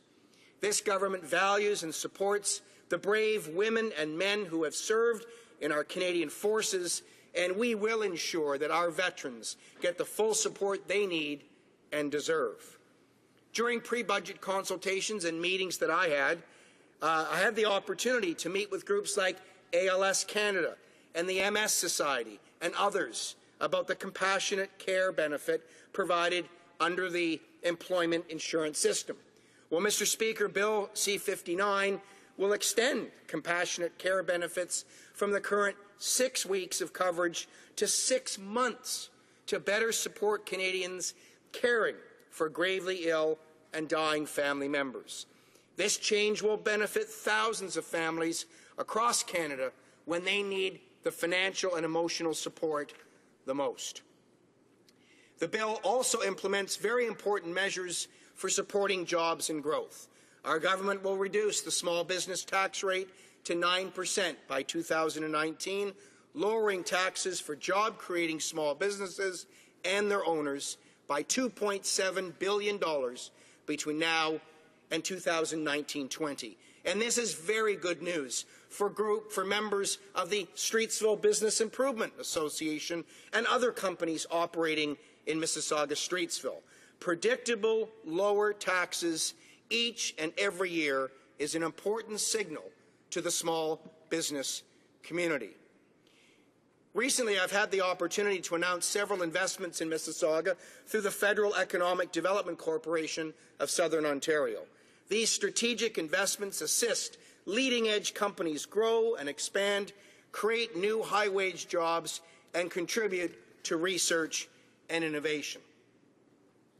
Mr. Speaker, Economic Action Plan 2015 has seen the budget deficit reduced from $55.6 billion during the height of the recession, and now with a $1.4 billion projected surplus. Mr. Speaker, all Canadians should be thanked and should be proud for their hard work and their support of this government as we return Canada to balanced budgets. Mr. Speaker, I ask all members of this House to carefully read Bill C-59, the important initiatives that are contained within it, and I ask all members of this House to rise and support this bill so that we can continue to make sure Canada is strong, proud, and free. Thank you very much. Questions and comments. The honourable member for Newton North Delta. Thank you, Mr. Speaker, and I want to thank my colleague for a very passionate speech. And I'm always reminded that we're here to discuss the budget, C-59. But like other budget bills, what this is like, it's more like a telephone directory for many of our towns and cities across the country, because it has so much other stuff buried in there that has very little to do with the budget. My question to my colleague is, how can he justify putting in the budget bill legislation that will retroactively change a law that existed and retroactively justify the shredding of the long gun registry data? The honourable member for Mississauga-Streetsville. Well, Mr. Speaker, Parliament has been very clear on the long gun registry. A majority of the members of this Parliament voted to scrap the long gun registry. And when you scrap a registry, it means you get rid of the documents. And the RCMP were acting on the instruction of the democratically elected members of this Parliament that decided to end the long gun registry and ensure that the documents associated with that registry were eliminated. The RCMP is doing their job. We are making sure through one section of this bill that there is the appropriate legal protection within the bill as we move forward, but the RCMP are absolutely acting on the will of Parliament. Questions and comments. The honourable member for Winnipeg North. Yes, thank you, Mr. Speaker. When we debate this particular budget implementation bill, we hear a lot about the bigger picture issues, whether it's on health care, the idea of balanced budgets, infrastructure, tax fairness, and so forth. What's important is that we don't forget our communities and the communities in which we represent and advocate for them and some of the ideas that we get. I think of Winnipeg North, Maples, Tyndall Park, Garden Grove. In fact, Mr. Speaker, I've canvassed opinions throughout the constituency, as I'm sure many members have. In particular, I've canvassed opinions from the residents of Scotia Street regarding housing programs, the Red River, and more. They are concerned that the government addresses all issues in an appropriate fashion. And when I think of those community type of issues, there's a number of thoughts that come to my mind. And maybe just ask the member if he could provide some specific thoughts or thoughts in general in regards to issues such as protecting our waters, Lake Winnipeg, huge concern in the province of Manitoba. Our river system, huge concern for all residents of Manitoba, in particular people living in the city of Winnipeg. And the question that I pose to the member is, does he believe that the government is doing enough in dealing with the issues, the smaller but very important issues that Canadians are having to face every day? Member for Mississauga-Streetsville. Well, Mr. Speaker, I've been a very proud member of this government for the past 4 years, and the major initiatives that we have brought forward, not just on major national and international issues, but major investments that we've made in local communities, whether it be infrastructure, whether it be water treatment, whether it be the renewal of the affordable housing agreements with the provinces to invest in affordable housing that is needed across the country, an issue that I've been extremely involved in since I've been elected to this place, Mr. Speaker.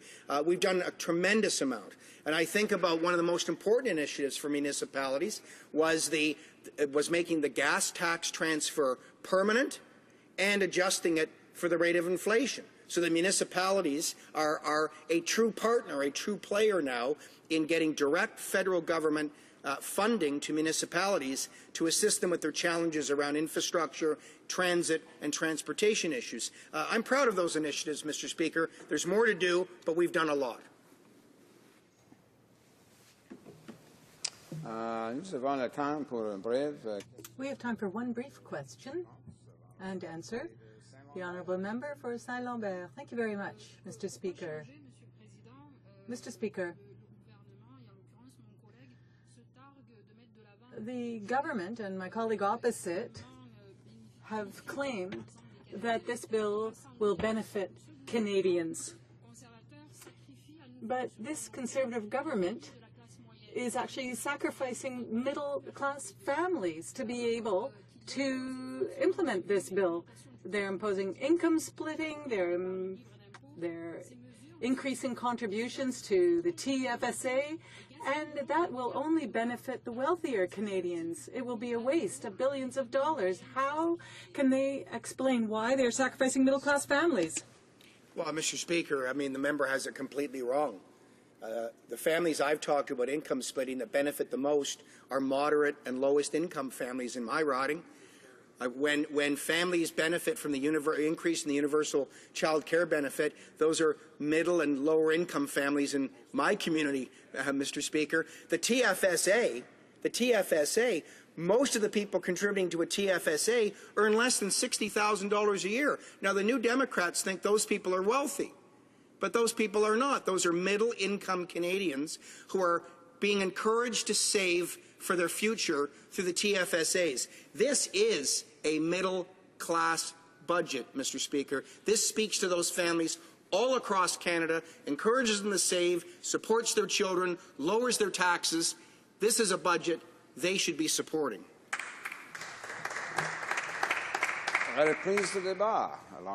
Resuming debate. The Honourable Member for Trois-Rivières. Thank you very much, Mr. Speaker.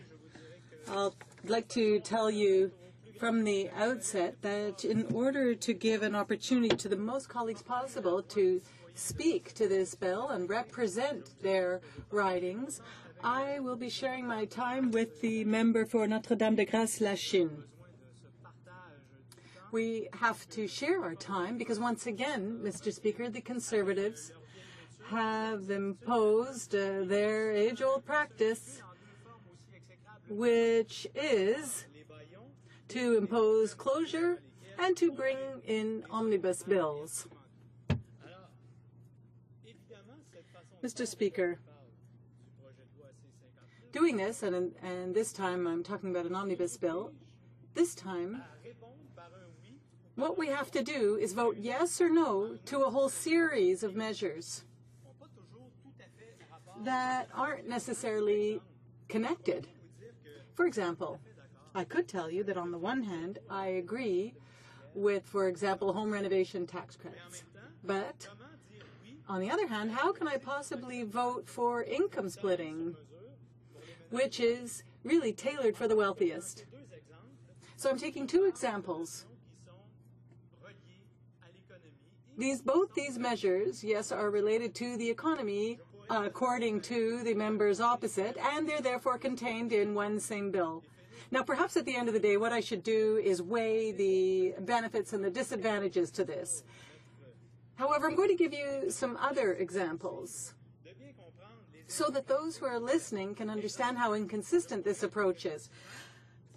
On the one hand, I could, for example, vote for a decrease in taxes for small and medium-sized businesses, as put forward in this bill, which actually was lifted from the NDP's proposals. So small and medium-sized businesses really are the backbone of the Canadian economy. And the more they're supported, then the more we're fostering the creation of jobs. But if I were to vote yes for that in Bill C-59, it also means that I would be voting, for example, the circumvention of collective bargaining for public service employees, and I can't do that. That's impossible. And so I have to vote no. And another example, on the one hand, I could vote for the new Veterans Charter. And that actually was in C-58, if my memory serves me well. So why wasn't there a vote just for C-58 and keep it out of C-59? I don't know why, Mr. Speaker. But in any case, if I want to be able to vote for the new Veterans Charter, then at the same time, I would have to vote yes to retroactively amending the Access to Information Act. So I'm giving you these examples. There are many other examples. Access to information, collective bargaining. You see, all these measures have nothing to do with the budget itself. As I said earlier, Bill C-59 does have a few positive measures. For example, improving support for family caregivers. However, this measure really just reflects the concerns that have been raised over and over again by the NDP during this session and the previous session. So there are a few selective measures that perhaps help the Canadian economy, but on the whole, it doesn't. Budget 2015 forgets completely about the middle class, and it boasts a false surplus which has been achieved on the backs of the most vulnerable in society. The Minister of Finance has claimed that it is a good manager, good government manager, and it says there's a surplus of $1.4 billion. However, the Conservatives took $2 billion out of the Employment Insurance Fund, and they took money out of the Contingency Fund, and they also sold off in a fire sale General Motors shares. So once again, this is on the backs of the unemployed that this budget has been crafted. So as I was saying, Budget 2015 forgets completely about middle-class workers, and it actually makes the situation of the Canadian economy worse. So let's start talking about the tax measures in this budget. There are more and more well-known economists that have shown that income splitting and increasing the contributions of the TFSA are unfair and inefficient. So for those who are listening to us, and for those who aren't familiar with income splitting, allow me just to say that if you have a couple that are income splitting, they could actually transfer $50,000 back and forth in all to be able to decrease their tax bracket. If you're one of the 3 families in Quebec that are single parents, who are you going to split your income with? If you're one of the other third of Quebecois families whose salaries are more or less equivalent, who are you going to split your income with? We can see that that just doesn't make sense. The C.D. Howe economists, the Institute for Economists, I should say, which is a left-wing institute, but according to them, only 15% of families could benefit from this program. So what 15% are we talking about? Well, we are talking about the families where the gap between the salaries of the spouses are huge. So it's a little bit like the gap between the rich and the poor, which would only go up. And so the only families that can benefit from this is where one spouse earns significantly more than the other, which, and we've seen in several studies, it encourages the other spouse to stay home. And more often than not, it's the woman. So let's recall that the former finance minister had harshly criticized this idea and recommended that it not be supported. There's also a question about the cost of this tax measure. It will cost the government $2 billion a year, every year. How will they ever recover that money? Well, the answer is quite simple. You just have to look at the EI fund to realize that the $2 billion that will be given to the wealthiest Canadians will come from the EI fund. which is paid for by workers and employers, because the Conservatives are the kinds of managers that have just decided that this budget is really targeting the wealthiest, and they also, and as a result, change the increase or the maximum to put into TFSAs at $10,000. So imagine $5,000 into a tax-free savings account is probably a good measure, but by doubling that amount, who are we really serving the best? Those with the biggest salaries and the wealthiest in our society. So the cost of that increase will double over the next 4 years and will reach $13.5 billion by 2030. Obviously, we challenge this tax burden, which will be left to future generations. And here, I can tell you what the Minister of Finance himself said. And I suppose he was wondering about the relevance of this for future generations. And he just simply said, why don't we just leave this to the Prime Minister's granddaughter to worry about? So we could, talking to them, it's like talking to a wall. I could talk about employment insurance for a long time when hardly 39% of Canadians are able to receive any benefits. When they need it, there's a problem with the management. That is clear. What this budget doesn't tell us is what the NDP would have proposed, which would be to do away with income splitting, which costs $2 billion, and also to have a strategy that would deal with unemployment with youth, have a tax credit to help hiring and help young people, do away with the insidious reform of the EI system under the Conservatives, and we would put forward many measures that would be positive, that would be it will be in the platform, and it will allow Canadians to choose a better government that is listening to their needs and that proposes a vision that's clear for the development of this country when no one is left behind. And on October 19th, that is when we will see this happen. But until then, I invite the majority of the members in this House to vote against this way of proceeding, which is endless muzzling of debate, omnibus bills, and that we have to decide on many issues on with a single vote, yes or no. Comments? Question commentaire. The honourable member for Scarborough Southwest. Thank you very much, Mr. Speaker. I would like to thank my colleague for his speech. He certainly raised many important points, but I would also like to ask him what an NDP government would have done differently with a budget at this point in time. The honourable member for Trois-Rivières.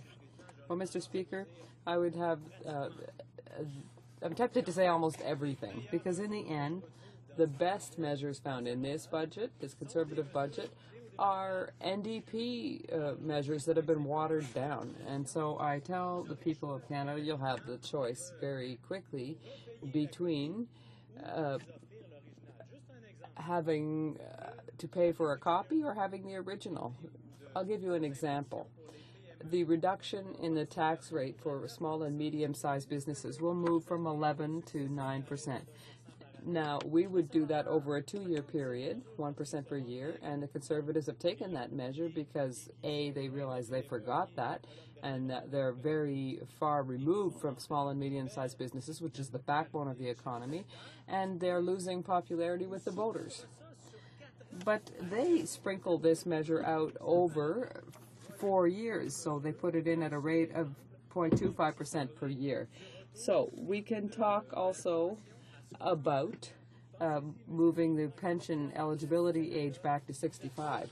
Imagine when we are being told that there's no financial problem with the chief actuary of Canada says there's no problem with getting it at 65, when people who sometimes have worked hard and have worked at physical jobs for decades see themselves obliged to prolong their working career till 67, sometimes when they're having health issues that are difficult. I think they need better recognition than that's being offered by the Conservatives. Member for Charlottetown. Thank you, Mr. Speaker. Mr. Speaker, we, the Liberals, believe that the budget is a good one for the wealthiest people in this country. But I would like to ask a question on elderly people. We know that there are budget measures that will affect seniors, but 2 years ago, the Conservatives increased the retirement age and the age of eligibility for this government program. So the question I have for the member is the following. Are there some measures in the budget that will help seniors who need help and who are poor? The Honourable Member for Trois-Rivières. Thank you, Mr. Speaker. Well, very simply, I would say that what's going to help most seniors in this country and what will help the future generations of this country is October 19th of this year. Because I think I said it very clearly, we have a whole suite of measures that will ensure that no one in society, regardless of their age, their social status, their job, their gender, will be a full participant in a society where the creation of wealth will leave no one behind. And to answer my honourable colleague's question, I repeat that the NDP, under the leadership of the member of Outremont, has formally committed to moving that retirement age back from 67 to 65. And I can tell you that when the member from Outremont makes a commitment, I'm not talking about campaign promises, I'm talking about commitments. We deliver the goods. Questions and comments? Honourable Member for Saint-Lambert. Thank you, Mr. Speaker. I congratulate my colleague on his speech. And I would like to remind you that the Conservatives, in order to balance our budget, made cuts to the public service and, as my colleague mentioned, siphoned off money from the EI fund. And at the same time, I remind you that we are putting middle-class families in difficulty by doing this. He talked about single-parent families who indeed will not be able to benefit from income splitting.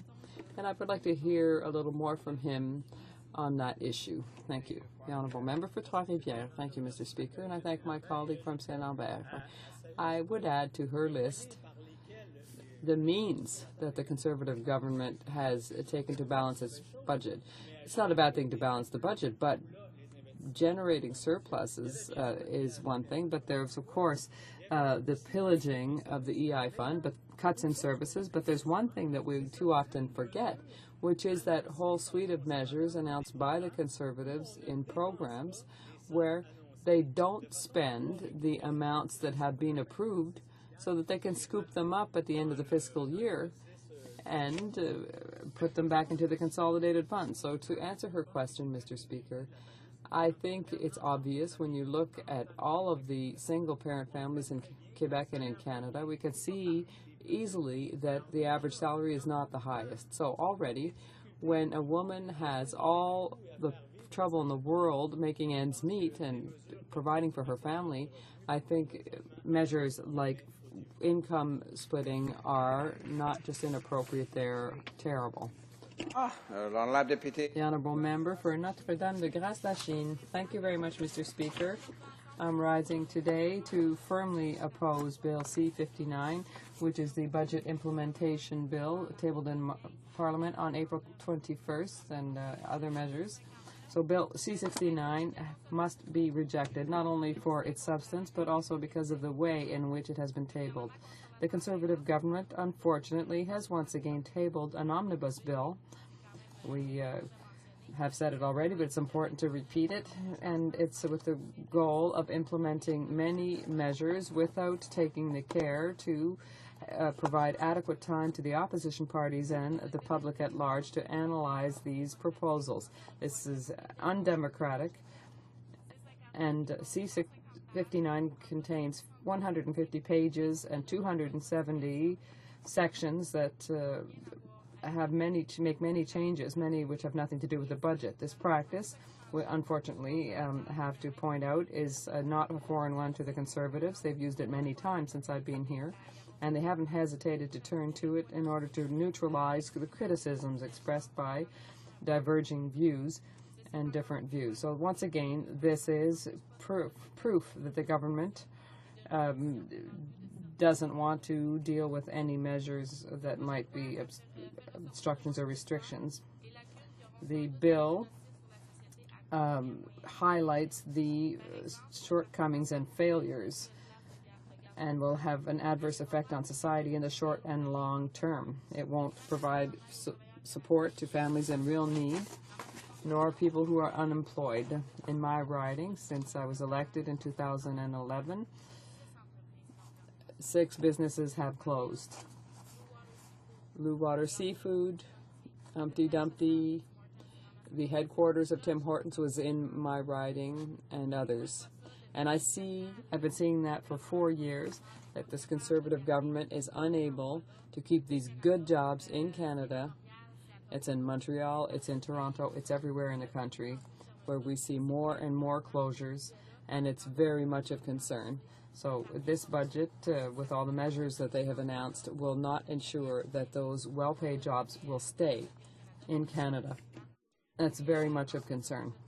And in fact, C-59, as put forward by the Conservatives, will implement a tax system that is not fair and particularly advantageous to the wealthiest few, including measures like income splitting and the increased amount for contributions to TFSAs that will cost billions of dollars for Canadian taxpayers. Alternatively, an NDP government will put in place universal daycare that is affordable. And the alternative, as my colleague was saying, will be in place on October 19th. The NDP wants to have universal and affordable daycare services and ensure that costs for parents that are currently about $1,000 a month and bring that down to $15 a day. I was working with volunteers in my riding. That's a really lovely part of my riding, and I was speaking to a mom there. We talked for a few minutes about the fact that for her, that was her biggest motivation. This is a person who doesn't have much money, and she was telling me that it cost her $40 a day per child. She has 2 children, so that's $200 per week per child. It's costing her $1,600 a month just to have her 2 children in daycare. That's a great deal of money. And she was telling me that obviously she receives some money for that, but she's obliged to set money aside at the same time because she'll have taxes to pay in the month of March. So the NDP's plan is to bring this down to a maximum of $15 a day. We also want to help families in need, increase the minimum salary, and have a national housing strategy. That's also another problem that we really must deal with as quickly as possible. The NDP commit to developing credits for small and medium-sized businesses, and we want to develop a global strategy to deal with unemployment and unemployment among young people. When I talk to young people just coming out of university, it's a great concern for them. They wonder, when I have my diploma, will I even be able to find a job? And I find that among my own friends. I'm a member who's only in the around 30 years old, and many people who are my friends have jobs that really underemploy them. So when you have a job that doesn't require the qualifications that you have, people who have wonderful qualifications who might have great jobs, but unfortunately because this is a bad market and aren't helped by the government, are obliged to work for minimum salaries. And so this has lost money to our economy. In terms of the unfair tax practices of the Conservatives, they keep defending them. The NDP feels it would be fair to drop income splitting. It's a costly measure that would cost $2 billion a year, and which might contain the the trend of tax loopholes. This also includes the stock option deduction, which costs $700 million per year to the federal government and affects the amounts given for child poverty. The NDP would ensure that we have the necessary resources to recuperate the billions of dollars that are lost to tax evasion, tax avoidance, and tax havens. And we would work much more rigorously to catch tax fraud. And my colleague from Rivière-du-Nord did wonderful work on this. He tabled a bill to recover money from tax havens because this is billions of dollars that we are losing annually. And I think that with better measures, we could really find that money and bring it back.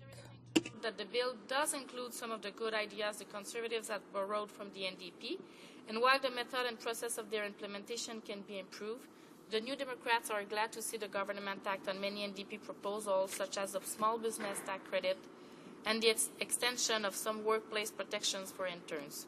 It also reduces the minimum amount that must be withdrawn from a registered retirement income fund, as well as the NDP proposals to extend an accelerated capital cost allowance for manufacturing investments in new equipment. On the other hand, certain sections of the bill are not aligned with the NDP views. Such provisions which will allow the Conservatives to arbitrarily set sick leave and disability plans for employees in the federal civil service are an affront to the ongoing collective bargaining process. Furthermore, the Conservatives' income-splitting scheme will take billions from the middle class and give it to the wealthy few, and the doubling of TFSA, which will only make matters worse. This makes it all the more clear as to why the Conservatives resorted to once again cramming inappropriate changes into an omnibus bill to avoid proper scrutiny. In fact, the Conservatives' road to a balanced budget was paved with devastating cuts to the public service, raiding of the Employment Insurance Fund, and the wasteful fire sale of Canada's share in General Motors, all of which will affect the quality of services that hardworking Canadian families rely on. This FT bill fails to address much that is significant, including proper proposals or changes that address the environment, Canadian veterans, or seniors, for example. Our government will prioritize these matters over tax cuts to corporations and give them to the full attention they rightfully need. The NDP believes in building our economy while protecting the environment by working with companies to create sustainable, clean jobs and ensure polluters pay the cost of their environmental math. We are committed to finally fixing the broken Veterans Affairs Department, implementing the Veterans Charter, and reopening the 9 Veterans Service Centres across Canada. In addressing our seniors, we would immediately reverse the federal government's plan to raise the retirement age for old age security and the guaranteed income supplement to 67. The NDP is set on helping address all Canadians instead of focusing on the wealthy few and misleading the rest of the population. The NDP has a practical plan to boost the economy while helping the middle class, including the child care options as well as raising the minimum wage. The Conservatives, on the other hand, have once again shown their inability to learn from their past mistakes, as they continue on the track they are on as their 7th straight omnibus budget bill. In the words of Scott Clark and Peter DeVries, writers for iPolitics, by their very nature, such bills are immune to meaningful parliamentary scrutiny, discussion and debates. They're hot messes, designated to be that way. They're built not only to prevent Parliament from doing what it's designed to do, but to discredit the institutional itself. End of quote. Such is unfortunately very clear for Bill C-59, which undermines small businesses by postponing tax relief over several years while offering immediate and extremely costly tax handouts to the wealthiest households. This hinders the ongoing collective bargaining process by arbitrarily legislating sick leave and disability plans for the public service and offers to help all of minimum wage workers who are working full-time but still far below the poverty line. Je sais que je dois m'arrêter, Monsieur le Président. Well, I know that I must wrap up, Mr. Speaker. I had some more comments to make, but I wanted to point out why it's so essential for me to oppose this bill. Thank you very much. And I'm now prepared to take questions from my colleagues because say that this is a bill that isn't in the interest of Canadians, and we must do our utmost to prevent it from being adopted. Comments? Commentaires? La députée de... The honourable member for Abitibi-Témiscamingue.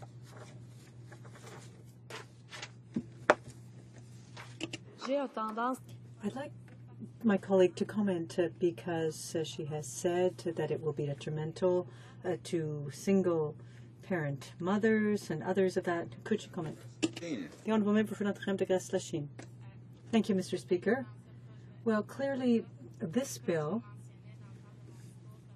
as I mentioned in my remarks, will only help people who are well off in this country. Now, I remember when I sat in on the Committee of the Whole when we discussed estimates for finance, and one of the Liberals, I don't remember who, asked a question and talked about income splitting, and the minister said that it was going to be something that would help all families, but a single-parent mother would not be helped in any way by that kind of a measure. She would be on her own raising her children in that kind of an example. So it's not a measure that's going to help a mother or a father who's a single parent. It's a measure that will help a traditional family as perceived by the Conservative government.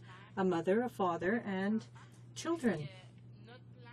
Our plan for the NDP will be beneficial for all families because we want spaces in daycares. We aren't going to be choosing which model of family people should have.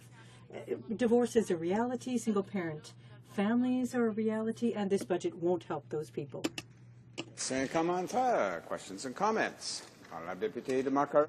The honourable member for Margaret-Fortin. Well, thank you very much, Mr. Speaker, and I'd like to thank my colleague who mentioned a very important phenomenon, the loss of jobs in manufacturing.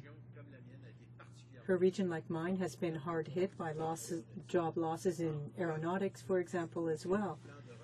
And there's supposed to be some kind of an economic recovery plan, but it's doing strictly nothing, absolutely nothing, in fact, to fix the situation and to help us get these good jobs back. The honourable member for Notre-Dame de Grace-Lachine. I'd like to thank my colleague for his question. In fact, yes, that happened in his riding, in my riding. It's something that we're seeing across the country. There are some good jobs in manufacturing that have been lost. And in fact, in the budget, well, there are no measures to keep those jobs here. Well, why are those industries closing down here? Because of the free trade agreements that haven't protected jobs here. It's clear that globalization won't help as far as those jobs are concerned. Those jobs are being exported to other countries, and that's very unfortunate. Now, there was a mention made of the automobile sector. When the agreement was signed with Korea, for example, we asked the government if in Ontario the jobs sector or the automobile sector would be better protected. Now, I don't know how they work their things out on that side. They talk about, I don't know, in fact, how they think about how they're going to be creating jobs, because this budget isn't providing solutions. There aren't any measures to develop new jobs or in green technology, for example. And that's a sector that's important for the future, that there aren't any measures for small and medium-sized businesses as well. My spouse has a small business in Lachine, and he said there's nothing there that's going to help me for my small business. Sometimes there are programs, but he said it's so complicated, there's so much bureaucracy surrounding them, and there's such a small amount that I'm not going to waste my time filling out the forms. So we're in a culture where we're seeing assistance being provided to large corporations, billions of dollars in tax cuts for large corporations, and small businesses aren't getting the help they need. And it's symptomatic of the government. And I think that Canadians will have an important choice to make in October, and I'm convinced they're going to make the right choice, Mr. Speaker, because they realize at present what's happening. Now, everyone knows someone or has someone in their family who's lost a job, and those people, unfortunately, aren't helping keep the economy roll. So we're ending up in a negative spiral, a downward spiral. People are losing their jobs. People are underemployed, as I've said, and it's important to resolve the issue. But unfortunately, it's not thanks to this budget that we're going to make any of that progress. Debate. The honourable member for Calgary Centre.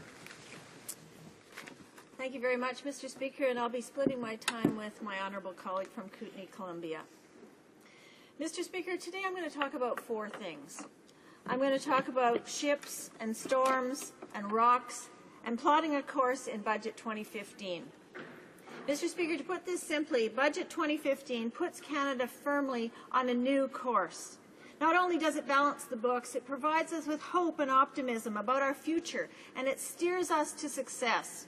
It's a huge positive sign on Canada's economic horizon. It puts the wind in our sails as a country. Now, let's agree that there's no doubt the financial crisis of 2008 was a setback. It was a setback that tested the entire world, along with this Conservative government, and one that left many Canadians nervous. They've been thinking more about their futures and what their government is doing to ensure that they can continue to work and financially support themselves, their families, their children, and their aging parents, both now and into the future. Our federal Conservative government was tested in this financial crisis, and I'm very proud to say that it came out with glowing colors, with the best job growth of the entire G7 and the envy of much of the world. How did we do that? We implemented rolling efficiency audits in all federal departments to expertly pare costs, and we rolled out a generous infrastructure spending program to bolster job growth and to take Canada to safe waters. Today, with this budget, we have pulled into port. It's important for Canadians to know that many other countries such as Greece and Ireland, Portugal and Spain have ended up on the rocks. Canadians today can enjoy peace of mind, knowing that their government is focused on their prosperity and our country's economic growth and stability. This government has expertly guided us through the tempest and is now plotting a course for a $1.9 trillion economy to an even brighter future. Now let me tell you some examples of what this Conservative government has done to keep its promise to balance the budget and what our sights are set on. We've focused on creating 1.2 million net new jobs, being financially responsible, and eliminating government red tape. We've steadily reduced the deficit as a percent of gross domestic product year after year since the crisis. And we've brought back a surplus, a $1.4 billion surplus. And that's exactly what my constituents in Calgary Centre have been asking for, Mr. Speaker. They know why balanced budgets are so important, because governments can then provide them with many of the benefits and enhanced services to live comfortable and healthy lives, all without mortgaging their future and without mortgaging their children's future, because mortgaging their kids' future is simply not acceptable to Canadians, and so is raising their taxes unacceptable. Contrary to the Liberals' plans, our Conservative government has cut taxes for families, for seniors, for every single Canadian. We've cut taxes, in fact, over 180 times since coming into office, and we brought federal tax down to its lowest level in 50 years. Canadians also know that a responsible government needs to manage its money like they manage their personal finances, and we're doing that with our balanced budget legislation. And because we won't be piling on more interest payments, this balanced budget actually will allow us to increase our support to a typical Canadian family to $6,600 per family per year by increasing the universal childcare benefits and others they receive. We've changed the rules so seniors don't have to take money out of their tax-protected RRIFs. If they don't need it, they can leave the money in there a little longer. If they need to upgrade their homes to stay living independently, or if they need to hire a caregiver, they can also earn tax credits. To kickstart job creation, this budget will further reduce the tax rate for small business from 11% to 9% by 2019. To boost manufacturing jobs and support continued investment in machinery and equipment, constituents in my riding have been asking for an accelerated capital cost allowance to defer taxes in the liquefied natural gas area until these are making money. We have done that. Mr. Speaker, The NDP is touting a plan for job creation in their mail-outs that sounds an awful lot like ours. We're glad they like it, but perhaps they should be crediting their source. If they'd consulted a copy of Economic Action Plan 2015, they'd know that this Conservative government is already way ahead of them on creating jobs. This budget proposes to further harmonize apprenticeship training and certification requirements so trades professionals can know and have their credentials recognized in all Canadian provinces, and they can move from province to province if need be to get a job. Mr. Speaker, I now want to tack over to the West and focus on how this budget specifically benefits the people of Alberta and those in my constituency of Calgary Centre. Well, to ensure that they continue to live healthy lives, this government is increasing federal transfer payments to record levels by investing $5.5 billion this year alone for health and social services in Alberta. And you know what, Mr. Speaker? That's $3.2 billion more than were invested in Alberta under the Liberal government. Now, looking out to the horizon, by balancing the budget now and in the future, we know that we will be able to continue to deliver on our promise to continue to increase health care transfers by 3% per year plus inflation this year and into the future. In my riding of Calgary Centre, Mr. Speaker, we also depend on public transit, on roads, on highways, to get our families from home to work to school, to get the services that we need, and to also move goods. And that's why we've dramatically increased infrastructure investments to an all-time high. The Building Canada plan is the largest and longest infrastructure plan in Canadian history. And Alberta will see more than $3.2 billion in dedicated federal funding over the next 10 years. This is for building roads, bridges, light rail, recreational facilities, and flood mitigation projects. You know, I met last weekend with my provincial counterpart in Alberta, and I know that this funding will be very welcome to help our province that's dealing with the shock of low oil prices.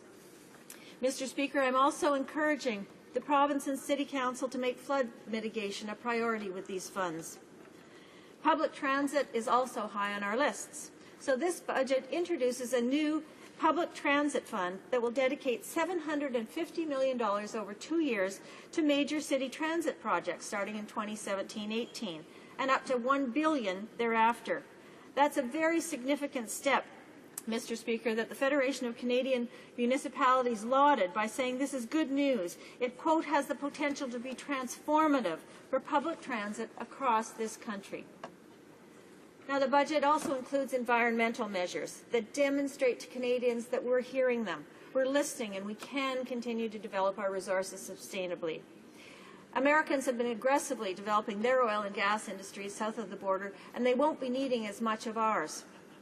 So to continue to support the thousands and thousands of Canadians that work in the oil and gas industry, we need to be able to get our products to markets in other countries. So this budget provides $80 million over 5 years to the National Energy Board to contribute to safety and environmental protection and engage Canadians with new energy transportation infrastructure, like when things like this, like pipelines, are being proposed. So I'm proud to tell Canadians we are listening to your concerns regarding the safe transport of oil and gas. And as a member of the Standing Committee on Natural Resources, I worked on drafting Bill C-46, the Pipeline Safety Act, that reinforces the polluter pay principle. It requires companies operating pipelines to be responsible for $1 billion in liability for any incident without proving fault. This June now is marking the second-year anniversary of the Southern Alberta floods. And it's a month that keeps many of my constituents on edge, it's a stark reminder of the costliest natural disaster in Canadian history. It also took a huge emotional toll. So in addition to our infrastructure program, which has been open to being used for flood mitigation, we've also introduced a $200 million national disaster mitigation program that will help fund flood mapping to allow for the introduction of residential flood insurance in Alberta and Canada. Finally, Mr. Speaker, this budget reaffirms our Conservative government's commitment to ensuring that low-income families and vulnerable Canadians have access to affordable housing, with $2.3 billion every year for the next 4 years. A few weeks ago, I helped open 1010 Centre, a groundbreaking Housing First affordable housing facility in my riding. Canada's largest permanent supported housing initiative. And you know, it was very heartwarming. It was a moving ceremony. And I heard one resident, Darren, say, quote, "Now I feel like I have a real fighting chance." Mr. Speaker, while the opposition chooses to focus on snippets of our government's actions or programs it would find fault with, I ask Canadians to look at the whole picture. We're discussing a balanced budget not by chance, but because this government plotted and planned. It led us to where we are today. With expert leadership of the helm of Stephen Harper, the budget we present to the House today is the package that will give Canadians and their children the prosperous future they deserve. Signed, sealed, delivered. Thank you, Mr. Speaker. Just remind honourable members not to use the given names of other honourable members in the House. I noted it didn't create any disorder at all, but just the same, we do try to watch for those things. Questions and comments? The honourable member for Labrador. Thank you, Mr. Speaker. I listened to the member opposite, and I know she speaks with conviction when she speaks to the budget. However, that conviction is hardly portrayed in areas of the country where we have seen tremendous job loss with little or no outreach from the Government of Canada. One of those areas happens to be the riding that I represent in Labrador. In Labrador West, in the last year or a little more, we've seen the closure of Cliff Scully Mines, an iron ore mine in Wabush. We've seen 150 more laid off in Labrador West at IOC's Rio Tinto mine. We've seen the closure of the Labrador iron mines. We have seen development shut down on Alderon mines and New Millennium. Mr. Speaker, in essence, we have seen nearly 1,000 people in a small region of 8,000 that have been thrown out of work. And I would like to ask the government what they're prepared to do for those workers who are right now trying to hang on to their homes, hang on to their assets, feed their families, and find new employment in this country, and it has not been easy for them. The honourable member for Calgary Centre. Mr. Speaker, I appreciate the fact that the member opposite is advocating for people from her riding, and all of us understand that these are not perfect economic times, and that is why it's so important the leadership that we've seen from our Conservative government. This government has kept the G7 the top job creation record in the G7. Now, we want to make sure that we continue to develop our resources. Labrador, Newfoundland can be big, big winners in this. Energy East Pipeline could be something that could bring all kinds of jobs. We've seen the cross-Canada benefits of our oil and gas industry. But one of the things we know, Mr. Speaker, is that this government, this Prime Minister, are the reason why Canada has produced a balanced budget, a blue ribbon budget that sets a new course for this country, that is a beacon of light around the world. Questions and comments. The Honourable Parliamentary Secretary to the Minister of Transport. Thank you, Mr. Speaker, and I thank the member for her intervention. We have heard, Mr. Speaker, as we've been talking about the budget and our continued low tax plan for jobs and growth and to make life more affordable for families. We have heard, though, from the Leader of the Opposition that he would impose a Canada Pension Plan pay cut for people's take-home pay of about $1,000 for a family earning $60,000.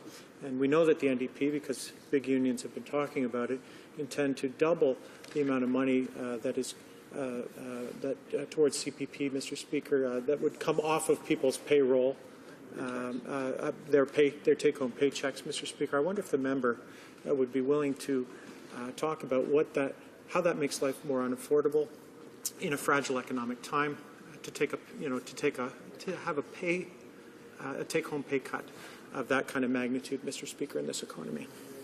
Honourable member for Calgary Centre. I thank my honourable colleague for the question, Mr. Speaker.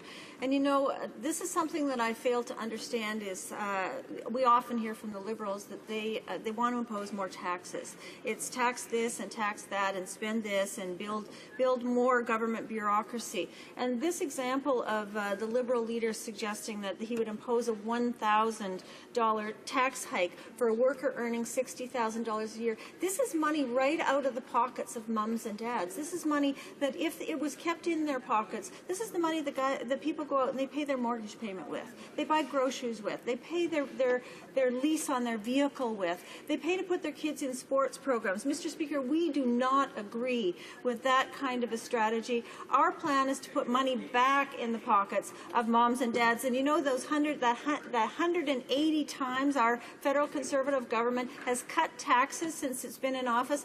That's put $100 on average back in the pockets of every person in this country every month. That's the kind of tax action that Canadians want. That's the kind of tax action we're delivering. And I think the Liberals would do well to look ahead at what is going to actually improve the lives of Canadian families, and it's to let them make choices with their tax money. Resuming debate. The Honourable Member for Kootenay, Columbia. Thank you very much, Mr. Speaker, and it's a great pleasure that I stand today and speak on Bill C-59, Implementation of Budget 2015, a budget which benefits all Canadians by creating jobs, giving benefits to families, and funding for communities. Today, in the time that I have, I would like to focus on the benefits this budget will bring to Kootenay, Columbia. Small business is a significant driver in the Kootenays. Tourism forms an important part of the riding. World-class ski resorts in Revelstoke, Golden, Panorama, Kimberley and Fernie employ thousands of people each year so that people from around the world can come and enjoy great snow. Every coffee outlet, every gift shop, and many more will benefit from the reduction in the small business tax rate from 11% to 9%. This will put an estimated $2.3 billion back into the pockets of those people who are the engine to the Canadian economy. This will provide small business owners the opportunity to invest and continue to grow their business, which in turn benefits the communities where they live. Our Conservative government has also reaffirmed the small business job credit, which will lower business payroll taxes by 15% for the next 2 years. Unlike the Liberal and NDP, we believe lower taxes for business are beneficial for all, as it drives the economy. In fact, the NDP has voted against every small business tax cut since 2006. The NDP would implement a $15 minimum wage, which would be devastating for small business, and to top it off, they would implement a job-killing payroll tax increase. The Liberals' answer, well, budgets just balance themselves. Tell that to any business owner. Mr. Speaker, companies like Canfor, Louisiana Pacific, and the Interior Lumber Manufacturers Association will benefit from the Forest Innovation Fund and the Expanded Markets Opportunities Program. A lot can be learned from the forestry industry. They are able to manage a renewables resource and keep it viable for centuries. But they also need to be able to market their timber, and programs like these allow them to stay with the times in an ever-evolving global market. Hear, hear. What's the answer from the Liberals and the NDP? Raise corporate taxes and let us spend your money, because they know best. Mr. Speaker, companies like Tech Resources, Joy Global, Finning, and many others will benefit by the reformed skills training system, which will align the curricula of post-secondary education institutions with the needs of the employers through an investment of $65 million over 4 years. Post-secondary institutes, such as the College of the Rockies and Selkirk College, will be able to work with companies to provide courses which will open up opportunities for students in many fields, such as heavy-duty mechanic, welders, electricians, and wood forest operations, plus many more. Mr. Speaker, our Conservative government will continue to work with the provinces to break down internal trade so that goods within Canada can flow freely. In my riding of Kootenay, Columbia, the wine industry and other businesses will benefit. Recently, the Minister of Industry announced that he had met with all 13 provincial and territorial counterparts to have an internal trade agreement in place by 2016. Mr. Speaker, when it comes to families, our government believes that mums and dads should be able to decide what they do with their money and how they save it.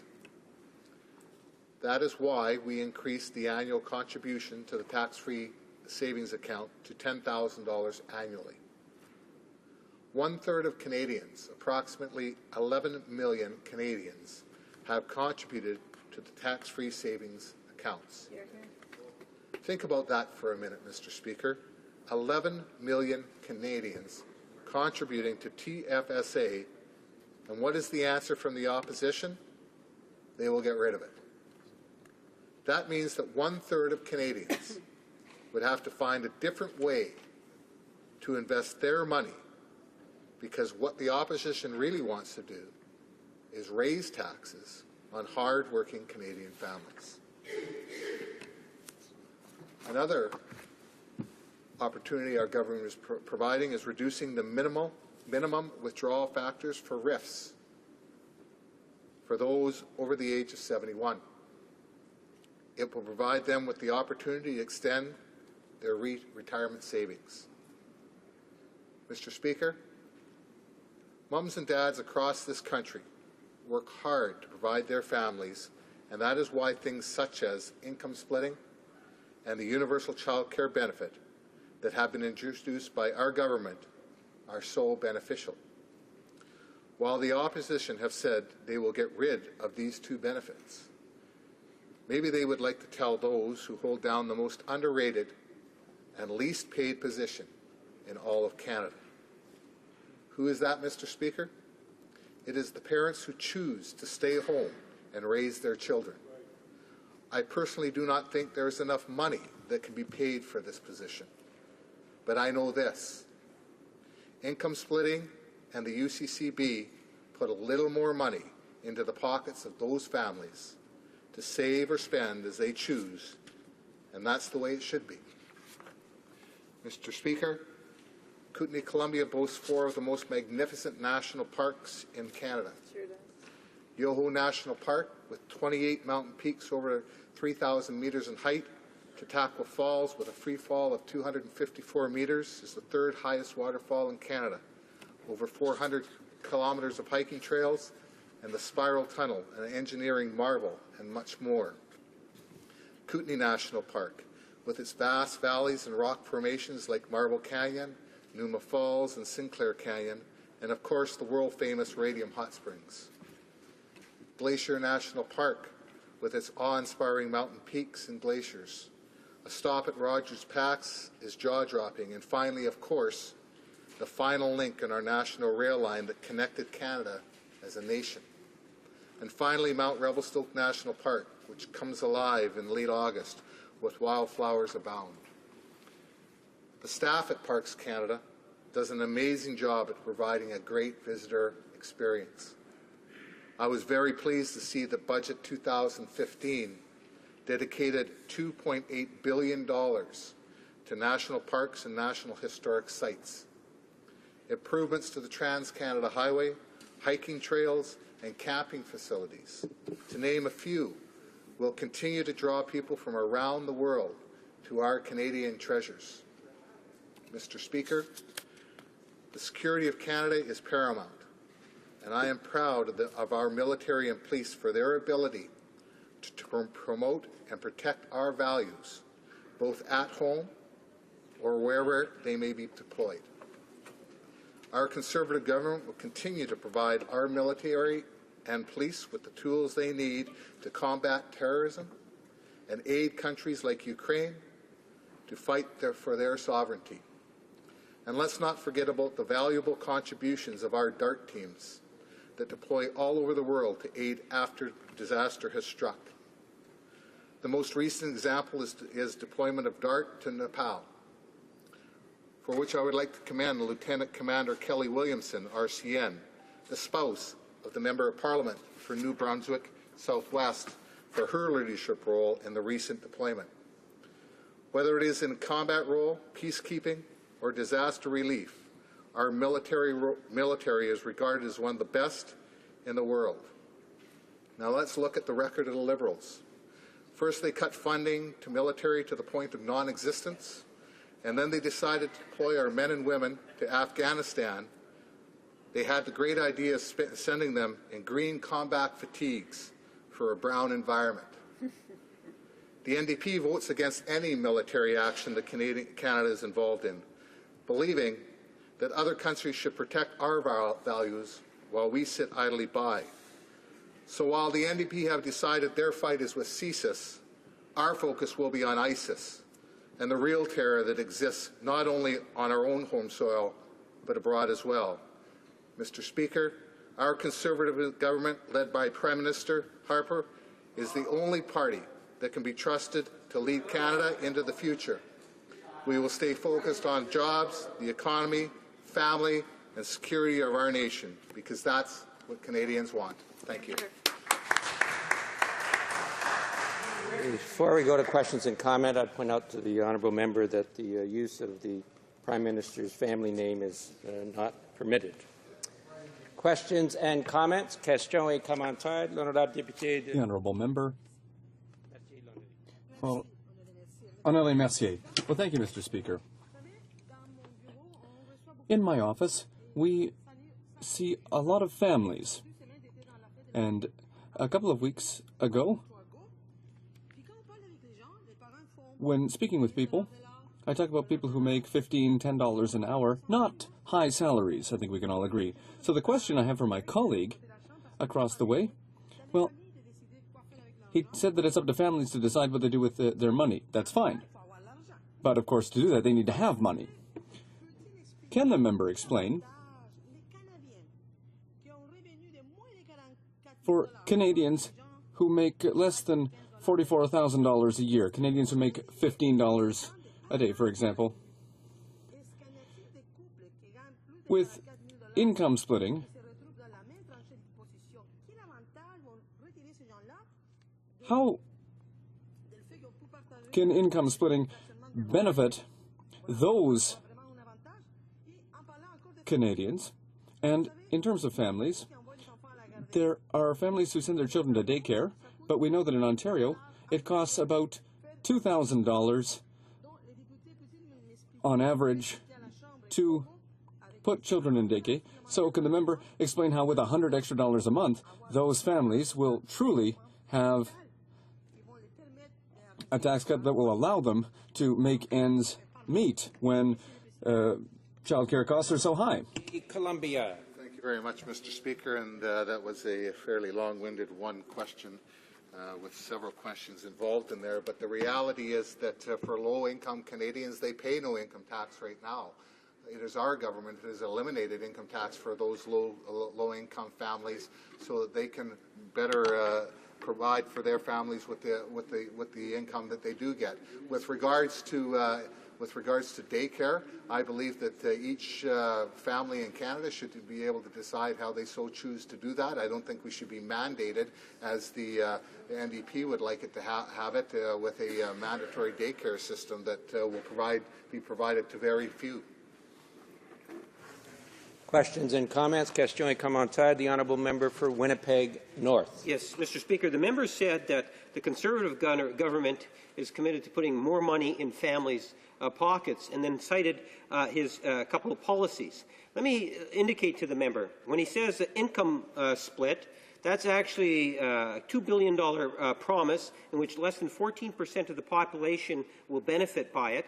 Contrast that to the 7% tax break for the middle class that the Liberal Party is espousing and talking about, Mr. Speaker. That will put more money in the middle class, in the pockets of the middle class. Then he makes reference to the child care program, in which he says, well, the Liberal Party is going to get rid of it. Not true, Mr. Speaker. I think he should be somewhat jealous. Not only will the Liberal Party keep it, Mr. Speaker, they're going to be adding more money into that particular program. For example, the Liberal plan for a typical two-parent family with two kids earning $90,000 per year is $490 tax-free every month, With the Prime Minister's plan, the same family only receives $275. I'm wondering if the member might want to look at maybe supporting the Liberal tax fairness plan, which is far better than what his Prime Minister has proposed. The honourable member for Kootenay, Columbia. You have a little better than a minute. Thank you. It won't take me long, Mr. Speaker. I would never support anything the Liberals would do. Questions and comments? Question commentaire. The honourable parliamentary secretary to the Minister of Transport. Thank you, Mr. Speaker. I thank the member for his important intervention in discussing the budget. And of course, take-home pay for Canadians, which with our low tax plan, we're ensuring they have more so they can do more with that, Mr. Speaker, whether that's to spend or invest it.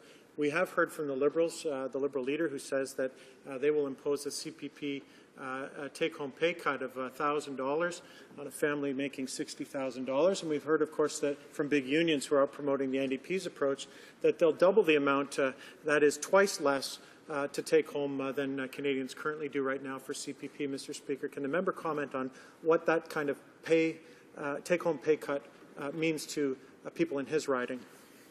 The member for Kootenay, Columbia. Short answer, please. Thank you very much, Mr. Speaker. I'd like to thank the Parliamentary Secretary for his question. The fact of the matter is, whether it's in my riding or any riding across Canada, the implications of taking $1,000 out of any household's family is just devastating, and we cannot allow that to happen. That's why our government continues to lower taxes, not only for families but for business as well, to ensure that every Canadian has the greatest opportunity for a good job and to also provide a good income for their family. Thank you. The honourable government House leader is rising on a point. Thank you very much, Mr. Speaker. I wish to inform the House that Tuesday, June 16, 2015, shall be the day designated pursuant to Standing Order 66-2 for the purposes of completing debate on the 21st report of the Standing Committee on Procedure and House Affairs. Please, the débat. Resuming debate. The honourable member for Charlebourg, Haute-Saint-Charles. Thank you, Mr. Speaker. Mr. Speaker, I will be sharing my time with the member for Scarborough Southwest. So I'd like to take the time today. Well, I have a long speech. So I will tell you that I will take the time to thank all of my constituents, men and women who have participated in the life of my riding, who've come to my office, who've used our services, and I'd like to thank all the people who work in this Parliament, the pages, the people who do maintenance during the night, and everyone in the food services, and yourself as well as the other speakers. So today I join with my colleagues to speak to my position on the Budget Implementation Act 2015. It's with a great number of concerns and questions that I participate in the debate on this bill, because as you may have seen, Mr. Speaker, we just have a few days before the end of the parliamentary session. And so in these last few days, well, it's time to evaluate, take stock of the last year, but also for me to take stock of my first mandate. First of all, I would like to say that it's very disappointing to see the anti-democratic processes employed by this government, and particularly with this bill. I got into politics because I take our democratic system to heart. I became a legislator in 2011 to serve the interests of my fellow citizens of Charlebourg-Haute-Saint-Charles.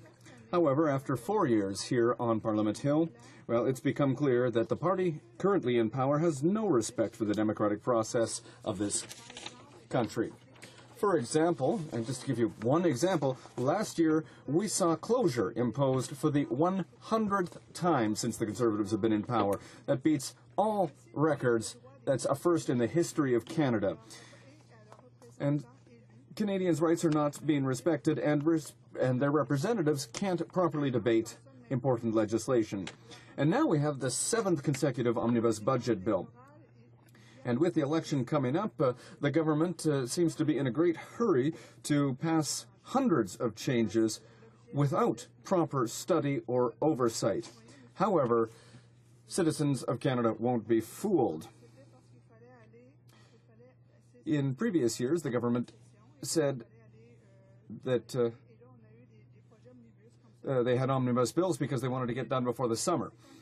This bill has 150 pages and 270 provisions.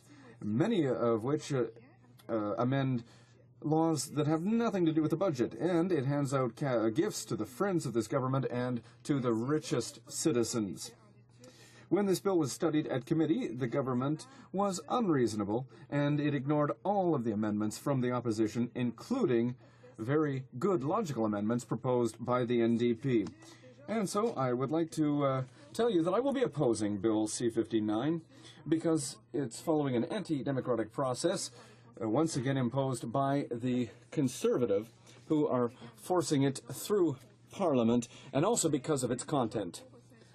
The residents of Charlebourg, Haute-Saint-Charles, are fed up with this political gamesmanship, and they want the winds of change to blow over Canada. Just a little anecdote I'd like to share here that leaves me quite confused. It's a Canadian tradition for the finance minister to buy a new pair of shoes when tabling each budget. This year, the minister opted for shoes made in the United States, an image which is illustrative of the thousands of jobs lost in Canada in the manufacturing sector. Hardly surprising that the Canadian economy is in such poor shape when the symbol of job creation for the Conservatives is buying foreign and not creating well-paid jobs here in Canada. I'd also like to talk about a few other observations I have about this bill. There are 8 things that the government has neglected, but these are things that count very much to my constituents. The fact that the Conservatives have not dealt with excessive banking fees, the lack of consideration for the decline in the French language outside Quebec, the dismemberment of the CBC, the increased burden on families and women when they can't have access to affordable childcare, the halting of home or door-to-door mail delivery by Canada Post, the gutting of EI, the poor job statistics, and the labor-sponsored fund tax credit elimination. The government, when it comes to banking fees, should have taken advantage of Budget 2015 to increase consumer protection and help families struggling under excessive banking fees. But no, this opportunity was missed. There has been no limit put on banking fees. Banks are racking up record profits while Canadians have difficulty making ends meet. A number of things could have been done, good things, like ensuring that paper bills were delivered for free. There could have been a cap put on interest rates for credit cards, and they could have put an end to pay. I'd encourage the Finance Minister to read my bill, C-663, which sets out a number of measures that would help Canadians in their pocketbooks. For example, requiring banks to report annually on all the fees they charge their clients, capping the amount of NSF fees, and giving the client a grace period before charging NSF fees. The government is supposed to protect consumers with sound legislation and regulations. When it comes to French in Canada, I was very disappointed when I looked at this bill. We all know now that since January 2015, I've been the critic for the Francophonie, and I'd like to take this opportunity to explain how the government has withdrawn and shirked its responsibilities under the Official Languages Act and the Constitution. The government seems not to care at all about Francophone communities in minority settings that are losing more and more services in French from federal institutions. The Francophonie, linguistic duality, and official languages are not even mentioned in the budget. It's shameful. We also see that nothing is being done to protect the CBC, which is going through one of the biggest crises in its history, with cuts by the Conservative government to the tune of $115 million over 3 years. These effects are being heavily felt all throughout Canada. There's less news coverage, fewer international reporters, sports coverage, documentaries. But what's more important is that this has slowly choked off local production, which was extremely relevant to minority language communities. French service offered by CBC has been seriously hard hit. 10 jobs were cut in Acadia, 15 in Ontario, 16 in the western provinces. The NDP is the only party that promises to reverse these $150 million in cuts to our public broadcaster, and the only party to commit to stable, multi-year, predictable funding. As a mother, but also as former president of the National Women's Group in the National Capital, Quebec City region, I'd like to say a few things about this budget. There's nothing to create new childcare places in the budget. Where did those spots that were promised by the Conservatives go? They evaporated like so many other Conservative promises. A number of experts mentioned that the income splitting policy could even encourage women disproportionately to quit their jobs or not look for jobs and instead stay home. The NDP wants to promote women's employability, leadership, and entrepreneurism. It's a step backwards. History repeats itself all too often. I'd also like to talk about the EI fund. The government has decided to dip into this fund.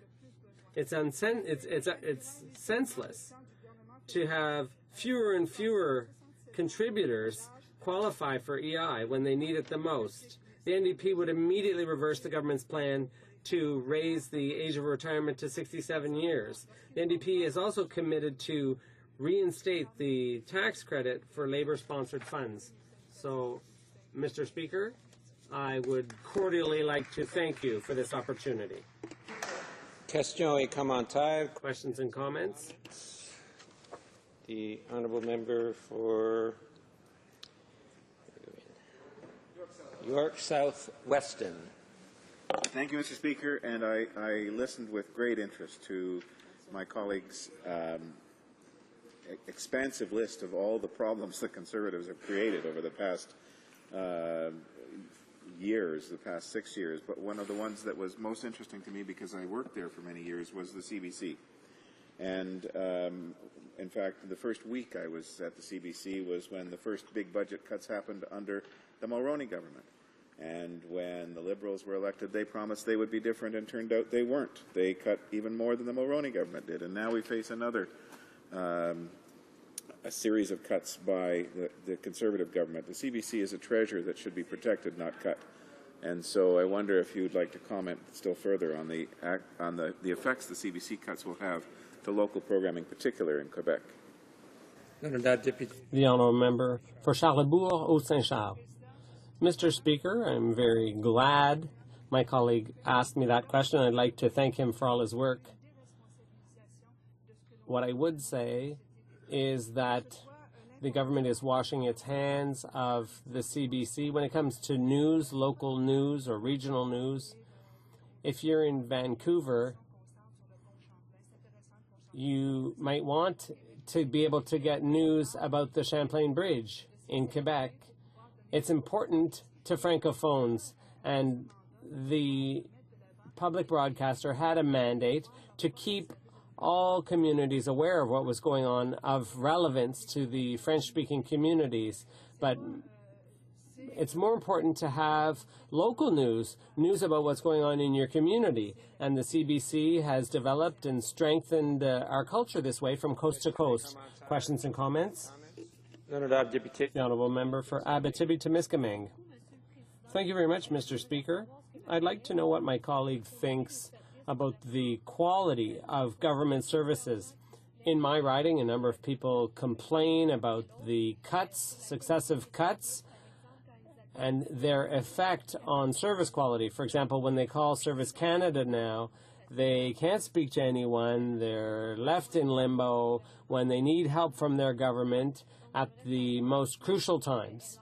So I wonder whether she's hearing the same kind of complaint from her constituents, and does she think that we should be able to provide quality services to our constituents in the budget and similar to what's available everywhere else in the country. The honourable member, I'd like to congratulate the member who represents a bastion in her region. She's well liked by her constituents. I'd like to congratulate the public servants because they, after all, do outstanding work. They've supported many different groups. They've suffered from numerous cuts, too, that at the hands of the government. So they have to try to compensate. They have to do more with less. They have to react quickly with fewer staff. So it's hard for them. And it's very hard to get access, to maintain access to services under these circumstances. Now, these frontline workers are professionals. They've got great skills and abilities. But when it comes to processing times, and it's impossible for them to keep up. It has to take longer. They can't do as much when they were more numerous. Questions and comments? The honourable member for Lac Saint Louis. Thank you, Mr. Speaker. I was just wondering whether my colleague felt that it would be a good idea for the middle class to have its tax burden lightened through tax cuts, because obviously a more egalitarian society is good for the economy. If people have money in their pockets, they'll be able to spend it. The economy will grow. And even the wealthy will benefit ultimately. So I was just wondering if my colleague, who made a nice speech, whether she has anything to say about the need or the justification for cutting taxes for the middle class. The honourable member for Charlebourg, Haute-Saint-Charles. Our leader committed not to raise taxes on the middle class. That's excellent news. When it comes to access, if I look at banking fees, for example, the middle class is, they have to pay too many fees and levies and charges and taxes.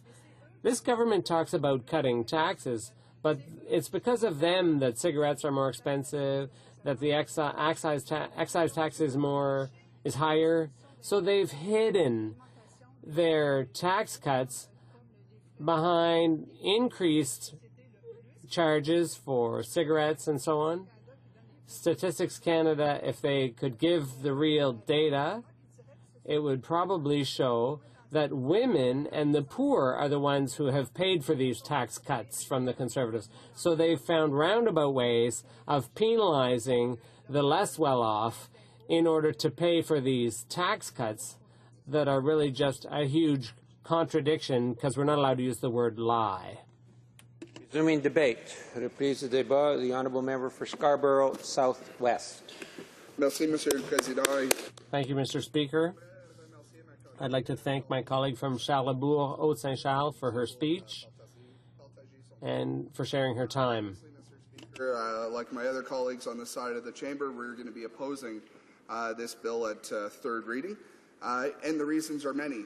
And my colleagues have spoken many times today about the reasons why we are not supporting this bill. I mean, first off, here we are with another omnibus bill, 150 pages, 270 clauses.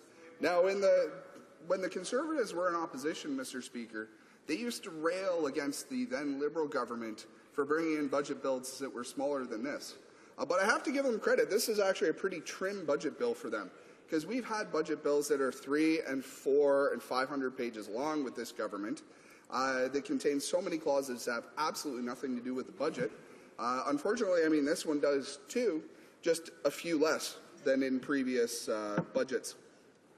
Of course, they've included retroactively changing the Access to Information Act. And we heard, of course, the Minister for Public Safety get up in the House today and talk about the will of Parliament. Well, Mr. Speaker, the will of Parliament exists after Parliament has voted on something. These changes are to retroactively make changes to absolve the RCMP of responsibility for destruction of documents that happened before Parliament exerted its will, Mr. Speaker. And I really can't find a reason, a justifiable reason, why any government would put that kind of a change in place. It really sets a dangerous precedent, Mr. Speaker. And I'd like to just go, of course, and mention Suzanne Legault, Canada's Independent Information Commissioner, has said that the Conservatives' actions set a perilous precedent against Canadians' quasi-constitutional right to know, Mr. Speaker. Of course, this isn't the first dangerous precedent that this government has set.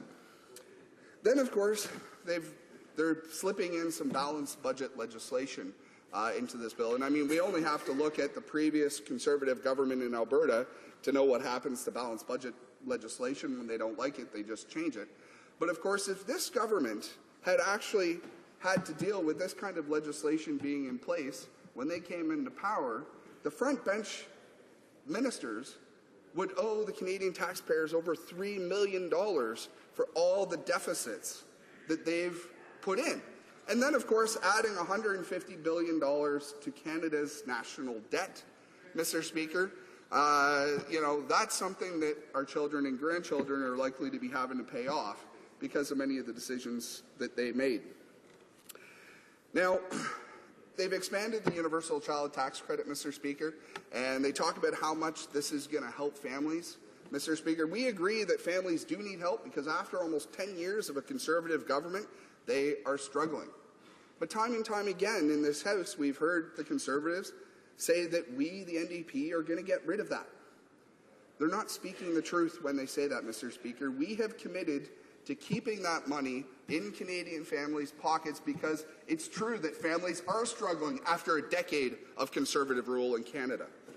But we're going to go well beyond that, Mr. Speaker. We're not just going to let Canadians have that money back, Mr. Speaker. We're going to bring in a national child care plan that is actually going to create 1 million new child care spaces in Canada at $15 a day. See, the thing that both the Conservatives and Liberals don't want to tell you is that with both of their plans, it leaves child care costs in Canada sky high and unaffordable for many families. For folks in Toronto, many people are having to spend over 30% of their annual income for child care, Mr. Speaker. In Toronto, people are paying, on average, between $1,000 and $2,000 a month. So $1,676 is the figure that's mentioned. Now, you look at the entire amount that the Conservative plan gives back to families is only $1,900 a month. So that's going to pay for a little bit more than 1 month of childcare for families that need it. What are families supposed to do for the other 11 months of the year, Mr. Speaker? So what's happening is many families are unfortunately having to forego having an income from one of those parents to actually pay for childcare, so that instead the parent stays home. And what does that mean, Mr. Speaker? Families fall further behind. Because in a city like Toronto, the vast majority of families need 2 incomes in order to make ends meet. So if one person has to stay home, that family falls further behind. Not to mention, it's actually hurtful for the economy, Mr. Speaker, because less people are out there working and making money. And then, of course, it hurts the Treasury as well, because less people are out there paying taxes, and more people need to receive benefits, Mr. Speaker. So, I mean, it's just completely backwards what the other two parties are wanting to do. I mean, they're fighting themselves on the wrong issue, Mr. Speaker. What needs to be tackled is the high cost of childcare. It's only the NDP that's made a commitment to actually deal with those high costs. Of course, we don't oppose everything in the budget. There are, and as my colleague from Trois-Rivières mentioned, there are several diluted NDP initiatives that are in this Budget Implementation Act. And the first one I'll mention is the way the Conservatives decided to try to take cutting small business taxes out of the NDP platform. But they couldn't even do that right, Mr. Speaker. The NDP committed to reducing small business taxes from 11 to 10 to 9% in 2 years, Mr. Speaker. What are they doing? 0.5%, 0.5%, 0.5%, 0.5% over 4 years, Mr. Speaker. I think small business owners will know who they'll be better off under. It'll be an NDP government, Mr. Speaker, because by the time their full tax cut comes into play, they'll already have 2 full years of the full 9% lower tax rate that an NDP government will bring in, Mr. Speaker. And of course, you know, they really only did this because it's an election year, Mr. Speaker. And they know that this has been our long-standing position. And they know we're not going to be able to support the budget because of ridiculous policies like income splitting, which is only going to help the top 15% of income earners, Mr. Speaker, and yet cost the federal treasury $2.5 billion. Now, what's the projected surplus for this year, Mr. Speaker? It's about $1.8, $1.4 billion, somewhere in that range. It doesn't matter. It's well below $2.5 billion, which means they're actually adding to the deficit and adding to the national debt in order to pay for a program that is actually going to the people that need the help the least, Mr. Speaker. Because the vast majority of people that can take full advantage of income splitting are in the higher income brackets, Mr. Speaker. They're not in the lower income brackets. So this is their plan. And then, of course, there's the doubling of TFSAs. And conservative after conservative after conservative has talked about how 11 million Canadians have opened TFSAs. But what they, again, won't tell you is what small percentage of Canadians are actually currently, out of those 11 million accounts that were open, less than 30% of them actually get filled up every year, Mr. Speaker. So, of course, they forget to talk about that. They talk about 11 million as if 1/3 of Canadians are maximizing the current TFSA limits of $5,000 a year. Not even close, Mr. Speaker. It's less than 30% of the 30% that have opened accounts that are actually maximizing out the ones that are there now. You know, Canadians do need ways to save money for their retirement, Mr. Speaker, but most can't even put in $5,000 a year because they're paying exorbitant costs for childcare, because they're paying more sometimes when they have to go get prescription medication, or cost of living has gone up, or, of course, in a city like Toronto where only half, less than half, of all the working people in Toronto have a full-time permanent job. The vast majority now are working precarious part-time jobs. And of course, the situation gets even worse with young Canadians, where 13% are now unemployed. Now, some shocking statistics came out over the last 2 decades, the last 18 years. So that's 9 years of Liberal government and then 9 years of Conservative government. Minimum wage workers have skyrocketed. The number of minimum wage workers has increased by 94%. They used to make up 3% of Ontario's workers. Now they make up 12% of Ontario's workers. That's what these two parties have done. They're sending us to the bottom, Mr. Speaker, just to pay for the tax cuts for corporations, Mr. Speaker, so that corporations now have more money squirreled away in the bank than the total size of our national debt, Mr. Speaker. And they're not going to go and spend that money and invest it in Canada. They're going to leave it in the bank, Mr. Speaker, and that is dead money. And that is money that could be used to actually improve our economy, Mr. Speaker. And I see that you've given me the notice to wrap up, so I'll be happy to take everyone's questions. Thank you. Questions and comments. Question commentaire, the Honourable Minister of State. Mr. Speaker, the concept of liquidity is defined as the availability of liquid assets to a market or a company. So, Mr. Speaker, when a company, a job-creating company, has cash on hand or liquidity available, when there's fluctuations in the market, variations in commodity prices, changes in investment certainties, they can do things like retain jobs, or they can invest in R&D, in new markets, and new products. In Canada, when a company has cash on hand, the NDP consistently vilifies this somehow as a bad thing. We've never heard them talk about ways to leverage this into R&D, which we've done through various incentive programs, Mr. Speaker. Over and over again, the NDP put forward these fallacies with regard to how job-creating companies need to spur growth. They talk about increasing taxes.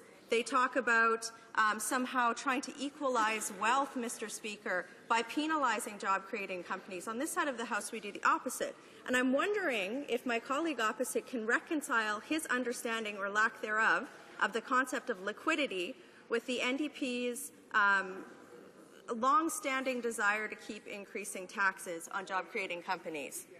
The honourable member for Scarborough Southwest. Maybe the member wasn't listening at the end of my speech when I talked about the fact that Canadian companies have over $600 billion of dead money that they're not using. They're not using it on improving productivity. They're not using it on increasing research and development. They're not using it on employing more Canadians. And we talk about commodity prices, Mr. Speaker. This is a government that put all their eggs in one basket, that bet the farm on the fact that oil prices were going to stay high forever. Forever, Mr. Speaker. And that's a member from Alberta who should know that commodity prices and oil prices, they go up and then they go down, and then they go up and then they go down. But they banked on it staying high forever, Mr. Speaker. So she wants to talk about some things that we would do.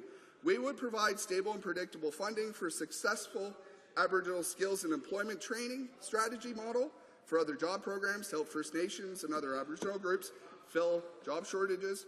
We would work with the provinces to build long-term skills training to fill the skills shortages in certain provinces. We would fix the temporary foreign worker program. There's lots of things that an NDP government would do, Mr. Speaker, but I'd like to hear more questions. Questions and comments? Question commentaire. The honourable member for Trinity Spadina. Thank you very much. I listened with interest as my colleague from Toronto spoke about some of the priorities, and one of the issues that I didn't hear him discuss was infrastructure and housing, but more importantly, transit. I know that the party he represents has made a huge commitment to funding transit, and I note that he didn't raise the issue. So I have two questions for him.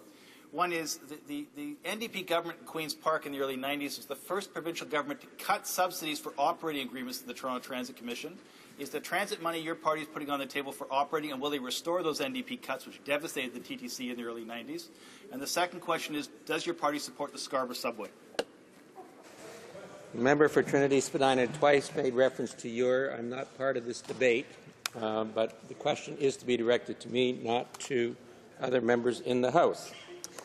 The honourable member for Scarborough Southwest. Thank you very much, Mr. Speaker. And he might be a member from Toronto, but I'm a member from Scarborough, Mr. Speaker. And it's really funny that we're talking about transportation because, of course, that member and several other GTA area Liberals, they called for the teardown of the Gardiner Expressway 2 weeks ago now. And yet the Liberal city councillor in my area, who is the co-chair of the federal Liberal candidates campaign, voted to keep the Gardiner. And that's an interesting juxtaposition. I don't know how they're going to square that circle. But the Scarborough subway, Mr. Speaker, that is a great question. We had a plan in the city that was fully funded by a provincial government in order to provide LRTs that would expand transit into the far reaches of Scarborough, and it was fully funded. And then that member participated in debates and was part of a city council that actually changed their mind and changed their mind again and changed their mind again and ended up deciding to vote for a subway that's going to cost $1 billion more that isn't funded. And every person in Toronto is now paying an extra $7 to $8 of tax every time they get their property tax bill to pay for that subway that doesn't go any further into Scarborough than the existing transit. And it's going to cost $1 billion more, which leaves no money for the Shepherd LRT, which is not going to bring transit out to Centennial College or U of T Scarborough campus or out to Malvern or Morningside Heights, where transit is desperately needed. And that's what they've done, Mr. Speaker. Order. Resuming debate. The honourable member for Mississauga East Cooksville. I have to advise the member that he will only have 5 minutes for a speech before we must end this debate. Well, thank you very much, Mr. Speaker. I understand that I don't have much time, but I've been listening to the debate so far, and it's interesting that in a debate like this we learn and we are told And it's a great revelation that the commodity prices go up and go down, like they've never done before. Mr. Speaker, I'm very honored to provide my input into the bill C-59, the Economic Action Plan 2015. And Mr. Speaker, our government has and continues to work hard, focusing on the commitments to the priorities of Canadians: jobs, economic stability, growth, and long-term prosperity. By balancing the budget, we can keep our focus on lower taxes to help families and hard-working Canadians. And there's something probably colleagues on the other side didn't hear or forgot about, that in fact the overall federal tax burden is now at its lowest level in more than 50 years.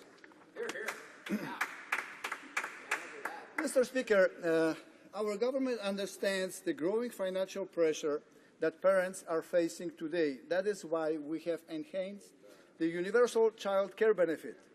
Mr. Speaker, we call it the universal child care benefit because it will be available to all Canadian families with children under the age of 18, regardless of their income or type of child care they choose. We first introduced the Universal Child Care Benefit, or the UCCB, in 2006. Today, it provides direct support to over 1.6 million families with over 2 million young children. Mr. Speaker, let me explain how the UCCB works and how much it provides and how we are enhancing it.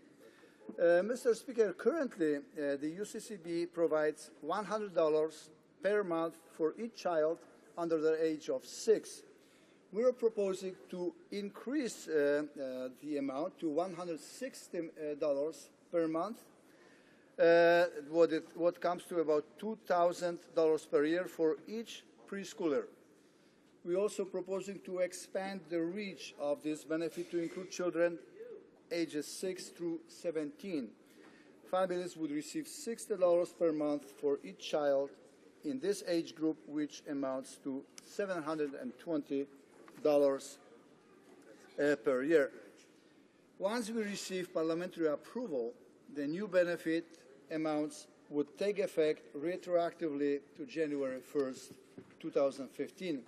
It's a great news for many families across the country, including over 20,000 families in the riding I proudly represent, the Mississauga East Cokesville.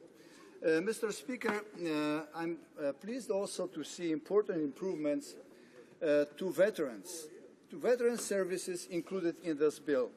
I would like to thank the Minister of Veterans Affairs for taking a major step towards implementing the Veterans Affairs Committee's recommendation in our review of the new Veterans Charter last year. Bill C-59 has 3 new benefits to fill gaps that were identified in veterans services. The Retirement Income Security Benefit, that would provide disabled veterans with a monthly income support payment beginning at age 65 on top of their existing pension payments, in order to make sure that injured veterans have financial security later in life. The Critical Injury Benefit would provide $70,000 tax-free award for armed forces members and veterans who experience a sudden and severe injury while in line of duty. This recognizes the hardship that an armed forces member experiences as they recover from traumatic incident. And the next one is the Family Caregiver Relief Benefit, that would provide disabled veterans with $7,000 tax-free per year for their caregivers, often a spouse or other family member, to use in any way that helps them to overcome some of the challenges of caregiver fatigue. And I guess I have to wrap up, Mr. Speaker. Therefore, thank you very much for the opportunity, and I would encourage every member in this House to support this bill. Thank you, Mr. Speaker. Order à l'ordre, comme il est 18h15. It being 6:15, pursuant to order made earlier, it is my duty to interrupt the proceedings and put forthwith every question necessary to dispose of third reading stage of bills. The bill that is currently before the House. The question is as follows. Mr. Oliver, seconded by Mrs. Glover, move that Bill C-59, an act to implement certain provisions of the budget tabled in Parliament on April 21st, 2015, and other measures, be now read a third time and do pass.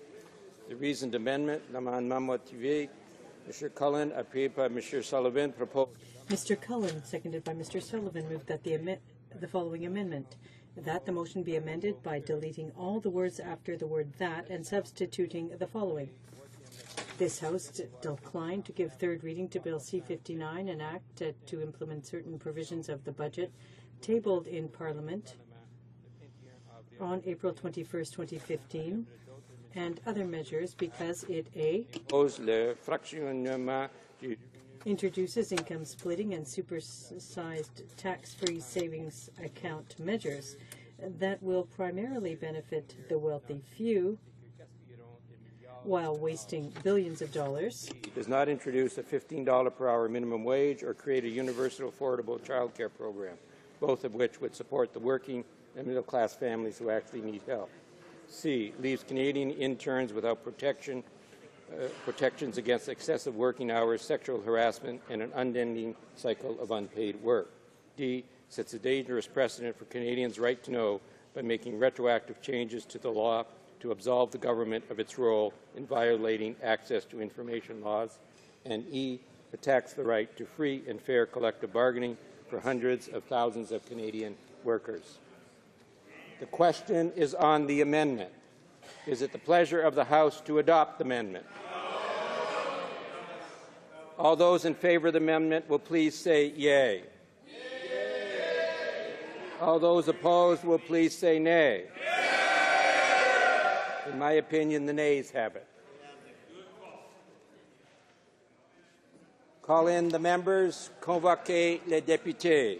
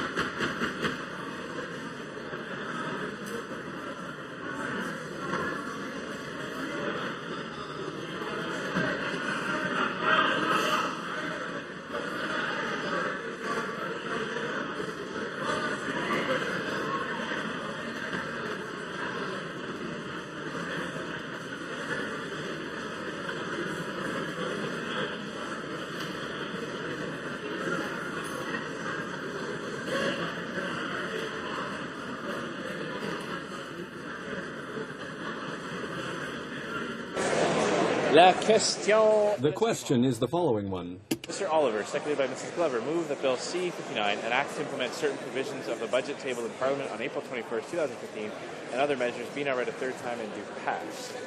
Mr. Cullen, seconded by Mr. Sullivan, move the following amendment. The motion be amended by deleting all the words after the word that and substituting the following. Cette chambre... This House declined to give third reading to Bill C-59, an act to implement certain provisions of the budget tabled in Parliament on April 21st, 2015, and other measures, because it... Dispense? A. Introduces income splitting and supersized tax-free savings account measures that will primarily benefit the wealthy few while wasting billions of dollars. B. Does not introduce a $15 an hour minimum wage or create a universal affordable child care program. I already asked and it was refused, both of which would support the working and middle-class families who actually need help. C. Leaves Canadian interns without protections against excessive working hours, sexual harassment, and an unending cycle of unpaid work. Sets a dangerous precedent for Canadians' right to know by making retroactive changes to the law to absolve the government of its role in violating access to information laws. And E. Attacks the right to free and fair collective bargaining for hundreds of thousands of Canadian workers. The questions on the amendment. All those in favour of the amendment will please rise. Monsieur Mulcair. Madame Laverdière. Madame Laverdière. Ms. Sims Newton North Belfast. Sims Newton North Belfast. Mr. Alan Welland. Mr. Alan Welland. Ms. Duncan Edmonton Strathcona. Ms. Duncan Edmonton Strathcona. Mr. Dewar. Mr. Dewar. Mr. Harris St. John's East. Mr. Harris St. John's East. Madame Boivin. Madame Boivin. Ms. Davies Vancouver East. Davies Vancouver East. Mr. Julian. Mr. Julian. Ms. Leslie. Ms. Leslie. Mr. Christopherson. Mr. Christopherson. Ms. Nash. Ms. Nash. Mr. Cullen. Mr. Cullen. Ms. Ashton. Ms. Ashton. Ms. Matheson. Ms. Matheson. Monsieur Godin. Monsieur Godin. Mr. Bevington. Mr. Bevington. Monsieur Mai. Monsieur Mai. Madame D. Madame D. Mr. Donnelly. Mr. Donnelly. Mr. Rankin. Mr. Rankin. Mr. Scott. Mr. Scott. Madame Brosseau. Madame Brosseau. Monsieur Toon. Monsieur Toon. Madame Grosguet. Madame Grosguet. Mr. Angus. Mr. Angus. Mr. Marston. Mr. Marston. Madame Hughes. Madame Hughes. Mr. Rafferty. Mr. Rafferty. Ms. Crowder. Ms. Crowder. Ms. Charlton. Ms. Charlton. Monsieur Giguère. Monsieur Giguère. Madame Ayala. Madame Ayala. Mr. Sullivan. Mr. Sullivan. Mr. Cash. Mr. Cash. Mr. Stewart. Mr. Stewart. Mr. Garrison. Mr. Garrison. Monsieur Ravignac. Monsieur Ravignac. Madame Papillon. Madame Papillon. Monsieur Aubin. Monsieur Aubin. Monsieur Dubé. Monsieur Dubé. Madame Blanchette-Lamotte. Madame Blanchette-Lamotte. Madame Leblanc-Lassalle-Mar. Madame Leblanc-Lassalle-Mar. Monsieur Nantel. Monsieur Nantel. Madame Piclet. Piclet. Monsieur Gravel. Monsieur Gravel. Monsieur Blanchette. Monsieur Blanchette. Mr. Harris Scarborough Southwest. Mr. Harris Scarborough Southwest. Mr. Cleary. Mr. Cleary. Monsieur Bramy. Monsieur Bramy. Monsieur Rousseau. Monsieur Rousseau. Monsieur Genet-Jourdain. Monsieur Genet-Jourdain. Monsieur Lapointe. Monsieur Lapointe. Monsieur Côté. Monsieur Côté. Monsieur Dussault. Monsieur Dussault. Monsieur Choquet. Monsieur Choquet. Mr. Sandou. Mr. Sandou. Madame Sella. Madame Sella. Monsieur Dion Labelle. Monsieur Dion Labelle. Mr. Bison. Mr. Bison. Madame Doré Lefebvre. Madame Doré Lefebvre. Madame Quash. Madame Quash. Madame Borg. Madame Borg. Monsieur Nichols. Monsieur Nichols. Madame Reynaud. Madame Reynaud. Madame Moore Abitibi-Témiscamingue. Madame Moore Abitibi-Témiscamingue. Madame Latendresse. Madame Latendresse. Mr. Comartin. Mr. Comartin. Madame Morin, Saint-Hyacinthe-Bagotte. Madame Morin, Saint-Hyacinthe-Bagotte. Monsieur Nunez-Melo. Monsieur Nunez-Melo. Monsieur Tremblay. Monsieur Tremblay. Monsieur Genet. Monsieur Genet. Mr. Stauffer. Mr. Stauffer. Monsieur Chicoine. Monsieur Chicoine. Monsieur Morin-Chicoutimi-Fiard. Monsieur Morin-Chicoutimi-Fiard. Madame Lou. Madame Lou. Madame Morin, Notre-Dame-de-Grâce-Lachine. Madame Morin, Notre-Dame-de-Grâce-Lachine. Mr. Benskin. Mr. Benskin. Monsieur Morin-Laurentier-de-Labelle. Monsieur Morin-Laurentier-de-Labelle. Mr. McCauley. Mr. McCauley. Mr. Goodale. Mr. Goodale. Mr. Easter. Mr. Easter. Mr. Regan. Mr. Regan. Monsieur Bélanger. Monsieur Bélanger. Mr. Valerian. Mr. Valerian. Miss Foote. Miss Foote. Mr. Lamoureux. Mr. Lamoureux. Monsieur Dion. Monsieur Dion. Ms. Scrow. Ms. Scrow. Ms. Bennett. Ms. Bennett. Mr. Bryson. Mr. Bryson. Mr. McKay Scarborough Guildwood. Mr. McKay Scarborough Guildwood. Mr. Cuzner. Mr. Cuzner. Mr. Iking. Mr. Iking. Mr. McCallum. Mr. McCallum. Mr. Scarpeligia. Mr. Scarpeligia. Ms. Duncan and Etobicoke North. Ms. Duncan and Etobicoke North. Ms. Murray. Ms. Murray. Mr. McGinty. Mr. McGinty. Mr. Sims, Bonavista, Gander, Grand Falls, Windsor. Mr. Sims, Bonavista, Gander, Grand Falls, Windsor. Mr. Garneau. Mr. Garneau. Mr. Chou. Mr. Chou. Mr. Casey. Mr. Casey. Mr. Dubourg. Mr. Dubourg. Ms. Freeland. Ms. Freeland. Ms. Jones. Ms. Jones. Mr. Vaughn. Mr. Vaughn. Mr. Pichetti. Mr. Pichetti. Mr. Andrews. Mr. Andrews. Mr. Bellavance. Mr. Bellavance. Mr. Plamondon. Mr. Plamondon. Mr. Fortin. Mr. Fortin. Madame Mourani. Madame Mourani. Mr. Heyer. Mr. Heyer. All those opposed to the amendment will please rise. Mr. Van Loan. Mr. Van Loan. Mr. Fletcher. Mr. Fletcher. Ms. Leach. Ms. Leach. Mr. Poiliev. Mr. Poiliev. Mr. Valcourt. Mr. Valcourt. Mr. Blaney. Mr. Blaney. Ms. Finley Haldeman Norfolk. Ms. Finley Haldeman Norfolk. Mr. Nicholson. Mr. Nicholson. Mr. McKay Central Nova. Mr. McKay Central Nova. Mr. Lebel. Mr. Lebel. Mr. Oliver. Mr. Oliver. Mr. Clement. Mr. Clement. Mr. Paradis. Mr. Paradis. Mr. Ritz. Mr. Ritz. Mr. Kenny Calgary Southeast. Mr. Kenny Calgary Southeast. Mr. Moore Port Moody Westwood Port Coquitlam. Mr. Moore Port Moody Westwood Port Coquitlam. Mrs. Aglukat. Mrs. Aglukat. Mrs. Shea. Mrs. Shea. Mr. Fass. Mr. Fass. Ms. Ambrose. Ms. Ambrose. Ms. Rake. Ms. Rake. Ms. Finley Delta Richmond East. Ms. Finley Delta Richmond East. Mr. Alexander. Mr. Alexander. Mr. O'Toole. Mr. O'Toole. Mrs. Glover. Mrs. Glover. Mr. Benoit. Mr. Benoit. Mr. Breakright. Mr. Breakright. Mr. Hahn. Mr. Hahn. Mr. Ashfield. Mr. Ashfield. Mr. Chung. Mr. Chung. Mrs. Trupik. Mrs. Trupik. Mr. Dykstra. Mr. Dykstra. Mr. O'Brien. Mr. O'Brien. Mr. Gould. Mr. Gould. Mr. Moore Fundy Royal. Mr. Moore Fundy Roy. Mr. Goodyear. Mr. Goodyear. Ms. Rempel. Ms. Rempel. Mrs. Wong. Mrs. Wong. Ms. Bergen. Ms. Bergen. Mr. Bernier. Mr. Bernier. Mr. Upal. Mr. Upal. Mr. Sorensen. Mr. Sorensen. Mr. Holder. Mr. Holder. Mr. Lake. Mr. Lake. Mr. Anderson. Mr. Anderson. Mr. Carey. Mr. Carey. Mr. Campit Meadows Maple Ridge Mission. Campit Meadows Maple Ridge Mission. Mr. Keddy South Shore St. Margaret. Mr. Caddy South Shore St. Margaret. Mrs. Ablonsey. Mrs. Ablonsey. Mr. O'Connor. Mr. O'Connor. Mr. Kent. Mr. Kent. Mr. Cannon. Mr. Cannon. Mr. Rajat. Mr. Rajat. Mr. Reed. Mr. Reed. Mr. Vellicott. Mr. Vellicott. Mr. Goldring. Mr. Goldring. Mrs. Greywall. Mrs. Greywall. Mr. Albus. Mr. Albus. Mr. Straw. Mr. Straw. Mr. Trottier. Mr. Trottier. Mr. Watson. Mr. Watson. Mr. Deckert. Mr. Deckert. Mr. Gauguin. Mr. Gauguin. Mr. Bazan. Mr. Bazan. Mr. Saxton. Mr. Saxton. Mr. Calandra. Mr. Calandra. Mr. Lukiski. Mr. Lukiski. Mr. Braid. Mr. Braid. Mr. Gill. Mr. Gill. Ms. James. Ms. James. Mrs. Block. Mrs. Block. Mrs. McLeod. Mrs. McLeod. Mr. Leon. Mr. Leon. Ms. Brown Newmarket Aurora. Ms. Brown Newmarket Aurora. Mr. Armstrong. Mr. Armstrong. Mr. Menegakis. Mr. Menegakis. Mr. Warkington. Mr. Warkington. Mrs. Smith. Mrs. Smith. Mrs. Gallen. Mrs. Gallen. Mr. Schellenberger. Mr. Schellenberger. Mr. Allison. Mr. Allison. Mr. Brown needs Granville. Mr. Brown needs Granville. Mr. Anders. Mr. Anders. Mr. Lozon. Mr. Lozon. Mr. Hebert. Mr. Hebert. Mr. Shorey. Mr. Shorey. Mr. Komarnicki. Mr. Komarnicki. Mr. Cram Prince Edward Hastings. Mr. Cram Prince Edward Hastings. Mr. Miller. Mr. Miller. Mr. Tilson. Mr. Tilson. Mr. Trost. Mr. Trost. Mr. Warwa. Mr. Warwa. Mr. Albrecht. Mr. Albrecht. Mr. Calkins. Mr. Calkins. Mr. McKenzie. Mr. McKenzie. Mrs. Davidson. Davidson. Mr. Gedipo. Mr. Gedipo. Mr. Mays. Mr. Mays. Mr. Norlaw. Mr. Norlaw. Mr. Shipley. Mr. Shipley. Mr. Storsa. Mr. Storsa. Mr. Sweet. Mr. Sweet. Mr. Van Kesteren. Mr. Van Kesteren. Mr. Wallace. Mr. Wallace. Mr. Clark. Mr. Clark. Mr. Bowen. Mr. Bowen. Mr. Dreeshen. Mr. Dreeshen. Mr. Lobb. Mr. Law. Mr. McColman. Mr. McColman. Mr. Richards. Mr. Richards. Mr. Woodworth. Mr. Woodward. Mr. Adler. Mr. Adler. Mr. Harris Scarborough Prince George. Mr. Harris Caribou Prince George. Mr. Preston. Mr. Preston. Mr. Allen Tobic Mr. McNichol. Allen Levick McNichol. Mr. Kerr. Mr. Kerr. Mrs. O'Neill Gordon. Mrs. O'Neill Gordon. Mr. Payne. Mr. Payne. Mr. Weston, West Vancouver, Sunshine Coast, Sea to Sky Country. Mr. Weston, West Vancouver, Sunshine Coast, Sea to Sky Country. Mr. Weston St. John. Mr. Weston St. John. Mr. Young Oakville. Mr. Young Oakville. Mr. Sopak. Mr. Sopa. Mrs. Ambler. Mrs. Ambler. Mr. Aspen. Mr. Aspen. Madame Bateman. Madame Bateman. Mr. Butt. Mr. Butt. Mr. Carmichael. Mr. Carmichael. Mr. Chisu. Mr. Chisu. Mr. Daniel. Mr. Daniel. Mr. Hayes. Mr. Hayes. Mr. Hillier. Mr. Hillier. Mr. Leaf. Mr. Leaf. Mr. Lizon. Mr. Lizon. Mr. Opitz. Mr. Opitz. Mr. Seaback. Mr. Seaback. Mr. Tote. Mr. Tote. Mr. Wilkes. Mr. Wilkes. Mr. Williamson. Mr. Williams. Ms. Young Vancouver South. Ms. Young Vancouver South. Mr. Zimmer. Mr. Zimmer. Ms. Crockett. Ms. Crockett. Mr. McGuire. Mr. McGuire. Mr. Falk. Mr. Falk. Mr. Yerdega. Mr. Yerdega. Mr. Stanton. Mr. Stanton. Mr. Barlow. Mr. Barlow. Mr. Iglinsky. Mr. Iglinsky. Mr. DeVolen. Mr. DeVolen. Mrs. Perkins. Mrs. Perkins. Mr. Lunny. Mr. Lunny. Mr. Rathgaber. Mr. Rathgaber.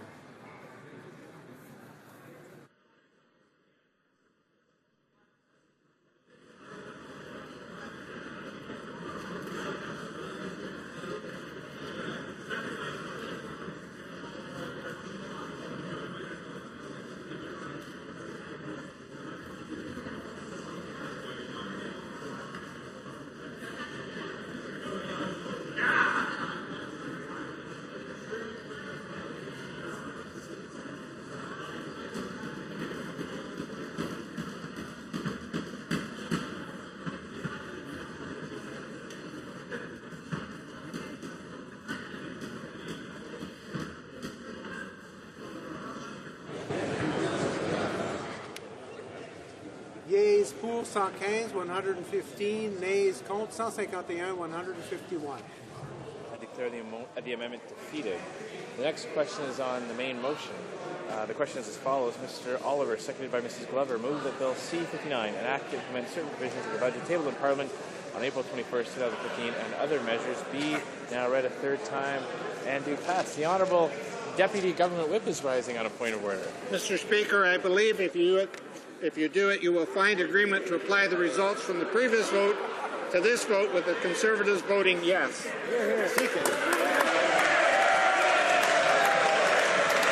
Shall we do it?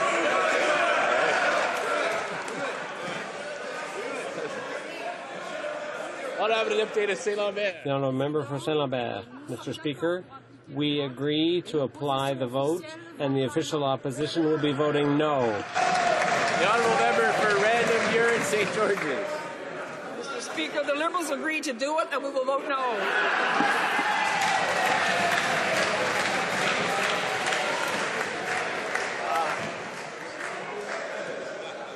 Do we need to do it with all the independents as well? Or is everyone voting the same way? Shall we? No, okay. The honourable member for St. Leonard, St. Michel. Mr. Speaker, having already done it, I will be voting no.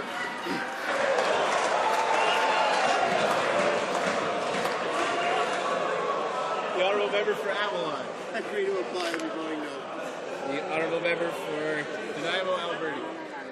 Je vote for oui.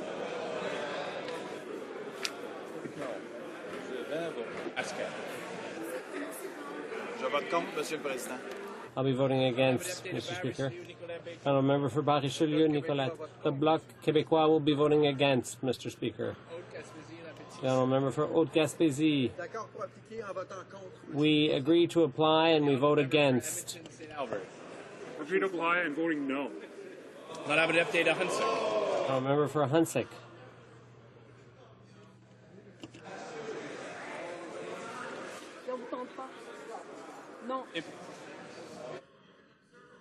No. The honourable member for Thunder Bay, Superior North. Green Party agrees to apply its vote on no.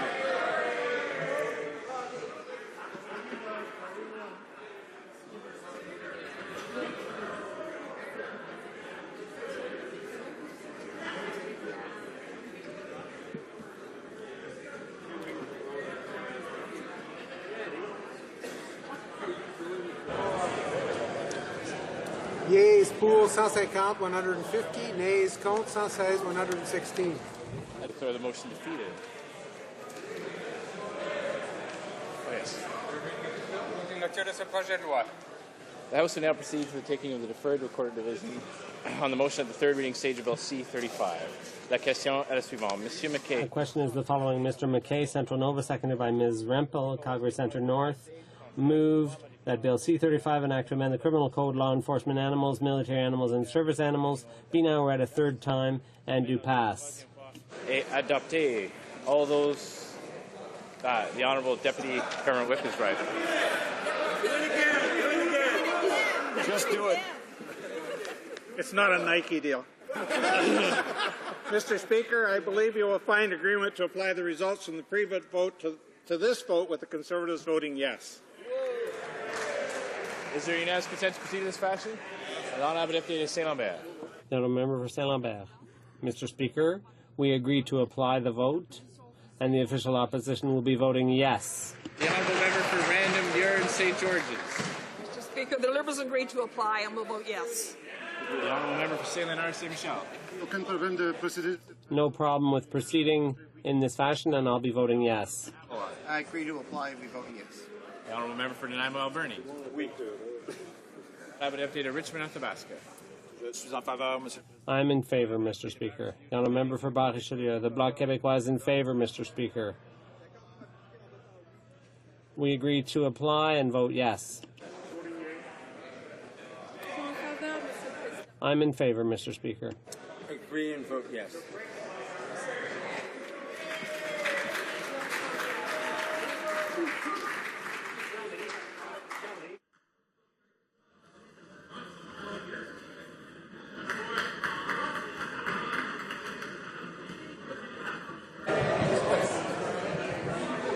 Yeas pour 266, 266. Nays contre aucun, nil. I declare the motion carried.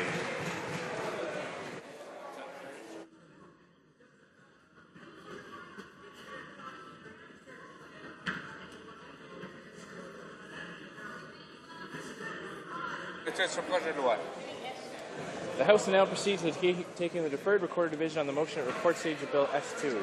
La mise au voix porte sur la motion numéro 2. The vote is on motion number 2.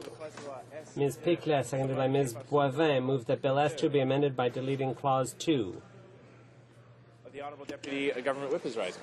Mr. Speaker, I believe if you seek it, you will find agreement to apply the results from the previous vote to this vote, with the Conservatives voting no. Is there unanimous consent to proceed in this fashion? Agreed. L'Honourable Deputy de Saint-Lambert. The Honourable Member for Saint-Lambert.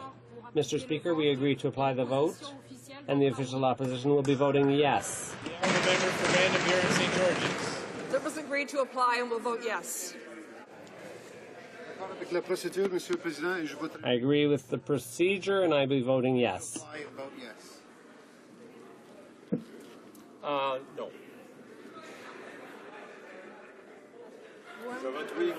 I vote yes, Mr. Speaker. The Bloc Québécois votes yes, Mr. Speaker. We agree and vote yes. We agree to apply, and I vote yes. Green Party agrees to apply and is voting yes.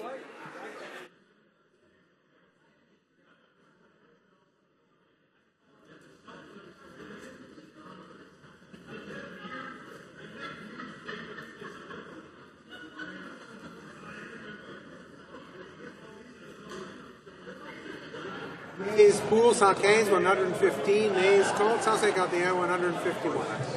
I declare motion number 2 defeated. Mr. McKay, Central Nova, seconded by Mr. Van Loan, moves that Bill S2, an act to amend the Statutory Instruments Act and to make consequential amendments to the Statutory Instruments Regulations, be concurred in at report stage. Is it the pleasure of the House to adopt the motion? All. Yes. All those in favor, please say yay. All those opposed, please say nay. In my opinion, the yeas have it. Does the Honourable Deputy Government Whip want to make a suggestion? There we are.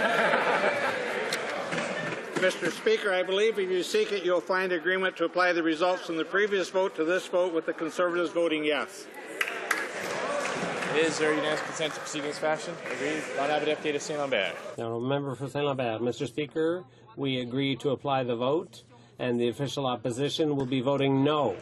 For Random Bureau St. George's. Liberals agree to apply and will vote no. No problem with proceeding in this fashion. Mr. Speaker, I'll be voting no. Vote no. Vote yes.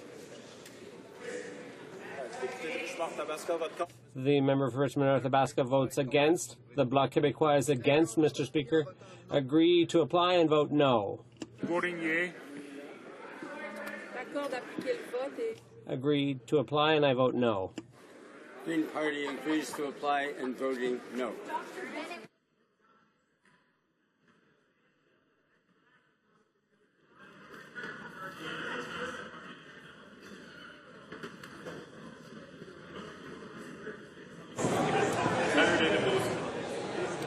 Yeas pour 151, 151. Nays contre 115, 115. I declare the motion carried. When shall the bill be read a third time? At the next sitting of the House. The House will now proceed to the taking of the deferred recorded division on the motion at report stage of Bill S7. The question is on motion number 1. A vote on this motion also applies to motions number 2, 3, 8, and 10. Motion numero 1, Madame. Motion number 1, Ms. Blanchette-Lamotte, seconded by Ms. Sitsabayas, and move that Bill S7 be amended by deleting the long title. The Honourable Deputy Government Whip is rising. Mr. Speaker, I believe if you seek it, you will find agreement to apply the results from the previous vote to this vote, with the Conservatives voting no. Is there unanimous consent to proceed in this fashion? L'Honourable Deputy de Saint-Lambert. A member for Saint-Lambert. Mr. Speaker, we agree to apply the vote, and the official opposition will be voting yes. For Random Bureau St. George's. Mr. Speaker, we agree to apply the vote and will vote yes. Mr. Speaker, no problem with proceeding in this way. I will be voting yes. No. I'm in favor, Mr. Speaker. The Bloc Québécois is in favor, Mr. Speaker. Agree to apply and vote yes. Voting nay. I vote yes, Mr. Speaker. Green Party agrees to apply and votes yes.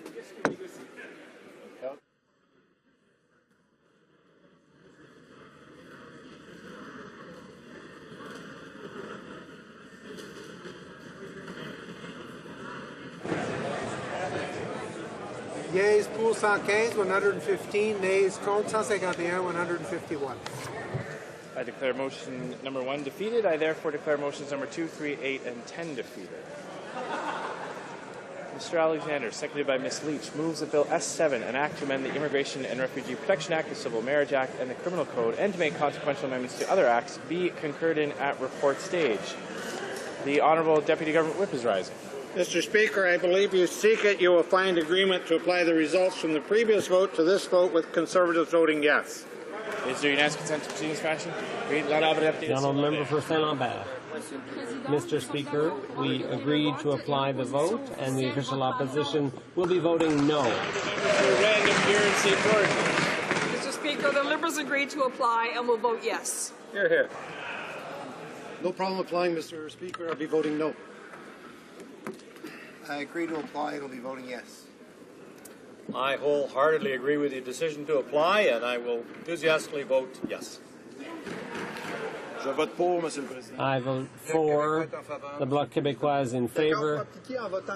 We agree to apply and vote against. Voting yea. I vote against, Mr. Speaker.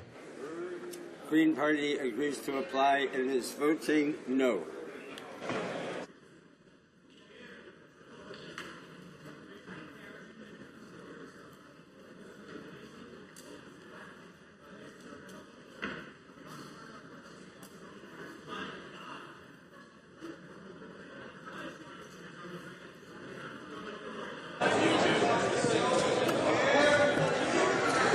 Yeas pour 182, 182. Nays contre 84, 84.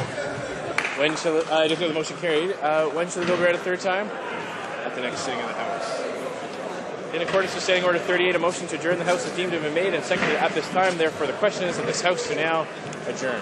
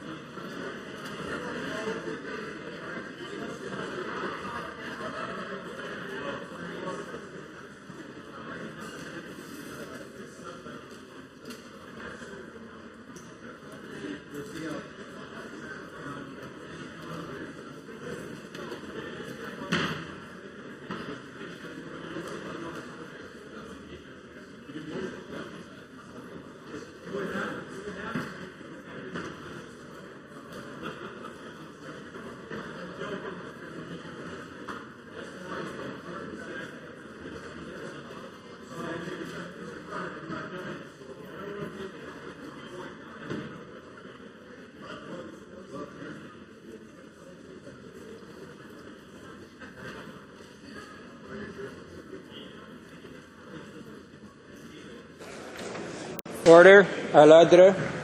Could I ask members to take their conversations out of the chamber so we can proceed with the adjournment proceedings? The honourable member for Thunder Bay, Superior North. Thank you, Mr. Speaker.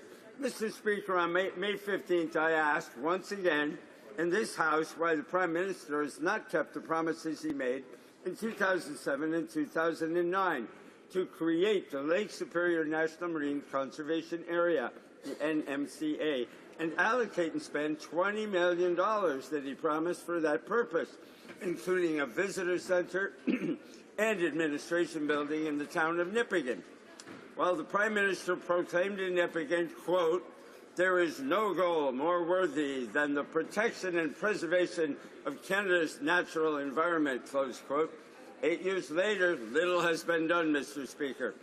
2 years later, in 2009, the Prime Minister repeated his promise, which encouraged the town of Nipigon to begin investing heavily in waterfront development.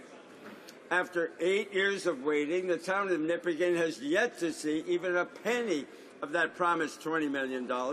Instead, the Conservatives have actually cut staff in Canada's natural parks. Nipigon is not the only town in Thunder Bay Superior North that has been waiting fruitlessly for 8 years. Towns and First Nations along the spectacular North Shore are all still waiting, including Marathon, Terrace Bay, Scriber, Pace Plat, Red Rock, Dorian, Sunia, and Thunder Bay. I've been waiting a long time too, Mr. Speaker. In 1980, when I was a board member for the Wildlands League, we proposed this idea in our publication, Wilderness Now. Later, Jake Vanderwall and I helped to co-create the Lake Superior Binational Program and Binational Forum, of which I was the first Canadian co-chair. Then I fought, along with Joni and Gary McGuffin, for the creation of the Great Lakes Heritage Coast, later killed by the Liberal Ontario government. There's lots of blame to go around, Mr. Speaker, on why protection has been delayed for 35 years. I re-asked that question of our Prime Minister on a Friday exactly a month ago, and 5 days later, like magic, or should I say like smoke and mirrors, Nipigon received a letter reaffirming that commitment. Then on June 2nd, the Minister of Environment introduced Bill C-61, called the Lake Superior National Marine Conservation Act. Great. But I asked this question. Was this in response to my once again calling the Prime Minister to task, or was it part of a cynical plan to reintroduce a whole bunch of bills at the last minute of our parliamentary sitting with no real intent to actually pass them, or maybe both? This government has rammed lots of dubious and contentious legislation through this House in way less than a month. I urge them to pass this important bill quickly. I doubt anyone on the opposition side will oppose unanimous consent to create this ecologically important and long-awaited conservation area. While the Conservatives continue to claim that they are somehow contributing to the preservation of, quote, the world's largest freshwater protected area, close quote, 8 years later, North Shore towns are still waiting. Lake Superior is facing the effects of warming climate. It's reached record low levels, 10 centimeters below the previous low recorded in 1926. The lake's 5 degrees warmer than it was 30 years ago, and ice is down a whopping 80%. Superior is one of the most important bodies of water in the world. It holds about 10% of the planet's fresh water, and biological diversity there is decreasing. Mr. Speaker, my question is, 8 long years ago, the people of Nipigon were told they were going to receive federal funding for NMCA, so where is it? Will the Prime Minister finally keep his promise, Mr. Speaker? The Honourable Parliamentary Secretary to the Minister of the Environment. Thank you, Mr. Speaker. Our government is committed to protecting the environment. Since we formed government, we have created 2 national marine conservation areas, 3 marine protected areas, 3 national wildlife areas, 4 national parks, 1 urban national park, and a national historic site. The total area of land we have protected is equal to the size, or equal to the area about twice the size of Vancouver Island. Notre gouvernement a annoncé Our government announced the creation of the Lake Superior Conservation Site in 2007, and we committed to investing $36 million to cover operational costs and capital costs that will be used to establish the largest freshwater protected area in Canada. The Lake Superior National Marine Conservation Area, the NMCA, comprises more than 10,000 square kilometers of the lake and includes lake bed, islands, and north shorelands. Establishing an NMCA in Lake Superior contributes to Canada's National Conservation Plan, the NCP, with concrete action to conserve Canada's lands and waters and connect Canadians to nature, while contributing to the NCP goals of encouraging local initiatives and partnerships that will lead to positive results. On Tuesday, June the 2nd, Bill C-61, an act to amend the Canada National Marine Conservation Areas Act, was introduced in the House of Commons to formally establish the area. In 2009, Parks Canada announced the Township of Nipigon as the selected location for the Lake Superior National Marine Conservation Area Administrative Centre. We stand by this commitment. Parks Canada executives have recently met with officials of the Township of Nipigon to confirm this commitment. Notre gouvernement s'est aussi engagé. Our government also committed to working in partnership with First Nations, local communities, and other stakeholders to create a world-class tourism destination and to attract visitors to discover the beauty of the North Shore of Lake Superior. Bill C-61 concludes almost 2 decades of work to make this new protected area a reality by formally protecting Canada's spectacular Lake Superior under the Canada National Marine Conservation Areas Act. At the same time, Bill C-61 opens the door to realizing the environmental, economic, and social benefits that many North Shore communities along Lake Superior, from Thunder Bay to Terrace Bay, have envisioned throughout the establishment process. This legislation will formally protect an outstanding example of Canada's marine environment and provide opportunities for Canadians to experience the nature and culture of this vast marine landscape. Mr. Speaker, this action demonstrates our government's leadership in conservation. As we complete the establishment phase and foster important partnerships with northern communities, the tourism sector, and Aboriginal peoples, we look forward to increased visitation and strengthen local economies in this very special place. Les investissements de la région. Investments in the region have to date permitted and will permit for years to come the development and promotion of tourism initiatives for communities, namely as regards the hiking trails, interpretation facilities, and community infrastructure. Thank you, Mr. Speaker. Honourable Member for Thunder Bay, Superior North. Mr. Speaker, some commitment. More pretty words, but when? This week? This Parliament? I ask the question again here today. I have not heard a straight answer. Will our Prime Minister keep his word?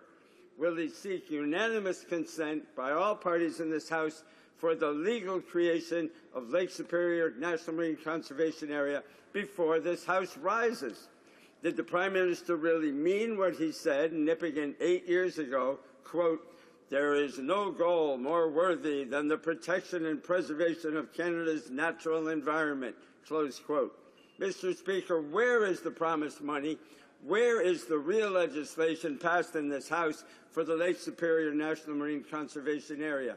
Those who care passionately about Lake Superior are waiting, Mr. Speaker. Parliamentary Secretary.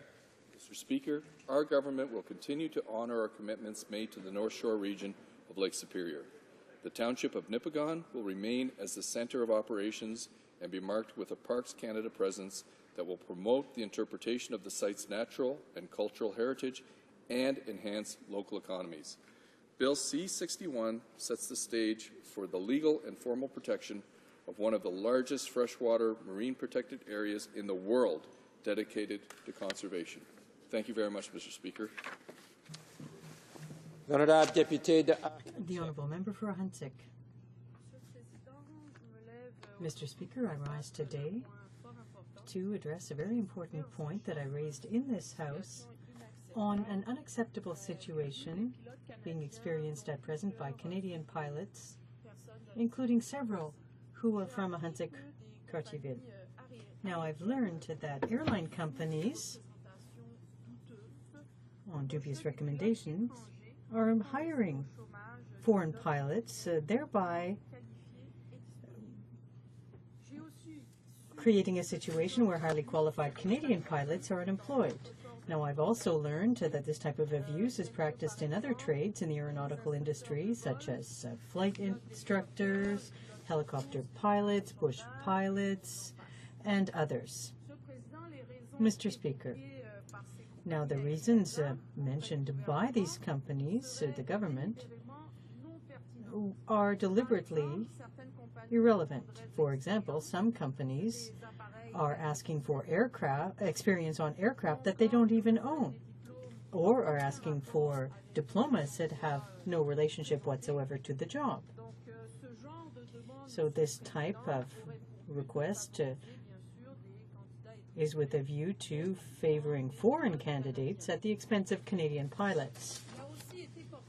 Now, it has also been drawn to my attention that some companies are putting out bogus employment offers on sites that no one looks at, thereby claiming that no one has applied for a position. Now, while several companies can be subject to verifications, Sunwing Airlines is the one for which there are the most questions. While they acknowledge that they received 900 CVs from Canadian pilots, the company claims that it did not find qualified Canadian pilots out of 900. Now, Sunwing has gone out for new requests for service for the winter. And this is questionable, Mr. Speaker, because there is a pool of qualified Canadian pilots available for the category of aircraft that they have based on the information that I've received. Now, when I put the question to the Minister of Employment, Social Development, and the Minister responsible for democratic reform, he said before hiring foreign workers, a company must show that it has tried to publish the position, in fact, to see if there are Canadians available. Now, where Canada had put in place, or his government put in place, strict penalties, and that the policy is for the government to ensure that Canadians have priority for jobs in Canada, and that all companies that don't comply with these rules will be punished. So, Mr. Speaker, we've heard some nice words from Mr. Speaker, but what we want is action. Therefore, I will ask my colleague whether the minister will call for a verification of Sunwing's practices, and, if required, will the serious and severe penalties mentioned, will they be applied? And will these practices among other airline companies be examined in order to identify companies that are delinquent? What Canadian pilots want, Mr. Speaker, is action. If the government continues to not to take action on this important issue for the Canadian economy, I can conclude nothing other than it is an accomplice in these unacceptable practices. Thank you, Mr. Speaker. To the Minister of Employment. Well, thank you very much, Mr. Speaker. And I want to thank the member opposite for her question. You know, our government is making sure that Canadians are considered first for available jobs. The temporary foreign worker program is there to offer employers an alternative only when those employers cannot find qualified Canadians to fill a job. The program is designed to offer a last and limited resort for employers. Mr. Speaker, those are not empty words. Our government stands by the statement and stands by that policy. Now, last year, we overhauled the temporary foreign worker program to make sure jobs went to Canadians first. Jobs have to go to Canadians before employers can hire people from abroad. That's a message we sent strongly to employers from coast to coast to coast. We put stringent rules in place so that employers would have to follow this policy. Now, for example, before turning to the program, employers must advertise the job for at least 4 consecutive weeks through various channels. various channels, Mr. Speaker, and they must tell us how many Canadians applied for the job and how many they interviewed, and then they must explain why those they interviewed were not hired. They have to explain to the government how those interviewees were not qualified for that position. Mr. Speaker, these rules are strictly enforced, and we're serious about helping Canadians find and keep work. And that's why we spoke to our stakeholders in the airline industry.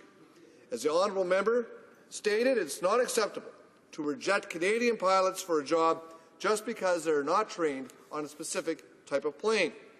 The employer should provide that training if necessary. That's an accepted industry standard, Mr. Speaker. We're holding airlines accountable to that standard. Now, how are we doing this? Our government has put additional measures in place for airlines as of July 1st, 2014, almost 1 year ago. Before an airline can hire a foreign pilot, they must go through a rigorous process that ensures hiring a non-Canadian is the only option that airline has. They must meet the minimum advertising requirements for high-wage occupations. They must adhere to specific criteria around job postings. For example, the maximum number of flight hours they can include as required experience is 4,000 hours for a first officer and 5,000 hours for a captain. The employer must also have a long-term transition plan to move away from hiring foreign workers toward hiring more Canadian pilots in the future. The Department of Employment and Social Development must approve this transition plan to ensure that that employer is making every effort to hire Canadians first. Mr. Speaker, I see I'm running out of time. I just want to emphasize that we are taking strong action to keep Canadians employed. The changes we've made over the past year clearly show this commitment. Canadian jobs must go to Canadians first. Thank you, Mr. Speaker. The Honourable Member for Huntsic. Well, I appreciate what my colleague opposite has just said. He talked about criteria,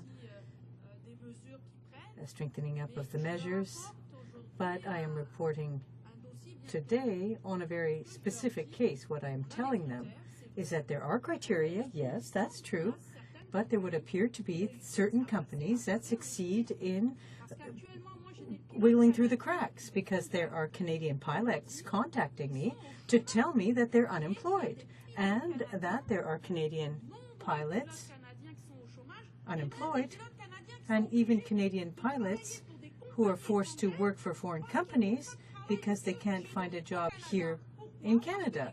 Why? Because companies like Sunwing